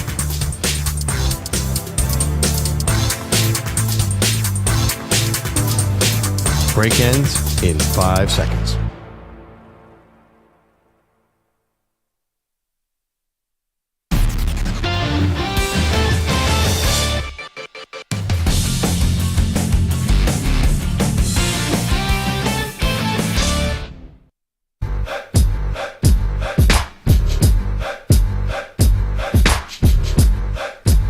Welcome back.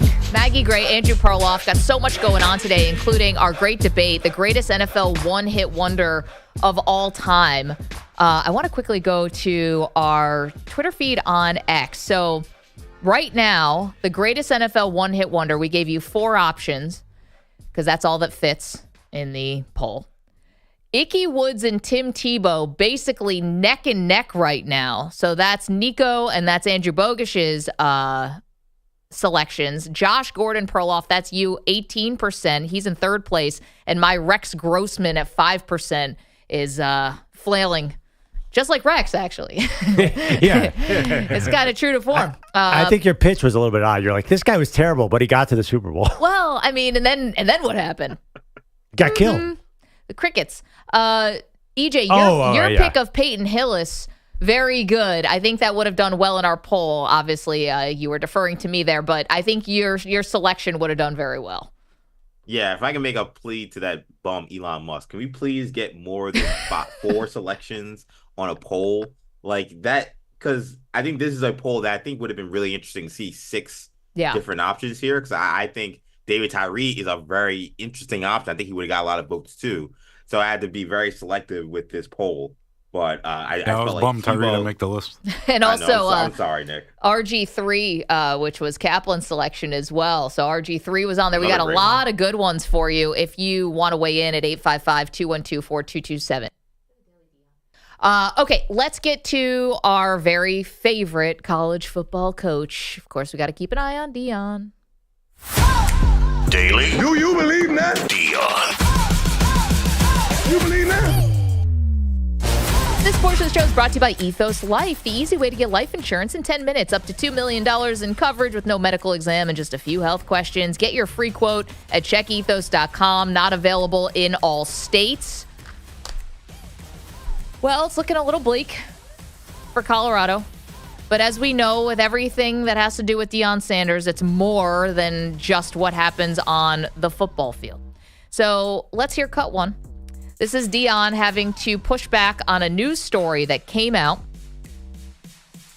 that Colorado is no longer playing the fight song after they score a touchdown. Instead, they're playing a song that was performed by Shedeur Sanders.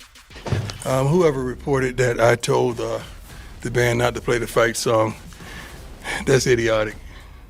Y'all know that. Like, when you saw that, you know that was a lie. We got to start having some kind of accountability. More from Deion says the lies about his program are affecting people beyond just him. Please know that stuff affects people. Me, you've been attacking me my whole life, so I'm good. But other people that's involved, band members, Buffs faithful and alumni and all that, sometimes they don't know what to believe. And oftentimes in life, we believe the first thing we hear, in which we shouldn't. I just would challenge you to be more responsible. Yeah, I mean, listen, this is a huge scandal. And in fact, I'm glad that Deion is. What on earth are you talking about? You're worried about people's feelings? You came in and told the team they stunk, and you're worried about band members now? I mean, I hadn't heard that sound, but that's even more ridiculous than normal Deion. Right? Like, I'm not laughing at. I'm laughing. I'm not laughing at the situation, but like, what does a tuba player care? Well, he doesn't get to play the fight song now. No, this is one that feels like it's pretty easy to clear up. They were on the road at Nebraska last week, so that's not happening. I don't know. I guess you play the fight song a few times when you're on the road, but it's not like a home game. Like, did it happen against North Dakota State, or did it not happen? I don't know. I was watching on TV. I couldn't tell. I could care less. Like, what? It makes no difference in anyone's life. Maybe a few people in Boulder, right? I think the thought is that this is so much about Shedeur. And by the way, a lot of college football programs are all about the quarterback and all about the stars. So it's not like this is so different. But the idea that it's just only about Shedeur and only about getting Shedeur and Travis Hunter to the NFL, and it's sort of like mission accomplished as long as they're first-round picks and stars, as opposed to how's this Colorado team doing? Well, I think the whole Deion thing, if you actually pull back, the whole Deion thing is when the team does badly, everyone kills Deion. When the team does well, everyone's on board with Deion. Welcome to sports. Yeah, I know. It is a little ridiculous. And he plays right into it by being so sensitive. Like, he said, oh, you could come after me. I've been getting criticized my whole careir. It feels like he's more thin-skinned than ever. Well, that's not true. If you do actually say anything negative about Deion, he won't answer questions about you. Yeah. He'll ask, not kick you out of a press conference, but like pretty close. He's getting more sensitive by the day. I mean, like, why is he feels like he's about to cry because of this story.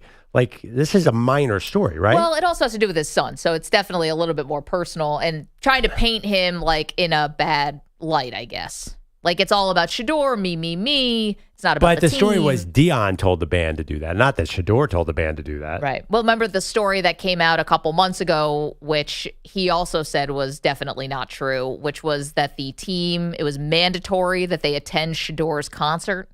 Like, Shedeur, so another musical act was at Colorado performing, but Shedeur, I think, got to go on stage or perform before or something, and it was mandatory that they all go. And Deion said that was not true. I actually didn't have a problem with that. If your teammate is performing on campus, you should go to that, especially the quarterback. That's like team building stuff. I didn't mind that story, even though they said it was not true. But obviously, you guys were saying that I had a example of transference where I was blaming other people for being bandwagon jumpers. Yeah. Deion talking about when you are the number one bandwagon jumper. Deion talking about accountability is rich. I mean, has he been accountable as head coach? Like, he loses and starts blaming everybody on earth, including the media. I don't think that he's exactly been a bastion of accountability as a Colorado head coach. EJ, you wanted to say something about this. Yeah, we just asked about, what happened in that North Dakota State game regarding this Shedeur Sanders song. Yeah, was this true? Did not play the band. So the school also, combined with Deion at the press conference, released a statement saying that nobody ever asked the band to refrain from playing the fight song.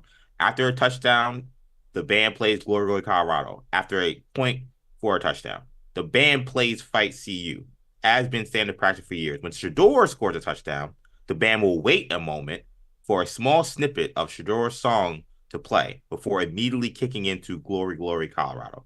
This is what happened at North Dakota State. They went on to say that apparently they do the same thing for when Alejandro Mata, the kicker, kicks a field goal. They apparently play his song for also playing Fight CU.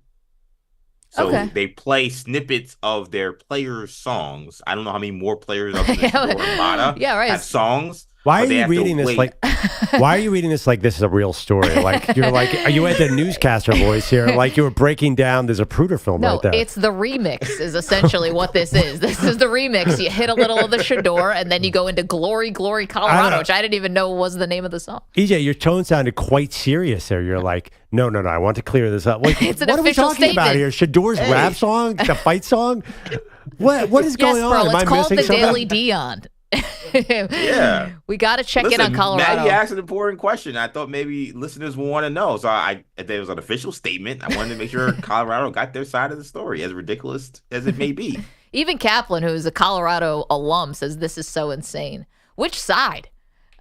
Which point? That they would do it, that this is not a scandal, that this is even a topic. Well, I think Bud Elliot was on earlier this hour, said that Colorado would sign up for all this again. You have to remember how bad the Buffs were before Deion got there. They would take this nonsense any day of the week over 1-12. Oh, no doubt. Yeah. And Bud had a good point that they might not even get invited into the Big 12 if not for Deion. I mean, it was that bad. Big game coming up this weekend. And they're big favorites again. Colorado State, Big time in-state rival. Last year, this game went to double overtime. Jay Norvell, the coach of Colorado State, was calling out Deion, saying, basically saying like his mom didn't raise him right. If was it wearing sunglasses inside? Was that what he got upset about?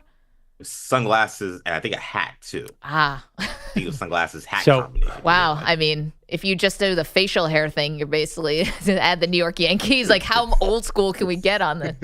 Well, I'm curious. If they win this game, is it going to be a week of where everyone's on Deion's side? Like, is it purely about wins and losses and we make up all the other stuff? Like, I don't know. I'm so annoyed by this. Everything about Deion now is driving me crazy. I'm sorry. And the whole program. Like, just go out and win some football games.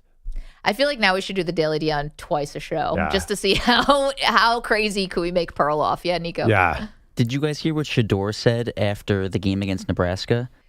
He asked whether how much did Dylan Raiola get touched as the quarterback on the other side? I mean, that's just awful leadership skills as the quarterback of the team. I mean, he's Shedeur Sanders. It's Colorado. What do you expect? What do you expect it to be? Tebow giving a speech at halftime? What have you been watching this program? Right, but like we talk about how this guy's going to be a first-round pick in the NFL draft, but like, don't GMs look at that and say, I don't want this guy on my team if he's not going to lead well? I think GMs look at talent. And I think they ignore a lot. I don't think this is enough of a red flag to be like, oh, that's a do not draft for me. Now, maybe someone would say, I don't know how much Deion I'm going to get. Like, do I get Deion criticizing my team and making it a story if something is going wrong with Shedeur? Like, that's a great question. Maybe we put up as a poll. Does Deion help his son get to when it comes to the NFL, or does he hurt him? Ooh, tough question. Right? Because I think a lot of people. I think a lot of people revere Deion because of his NFL career, because of the skill. Like, if you're inside the NFL, I think you get it, how great he was. Yeah, he's also a very charming person when he wants to be. Very charismatic.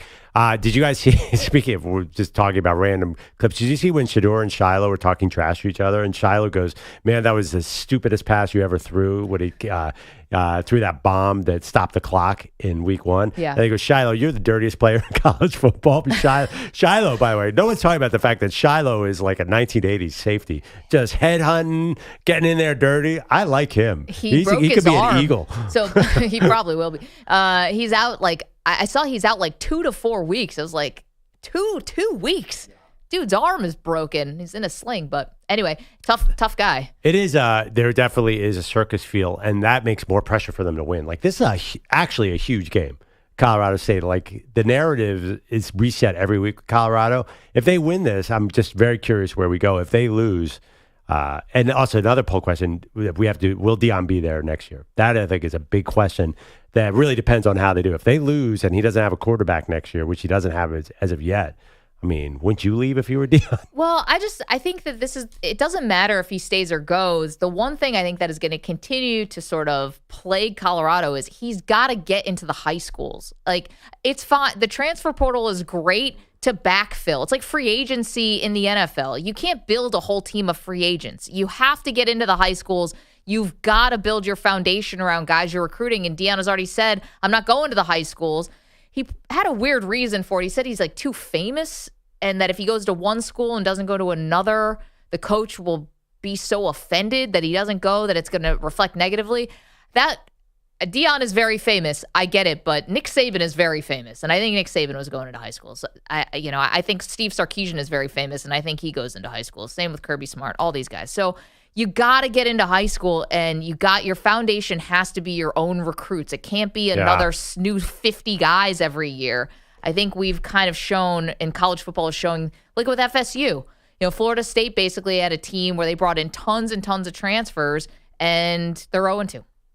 Yeah, but I mean, I think the big question is, what is Deion's time frame there? Is he really thinking long term, or is he like there's just so much pressure to win immediately there for him, and he set that up that I just think he's looking at a different time frame than what you're talking about. I totally agree. He should be doing this, but I don't think he thinks he has time. Well, there's also a different standard. I don't think if DeionSanders walks away from Colorado, say Shedeur gets drafted top 10, Travis Hunter gets drafted top 10, and he walks off into the sunset, it doesn't matter. He's still famous. He's still Deion. He's still got the gold jacket on. EJ, I think you compared it yesterday to Magic Johnson. Magic Johnson stopped being the president of the Lakers in the messiest way possible, and everyone still loves him because he's Magic, and people are still going to love Deion for that. He hands it over to Pat Shurmur. I don't think anyone's going to cry foul. I totally agree with that, Maggie. And the one thing I think my brother mentioned this, I think it was a good point that I think people forget, is Deion also had some massive health issues. Like when we talk about why maybe he's like haphazardly, and maybe that's a poor term, this is the way he wants to do it, but it feels like haphazardly throwing his team together with all these transfers, not wanting to go into schools.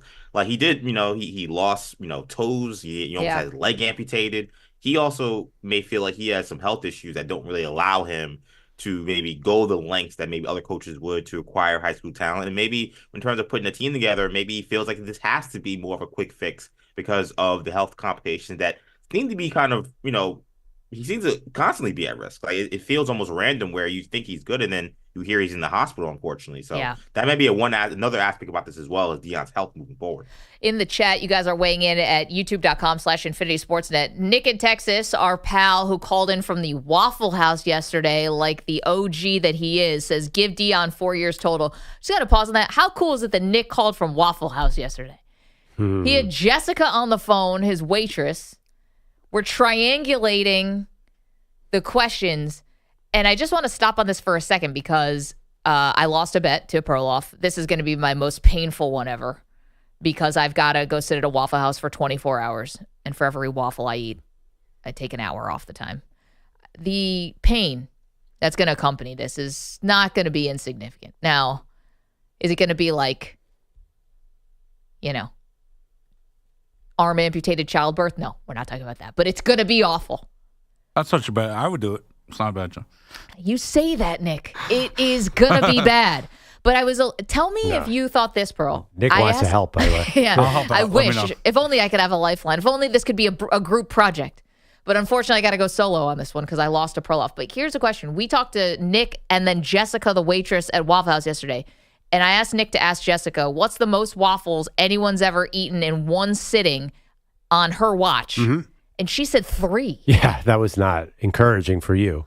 That's an alarmingly low number. I was shocked that each waffle, even before you put on the syrup, has 410 calories. That's almost like the least of my problems in terms of like the pure calorie count. It's just one day. Like I'll get over that. It's just how is all this going to physically fit in my stomach is just. Oh, that's easy. I don't think so, dude. You can't eat anything except waffles that day. You can't have breakfast. You just have to. Drinking a lot of water will help, right? Like with the hot dog contest where they keep drinking water. Oh, like to train for this? Like, well, no, the hot dog because you're trying to go so fast, Nick. Yeah. No, I'm not going for. Well, you do have to go for speed, but not like just to wash it down, obviously. Right. I think also you're going to want to have syrup. It'll make it easier. It would just taste better.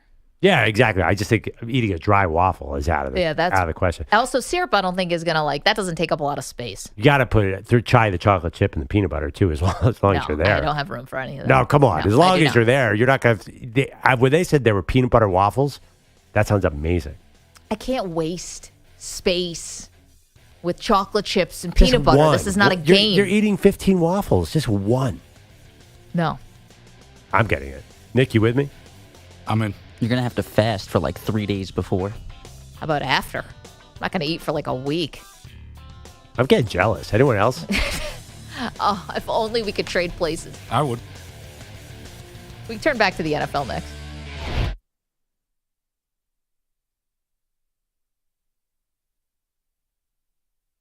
You're in a 5-minute break.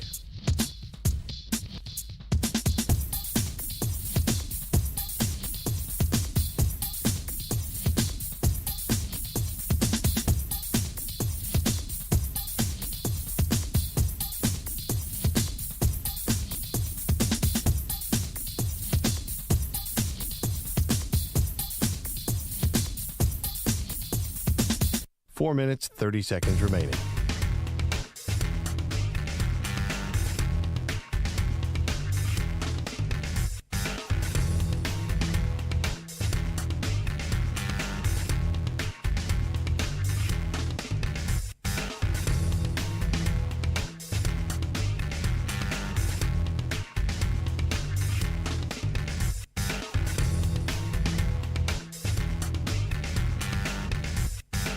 4 minutes remaining.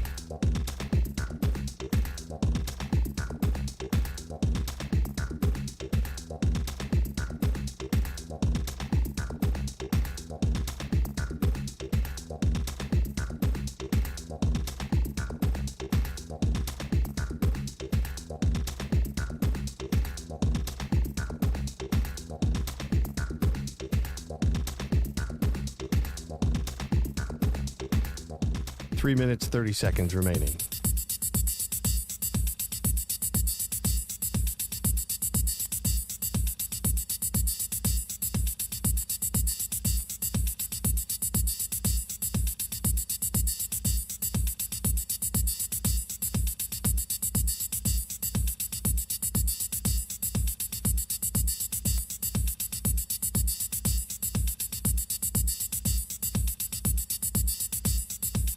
Three minutes remaining.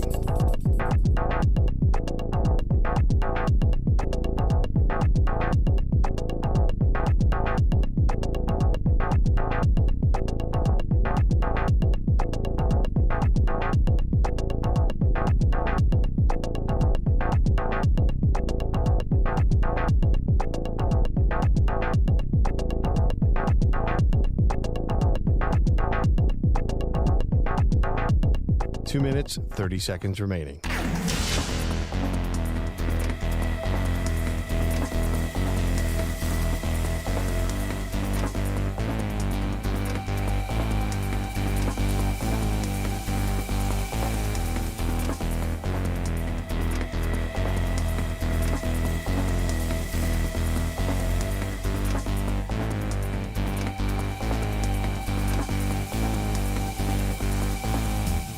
Two minutes remaining.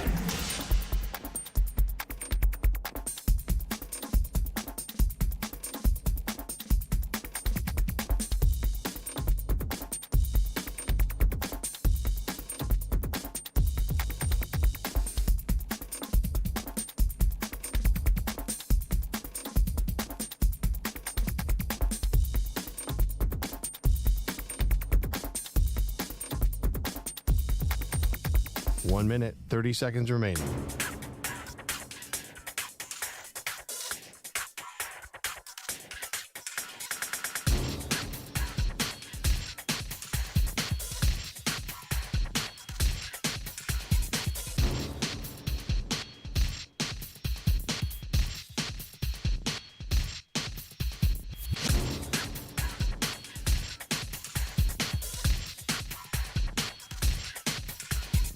One minute remaining.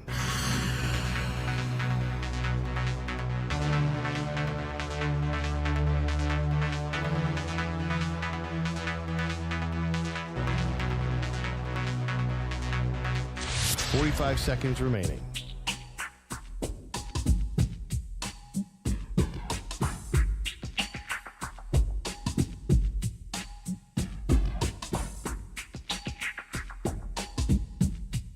Thirty seconds remaining.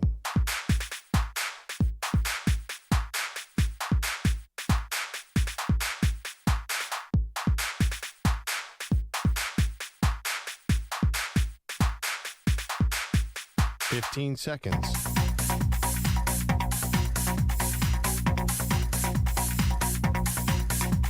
Break ends in 5 seconds.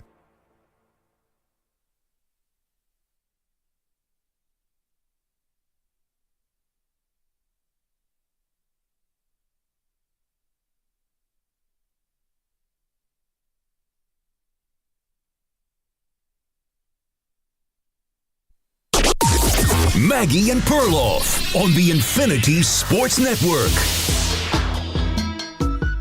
Attention Steeler fans, it will be Justin Fields week 2 against the Denver Broncos. Hey, welcome to the show, Maggie Gray, Andrew Perloff. So glad to have you. Steelers on the road in Denver, and this was supposed to be the big showdown. Perloff, Russell Wilson against a former team, coach that gave up on him, team that's taking on this massively large dead cap hit just to get him out of town, then drafted his replacement, all the drama. But it's actually going to be Justin Fields because Russell Wilson is not healed from that calf injury. And if you ask Mike Tomlin, who's shocking, is playing this pretty close to the vest, not ready to commit that Russ would actually get the job when he's healthy. Yeah, I mean, the funny thing is they could go 3 weeks without getting an offensive touchdown and still be 3-0 because this is Mike Tomlin's dream, and you know this. 18-10? Yeah, oh my God, 18-10 is going to be on his gravestone. He's probably thrilled about the style of this. Sometimes I wonder, does it matter? That's where I am right now with the Justin Fields, Russell Wilson thing. I'm not sure it matters. Is there anything that Justin Fields can do to actually win this job? Yeah, be a better quarterback. Well, but I think there's a question of, does it matter, right? Like could he go out and throw for 4 touchdowns and have a Baker Mayfield-like performance or what have you? Yeah. And would they still go back to Russ because they may have promised him the job or what have you? Yeah, I think it's a coin flip. Honestly, I was joking that it doesn't matter, but I think the team is so built to win a certain way that I think they're going to have similar results with Fields and Wilson. Let's get to our next guest, shall we? Trevor Sikkema is the lead NFL draft analyst for PFF. But to be honest, Trevor, that's one of the things you do. Yeah. I feel like you are basically everywhere. Thanks so much for joining us today. How you doing? I'm doing fantastic. I appreciate you guys having me. It's an exciting time, and I'll be on any podcast I can at this point to get some NFL football. Yeah, Trevor, I was wondering. You are. I'm looking at the PFF podcast schedule. Grade release show, Trench's breakdown, QB breakdown, rookie roundup, and NFL preview. Are you sleeping at all these days? What are we getting per night here? I'm trying to adopt the Sean McVay strategy where, at one point you thought that sleep, you didn't need it. And then he said, what a stupid take that was. So I'm trying to get at least 6, trying to average 6-ish hours of sleep a night. But it's exciting, obviously. It's an honor to be on a lot of these shows and get to talk with a lot of really great co-hosts and around the league and everything. So it's an exciting time. Even though the sleep is sort of at a premium around this time of year, you guys know that as well. It is exciting to be able to talk that much football. Yeah, we just started talking about the Pittsburgh Steelers, and Justin Fields is going to be back up for week 2 as the starter because Russ isn't ready. When Fields was coming out of college, and then his years in Chicago, Trevor, as someone who primarily focused on the draft, are you surprised that it's been this sort of failure to launch with Fields, that he really has not delivered on the promise from Ohio State? I am, honestly. He was so extremely talented coming out of Ohio State. And the thing is that I felt like Fields attacked the field down, I would say over the middle, especially way better at Ohio State than he did in the NFL. It's just not his game. He just does not trust it. Even the passing charts that we saw yesterday with the Falcons, and I get it, it's sort of game 1 with a new team, whatever, but it was still the same thing in Chicago. Everything's outside the numbers. It's kind of short. He's not really attacking over the middle. And I get it, right? Attacking over the middle in the NFL is the most dangerous place where you could throw the football because of all the coverage defenders that could potentially be there. It's got to be split-second stuff. You've got to be great with your anticipation. You got to have great touch on your passes as well. So I understand that the difficulty is a lot higher, but the best quarterbacks, the ones that are long-term starters in this league, can do that. They can attack over the middle of the field. And I felt like Fields did that at a higher level, at least deep down the field, with the Buckeyes than anything that we have seen at the NFL level. The rushing ability is obviously still there. We saw a couple of passes even this past weekend where the arm talent, the zip, the power, the velocity, it's there. He's still got a great arm to him. He's still very, very, very athletically gifted.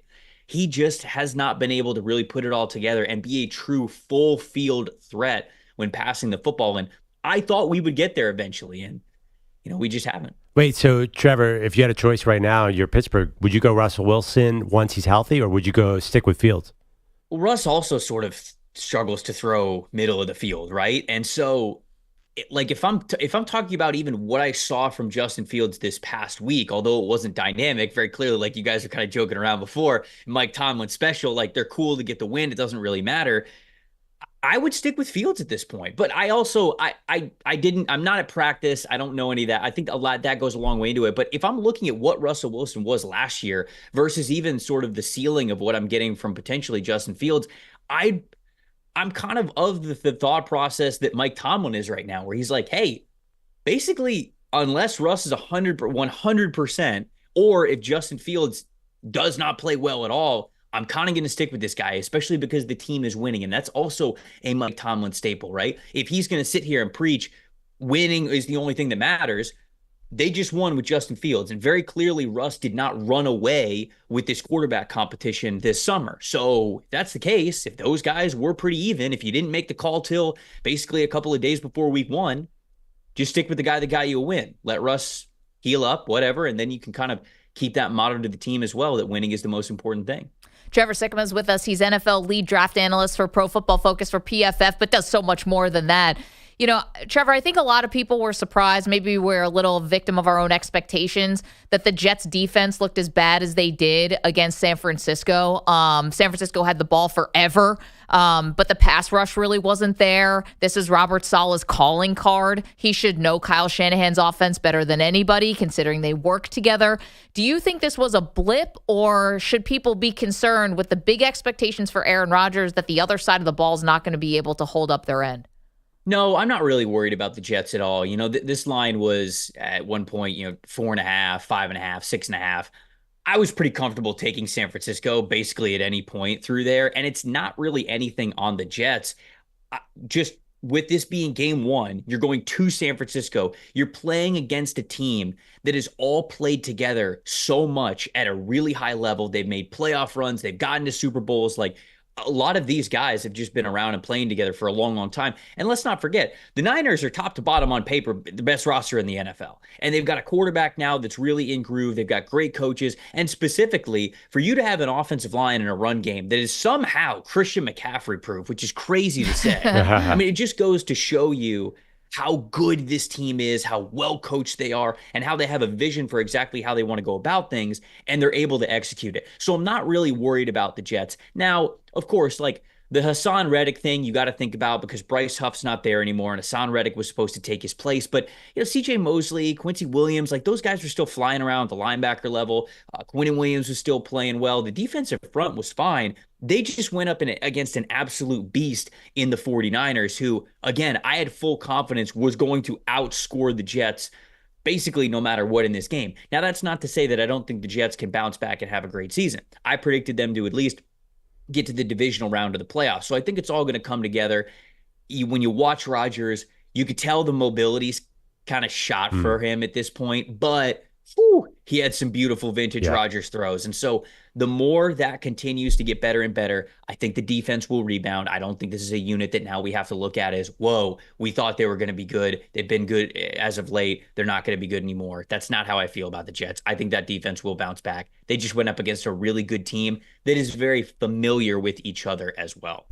All right, Trevor, I don't know what your expectations were for Caleb Williams. I don't even want to know the PFF grade on week one. Oh, boy. I know the Bears got the win, but were you disappointed in Caleb Williams, the number one overall pick's debut?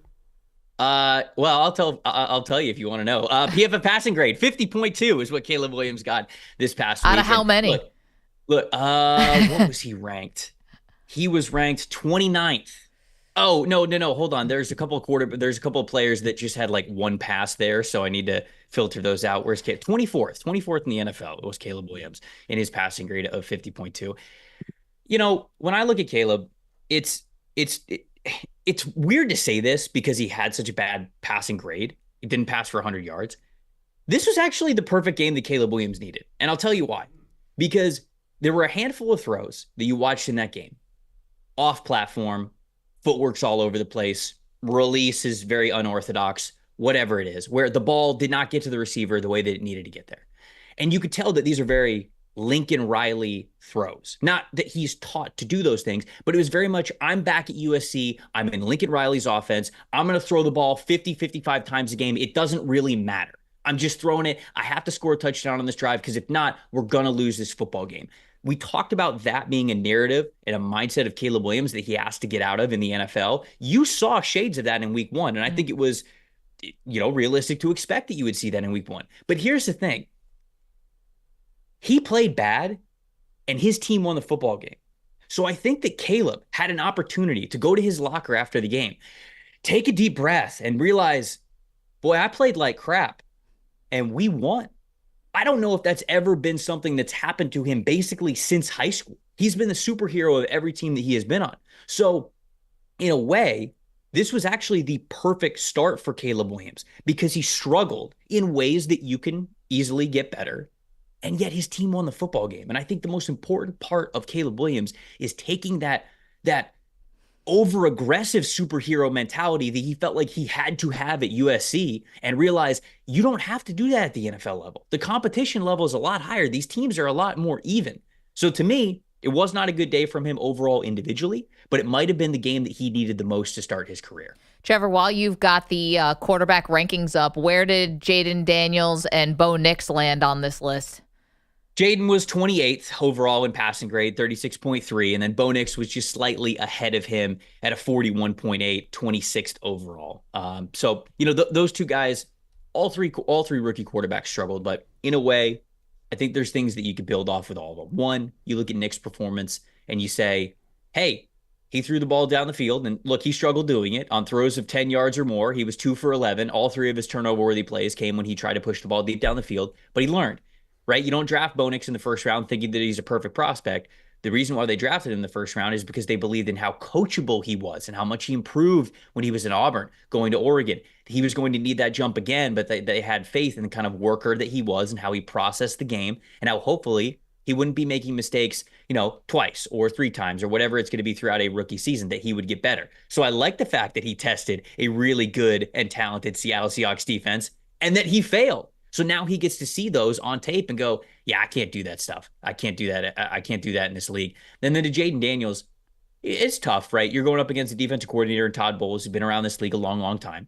And Bowles pressured him quite a bit. Jayden was pressured the 11th most on 14 dropbacks that we had in week 1. And obviously did not have a good passing grade when taking the blitz.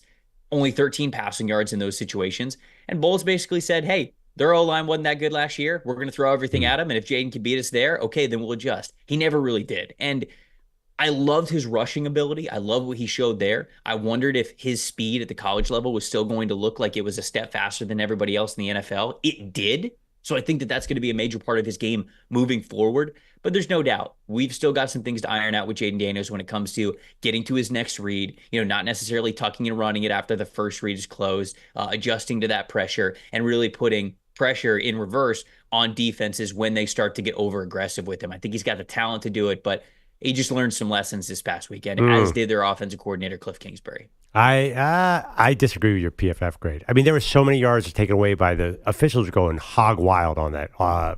Commanders off, whatever. And he was 17 for 24 for 184 yards. That's not.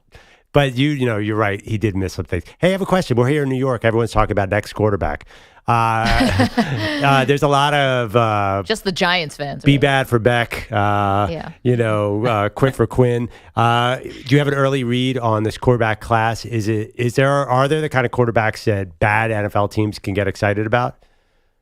There's a lot of quarterbacks in this class that are still sort of sorting that out, if you will. I think that Carson Beck's got a pretty high floor as a starter in this league. Now, is he somebody that you're just jumping for joy that you got the number 1 overall pick for? No, that has not come to fruition yet, but he played a lot better as the year went on last year as a first-time starter, and he's starting off really solid this year, so we'll see if we get to see a little bit more from him. Quinn's playing well. I mean, you brought up Quinn Ewers.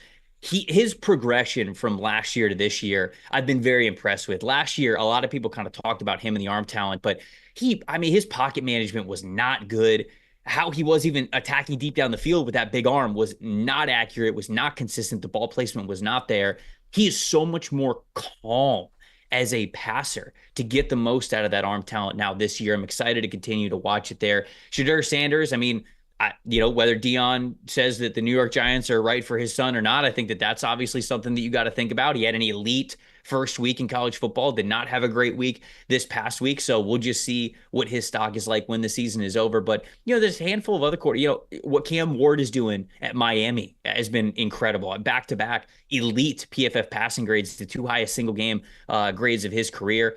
One of them was in Florida, which is, a tough place to play, even though the defense was not up to par from what we think the Florida Gators can be. But still, you got to give him credit for how he's playing. I think that he's on the rise. Jalen Milroe at Alabama, what he does as a dual threat type of a quarterback, I think that certainly you look at how the league has gravitated towards those guys over the years, and you wonder how far his stock can climb. There's a lot of names, I would say, in this quarterback class. The depth of the names to get excited or even just intrigued about is numerous in this class. And it'll be fascinating to see who sort of separates themselves and how high the top guy on that list is actually regarded when it comes to the rest of the big board. Trevor, is USC's Miller Moss on this watch list? I think so. Okay. Yeah, I mean, I watched him, and I watched this game that they played against LSU, and he was excellent. Obviously, everybody sees the over 300 yards, but 5 big-time throws. And what I love so much about Miller Moss in those 5 big-time throws, 2 of them were very high difficulty, middle of the field seam throws that he had to layer with touch right in front of the linebacker and right in front of the safety as well. Like, those are veteran throws that this dude was throwing out there. And the broadcast obviously talked about him sitting behind Caleb Williams for 2 straight years. And I was so impressed with the confidence in which he played. Now, he's a little bit smaller, in weight and in height. He's not going to have these crazy measurables, but I mean, shoot, we're seeing with Brock Purdy right now with the San Francisco 49ers, if you can be confident and accurate with the football, you can win in the NFL, even if you are not as physically gifted as maybe some of these other quarterbacks are. So I think that he is very, very intriguing and somebody that I was impressed with early on. Trevor, can't tell you how much we appreciate this. We know it's a busy time of year. Trevor Sikkema, the lead NFL draft analyst for PFF, but obviously does a lot more than just that. Trevor, thanks so much. Appreciate it, guys. Anytime. Appreciate you. Would you like some poll results? Sure. I'm sorry. Did you want to say something else? No, by the way, Trevor is like the one diehard Bucs fan in my life. We didn't let him brag about their opening week. He's like he's Tampa Bay. Yeah. He's the only Bucs fan that most of us know, and he's feeling great right now. Got a couple for you in terms of poll results. Tim Tebow's taking the lead. I mean, I told you Tebow was going to win this poll, of course. What was the question? Doesn't matter. Tebow is always going to win the poll. The question was, who is the NFL's greatest one-hit wonder? So congratulations, Nico.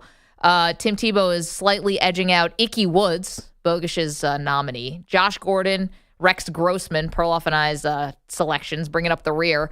EJ said Peyton Hillis. That was another good one, but we don't have enough spaces. I mean, and Nick said David Tyree. But it's not really fair to put Tim Tebow in a poll. We should have left that out. Well, I was going to say, the way you set the bar with this now, it's like a disappointment if Tebow doesn't win. Yeah, we're used to that. Ickey's pretty famous too. And just in the NFL.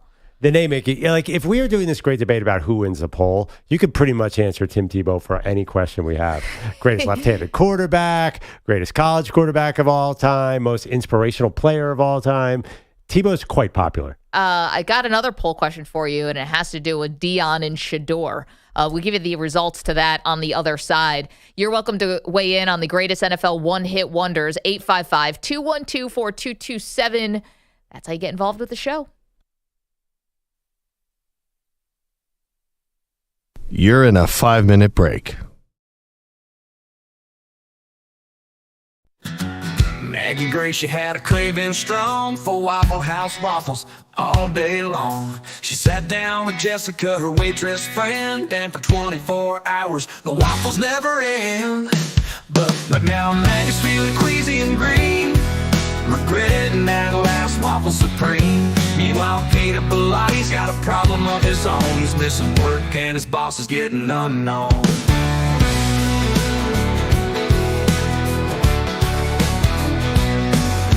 Snooze button, rolled over tight, didn't make it to the office morning light. His phone's been ringing, emails piled high, but Peter Bellotti's still dreaming of his cozy bed, wondering why. Maggie's getting sick, Waffle House to blame, but Peter Bellotti's in trouble, missing work's the aim. He's gotta get up, shake off the night, before his job's in jeopardy and everything's not right.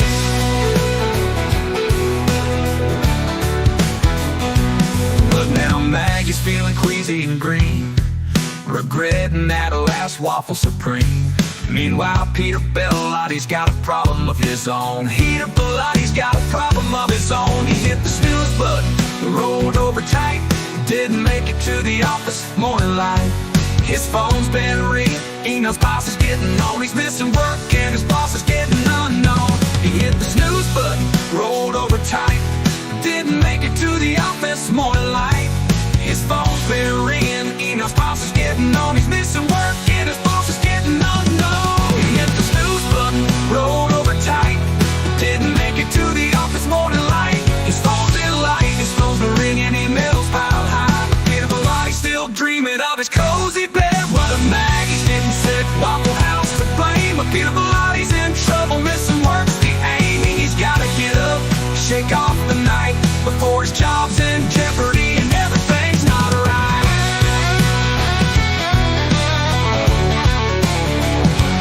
Jessica's the snail pouring coffee as Maggie stumbles out. Waffle Karma's got her without a doubt. But Peter Bellotti's the one who's really in a bind. Got a meeting at 10 and he's still left behind. So if you see Peter Bellotti rushing down the hall, don't be fooled by his I'm on it call. He's just trying to survive another day after a morning of missing work in a major way.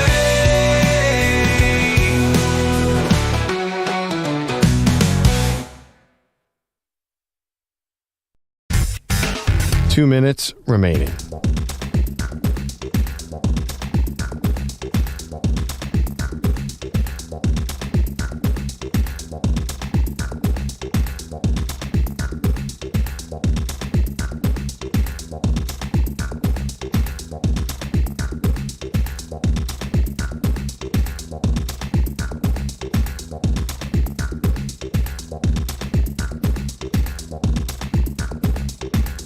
One minute, 30 seconds remaining.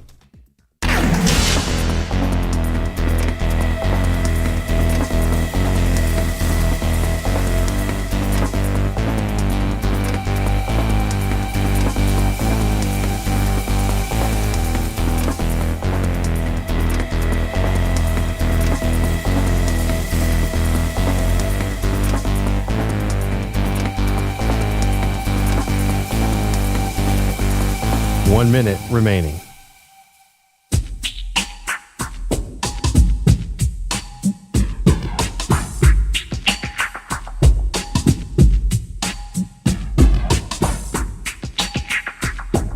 $45 seconds remaining.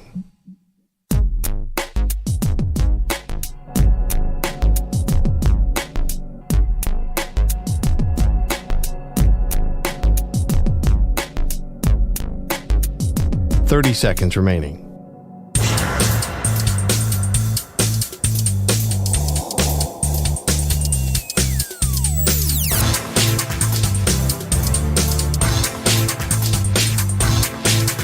$15 seconds.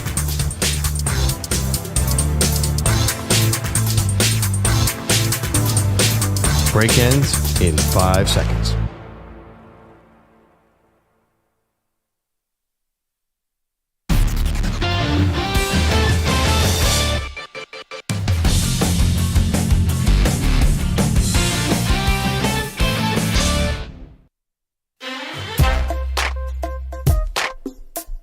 All right, welcome back, Maggie and Perloff.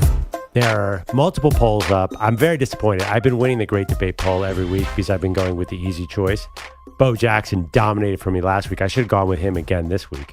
We're doing a one-hit wonder, though. Still, you put Bo Jackson in a poll. Everyone loves Bo Jackson. They don't even read what the question is. And they by just the way, vote. Bo Jackson had a one-hit wonder vibe. I know he had... it was injuries, though. That was different. It definitely was. Did we was. say that was kind of a different category? But actually, I had to pull up his stats. I'm like, wow, did Bo just have one season? He really had 2 seasons, but it was hard to tell because he was going back and forth with baseball. And I don't know, he could have been a one-hit wonder in baseball as well.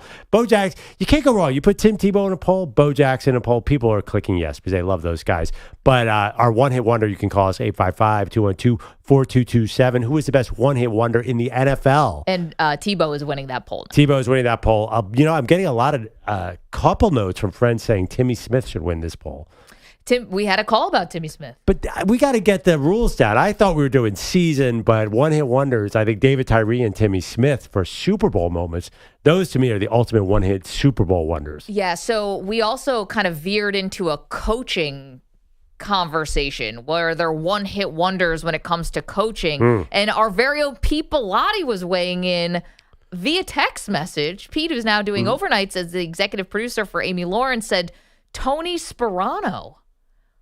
Oh, that's a great one. Yeah, that's a really good one. He had just the Wildcat, and that's it. He did take advantage of that 1 year with the Wildcat when he was the coach of the Miami Dolphins. And then Pete also said Bill Callahan, which is someone who EJ brought up as well. Yep, hard to argue with those guys. Bogish just came in and sat down. Did you see that Pete weighed in on our great debate? He can't quit us. Who? The man who shall not be named. No, Pete Pilati. Oh, yeah. I see him as he's a vision streaking out of the building at 6:02 every morning. Well, why would he hang around? Yeah, he's gone. Never seen him move so fast. Maybe he will. He's picked up like his 40 time has dropped since he took the overnight. It used to be NA, not available. Now he actually has a 40 time now. Maybe he should stick around just on Wednesdays and we can do the great debate at like 6:02 Eastern, just so Pete can get in on it. 6:05 end time. 855-212-4227.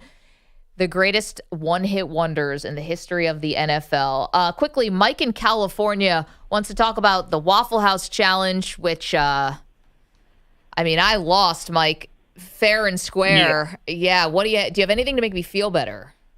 Not to make you feel better, but maybe it'll help. Okay. How much time do you have before this is going to start? TBD. Perloff still has to drive to San Antonio. We got to do these things in order. You know, we live in a society here, a polite one.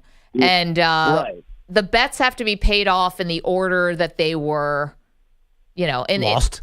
Like in a specific time. So Perloff's drive to San Antonio comes first, and then I will go to the Waffle House. Yeah, we're targeting mid-October for that. There are some logistics that are proving to be challenging, as they are with a 30-hour drive. I know. And it's funny because we did think it through, and we still got a few snags. But it's happening. I know the chat is like, this is never going to happen. Guys, they said the drive's never going to happen? They're on this thing. Like the Weedos and the coffee drinkers are like, this is never going to happen. I ask you, loyal chat, have we ever steered you wrong? Everything we've said we're going to do, except for Phil's jersey, the Randall Cunningham jersey, which we couldn't get signed. But to be fair, like that really depends on Randall Cunningham, who we have no control over whatsoever. When it's stuff we control, Mike, we do it. I know, but you kind of set a precedent with the duck costume. Because you made the duck costume bet, you lost the duck costume bet, and you were in a duck costume within like a month. Right. So you set the precedent way back then that these things should be paid off in a timely manner, not, a year later. But, right. Whatever. The duck costume on Amazon cost me like $25 and got here like next day. But a little different than Perloff's drive to San Antonio. But I agree, but we will do it. Perloff is doing it. He wants to do it. Well, the extra time could help you. Oh, here's okay. what I was going to tell you. Yeah, tell me. For many years, I dated a girl. We were together for quite a while, and she was an amateur bodybuilder, did physique and the bikini competitions. And what you're going to want to do is put yourself build up to a point to where prior to doing this eating thing, you're able to put yourself into a state of what they call sustained ketosis. Okay, I'm writing it down. And basically, it's where you completely cut carbs out of your diet for a prolonged period of time. And then up until about the day beforehand, you basically don't starve yourself. You eat other stuff, but in very minimal amounts for like a week. And then the day of it, the day before you do it, you don't drink any water either, very minimal water. So you almost dehydrate yourself. And it'll put you in this state of ketosis. When you start eating and start drinking water again, your body shuts off all the things it says to stop because it feels so depleted that it wants you to rebuild all those storages. And you would walk into the IHOPs and the Paneras and everything around these bodybuilding competitions, and you see these people just devouring food for hours straight. Oh my gosh! So you might want to get with a trainer to do it, but and it's not healthy to do all the time. But if you can put yourself in that state of sustained ketosis for a couple of days prior to, you should be able to knock out. I mean, my ex was maybe 125 pounds, 5'4".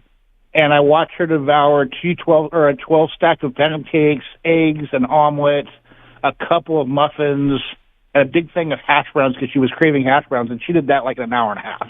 Oh my gosh. Okay, sounds a little extreme. Not gonna lie. Yeah.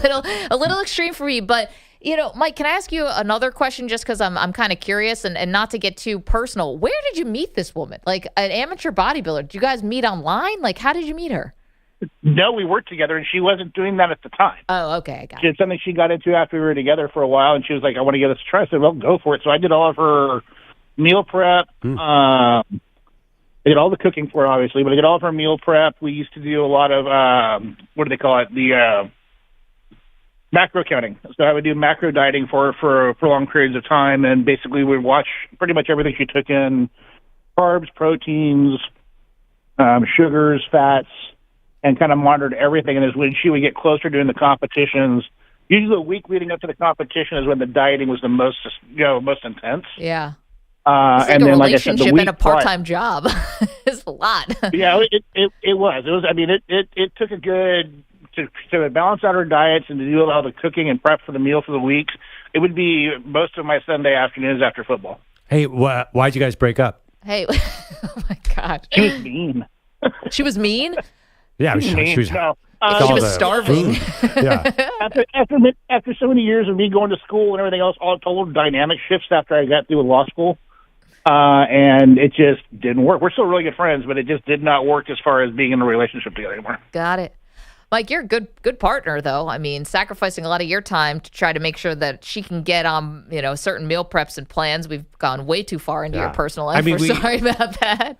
I mean, maybe she should call in. We got to hear her side, though, Maggie, because can we get a debate moderator? I could do the next half hour of the show on Mike's relationship life. This is fascinating. No. No, Mike, thank you for this. It sounds a little extreme. Like, I don't know if I would do it, but it's a great thing to think about. Sustained ketosis. I've written it down. I'll do my own research, as Aaron Rodgers likes to say, and I'll give it a shot. Thank you. Good luck. Have a good one, guys. Thanks, Mike. Appreciate you. Yeah, Mike had an A-Rod girlfriend, a bodybuilder. That's what...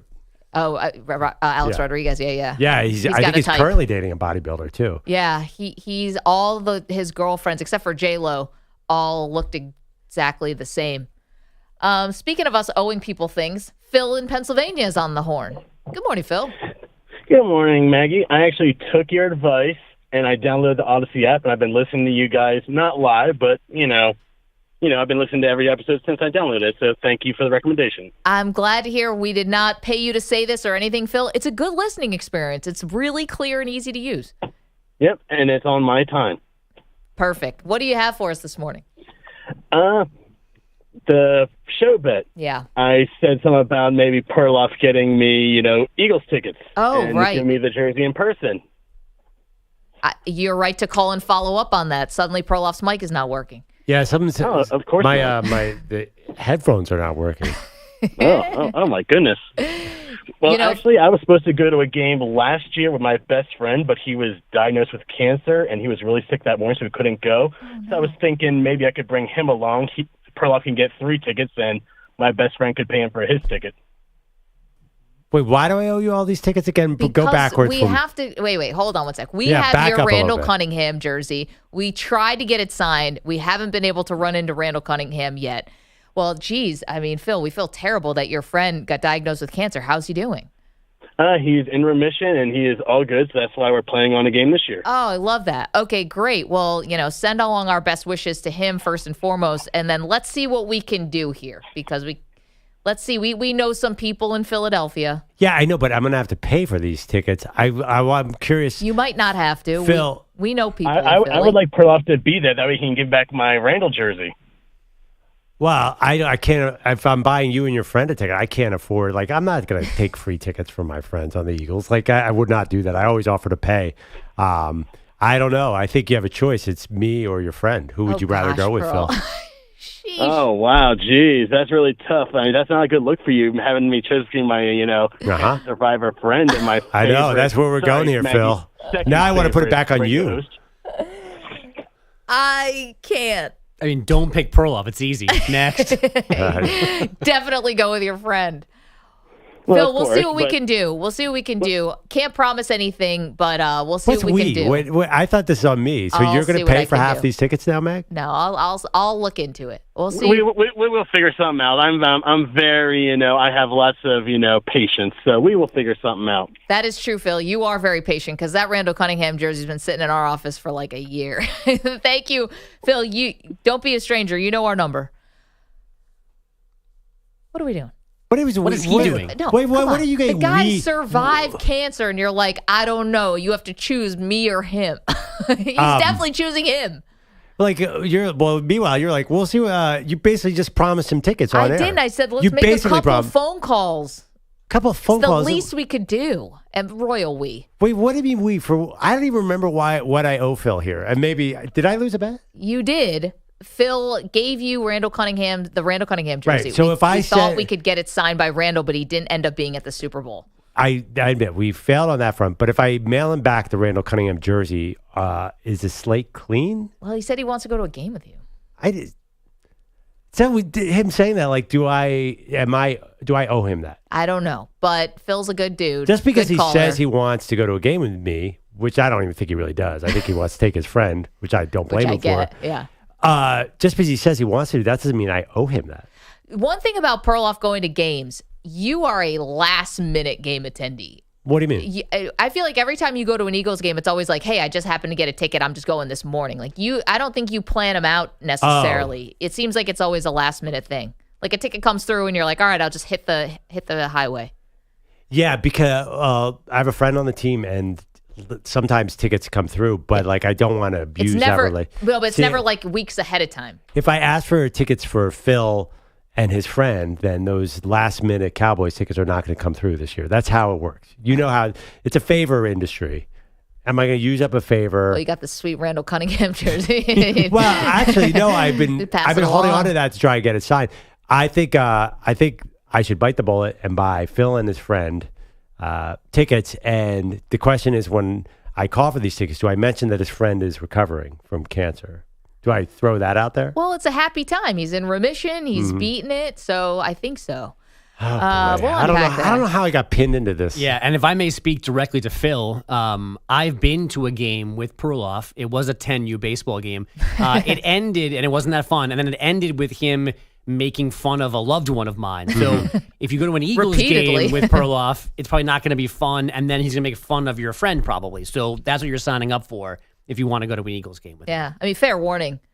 Yeah. If Perloff will make fun of a 10-year-old, I mean, really anyone's on the table. On the table.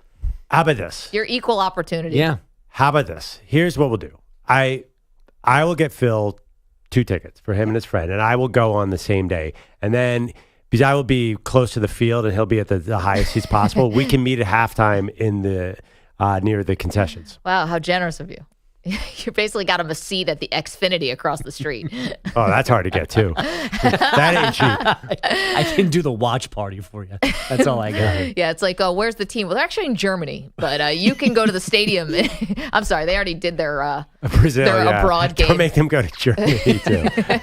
No, I'd love to go to a game with Phil. It's just, tickets the Eagles are 1-0. This is not going to be cheap. This is going to cost me. We have friends at WIP, right? Hit up Spike. Oh, great. Yeah, after he just called him out about being a fake baseball fan. This is not the day.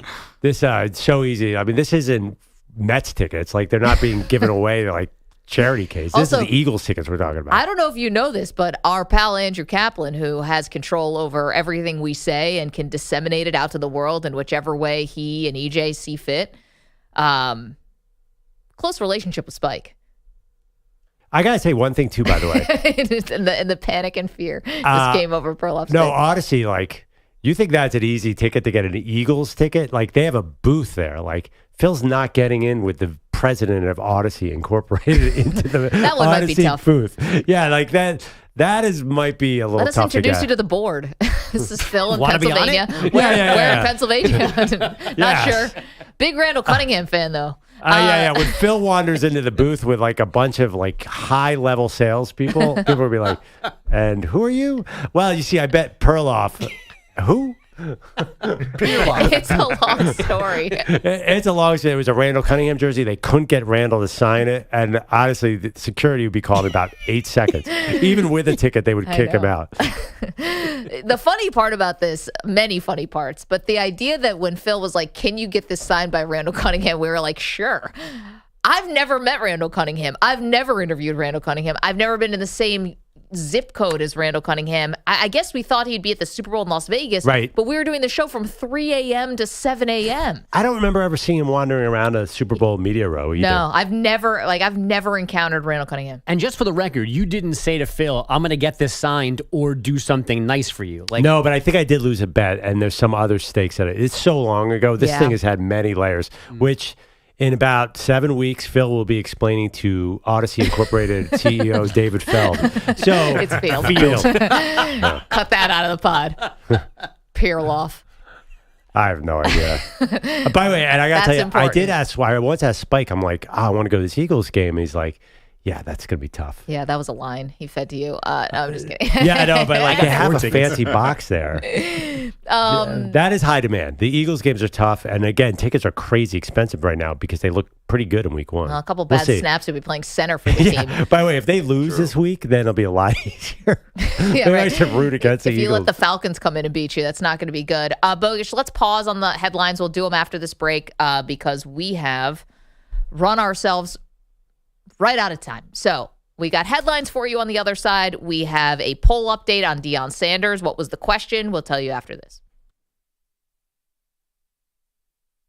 You're in a 5-minute break.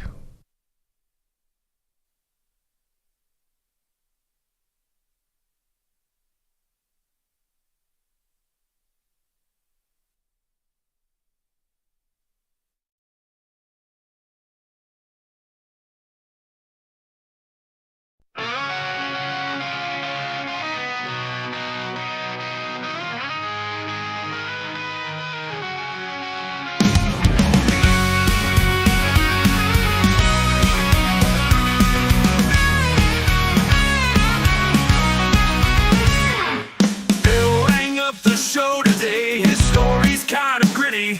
His friend just whipped cancer's tail. Dessert cheers in Philly.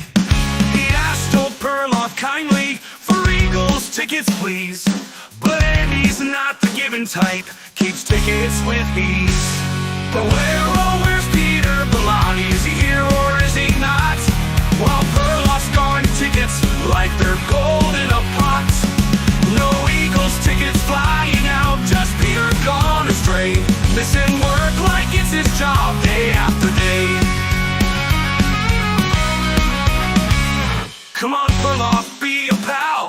My buddy's strong and bold. Phil pleaded for compassion, his request left cold. And he holds the line like he's got no heart to spare.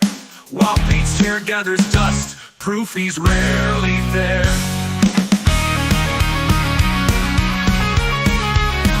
Come on, Perloff, be a pal.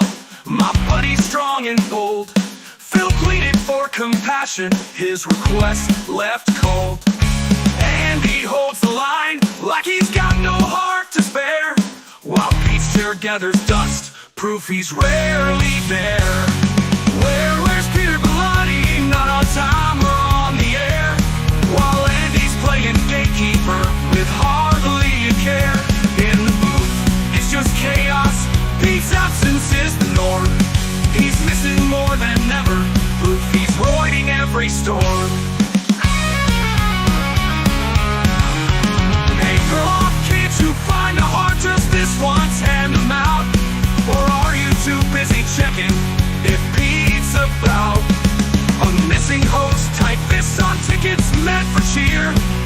It's another day at the office with Pete nowhere near. Here's to Phil's undying hope for tickets and good health. To Peter's empty workstation, not the best for show's wealth. Hold on, Phil, keep those spirits up. Though tickets slipped away, maybe Peter will show one day. But hey, who's to say?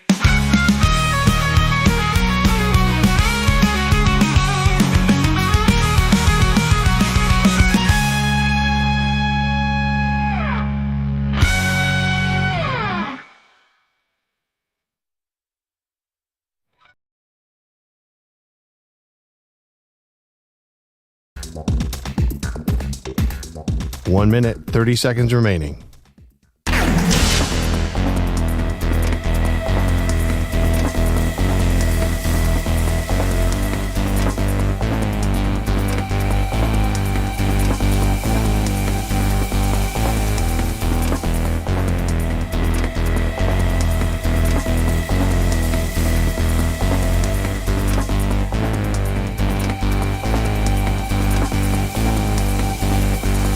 One minute remaining.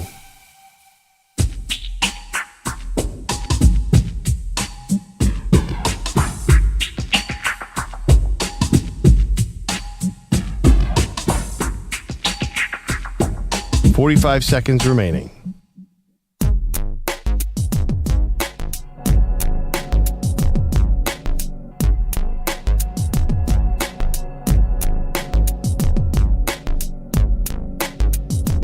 Seconds remaining.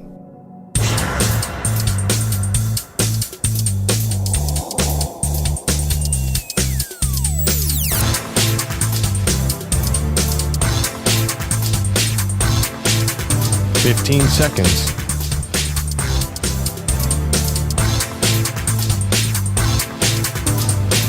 Break ends in 5 seconds.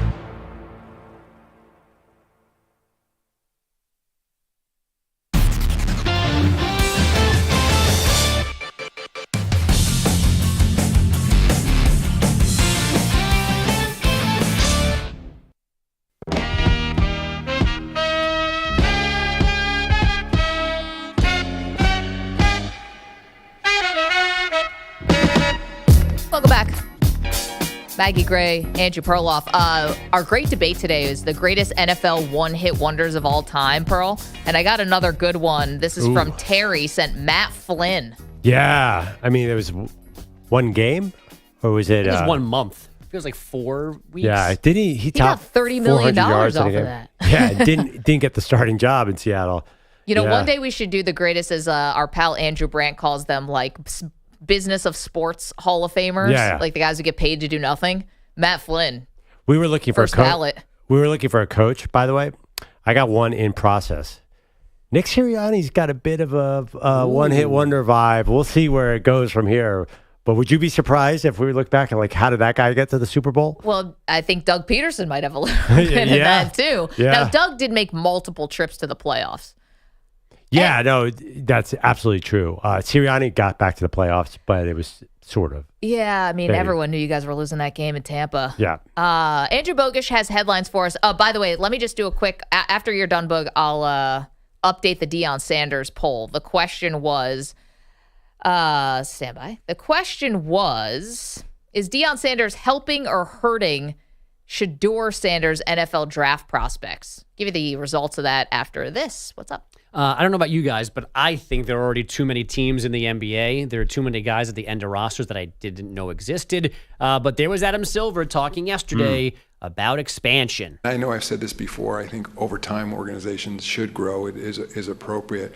But it gets a bit complicated in terms of selling equity in the league, what that means for the existing television relationships, et cetera. And what we've told interested parties is, thank you for your interest. We'll be back to you. So expansion not on the agenda this week for Board of Governors meetings, but Silver assumes it'll pick up during the coming season. Seattle and Vegas come up the most during this conversation. I mean, just hand it to LeBron.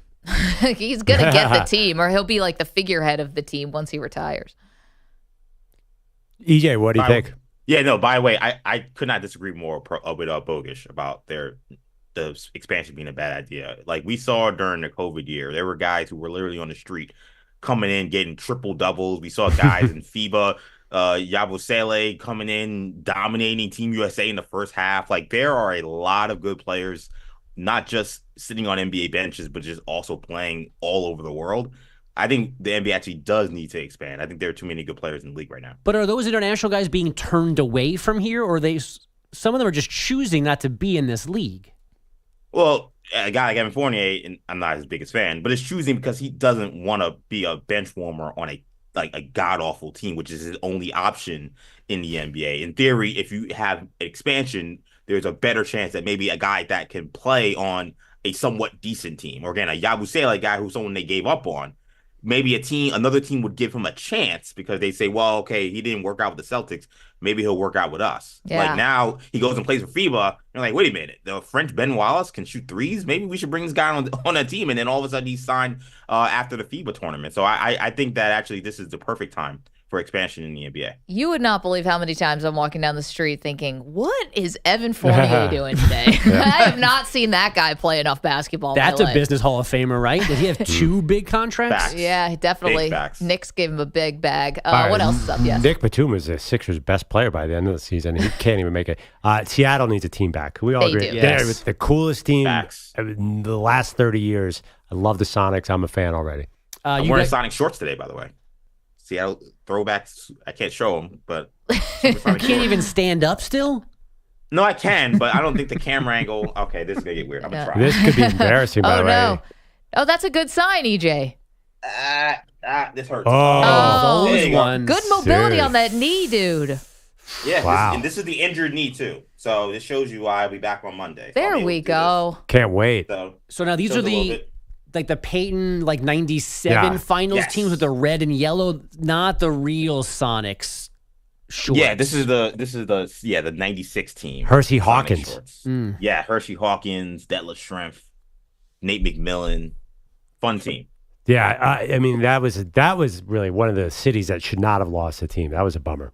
What else we got? You guys mentioned this at the very top of the show. The Niners saying Christian McCaffrey is day-to-day after missing Monday night's opener. Other reports say he is a long shot to play this weekend. Either way, the real headline from yesterday is Kyle Shanahan saying CMC's Achilles is the bigger problem now, not the calf injury that he suffered over the summer during training camp. And U.S. men's soccer finally officially announced new head coach Mauricio Pochettino last night. Then they played to a 1-1 draw with New Zealand in a friendly in Cincinnati. The tying goal given up on a deflection past American keeper Matt Turner late in that one. All right, guys, back to you. Thank you, Bogish. So the poll results on our is Deion Sanders helping or hurting his son Shedeur's NFL draft prospects. Hurting is leading 83%. You guys, let us know what you think about that. Hurting, see, I don't think it's that much of a landslide. I think people are just piling on Deion now because it's easy. Because they are losing. Well, teams hate parents. Like, that's famous, right? So you don't want a parent who has the full attention of the media at all times. Yeah, but I think people hate parents like who they think have no idea what they're talking about. No. Deion might actually know because Archie Manning kind of steered Eli to New York, and I don't think people blame Archie. No, but I generally think like a coach does not want to deal with a very visible, angry parent. Like Donovan McNabb's parents were a bit of a problem. Generally, I don't know. I'm thinking more college and high school. Like coaches hate parents because the college coaches definitely do. By the way, I was doing some research on Eagles tickets. I think I might standing room only for the Jags game. There are 2 tickets in standing room only. I mean, it is precious to get an Eagles tickets. $161 each. And I'm looking at it. That's a lot for a stand. I mean, you are a half a mile. You might as well be in New Jersey. This ticket is so far away. It might be. I mean, it might cross the state line and still look over. I didn't know they did standing room only for NFL games. But the Cowboys Stadium. There's a lot of standing room there. Really? Yeah. Yeah. On the field level, no? Like close to it. Well, that's different. Standing room. No, these are standing room only. Like this is. No, it's a get in the building. Right? And then are you in like an area, like a corral? You mean that like area? field level when they come in on the TV on the Cowboys and like that's like expensive? No, those are expensive. I think there's another, not that close, somewhere? But a little bit further. Yeah, this is a bird's eye view, as they say. You always want to see top down, yes. First and only time I was ever at that stadium was 2 years ago for the Giants-Eagles playoff game. Never again. Were you wearing Giant stuff? For life. Oh, no. I mean, you probably can't say what the fans said. Right. I just got a lot of mean things said to me. So me and my buddy purposely went on a walk. We did a whole lap around the concourse like 45 minutes before the game just to see. To take in all the abuse. Couldn't even walk like 5 steps without someone saying something. Did anyone throw anything at you? No, but I'm just like too nice to like respond, so I just like keep putting my head down and was walking straight. And then the Giants got killed and it just made it even worse. Did you go with the big guy? No, he was my size too, so. Oh boy. Were you wearing a Mark Bavaro jersey? No, Lawrence Taylor. Too nice, or was that self-preservation, Nico? A little bit of both. You live to tell about it. The Giants, I don't know if they actually lived through that game. That's pretty bad. Thank you, Nico. Thank you to Nico and Nick. Thank you, EJ Stewart. Thank you to Andrew Bogish. Thank you to Andrew Kaplan. Guido's Coffee Drinkers. You guys are the best. Thank you to Bud Elliot, Trevor Sikkema. And we will see you tomorrow.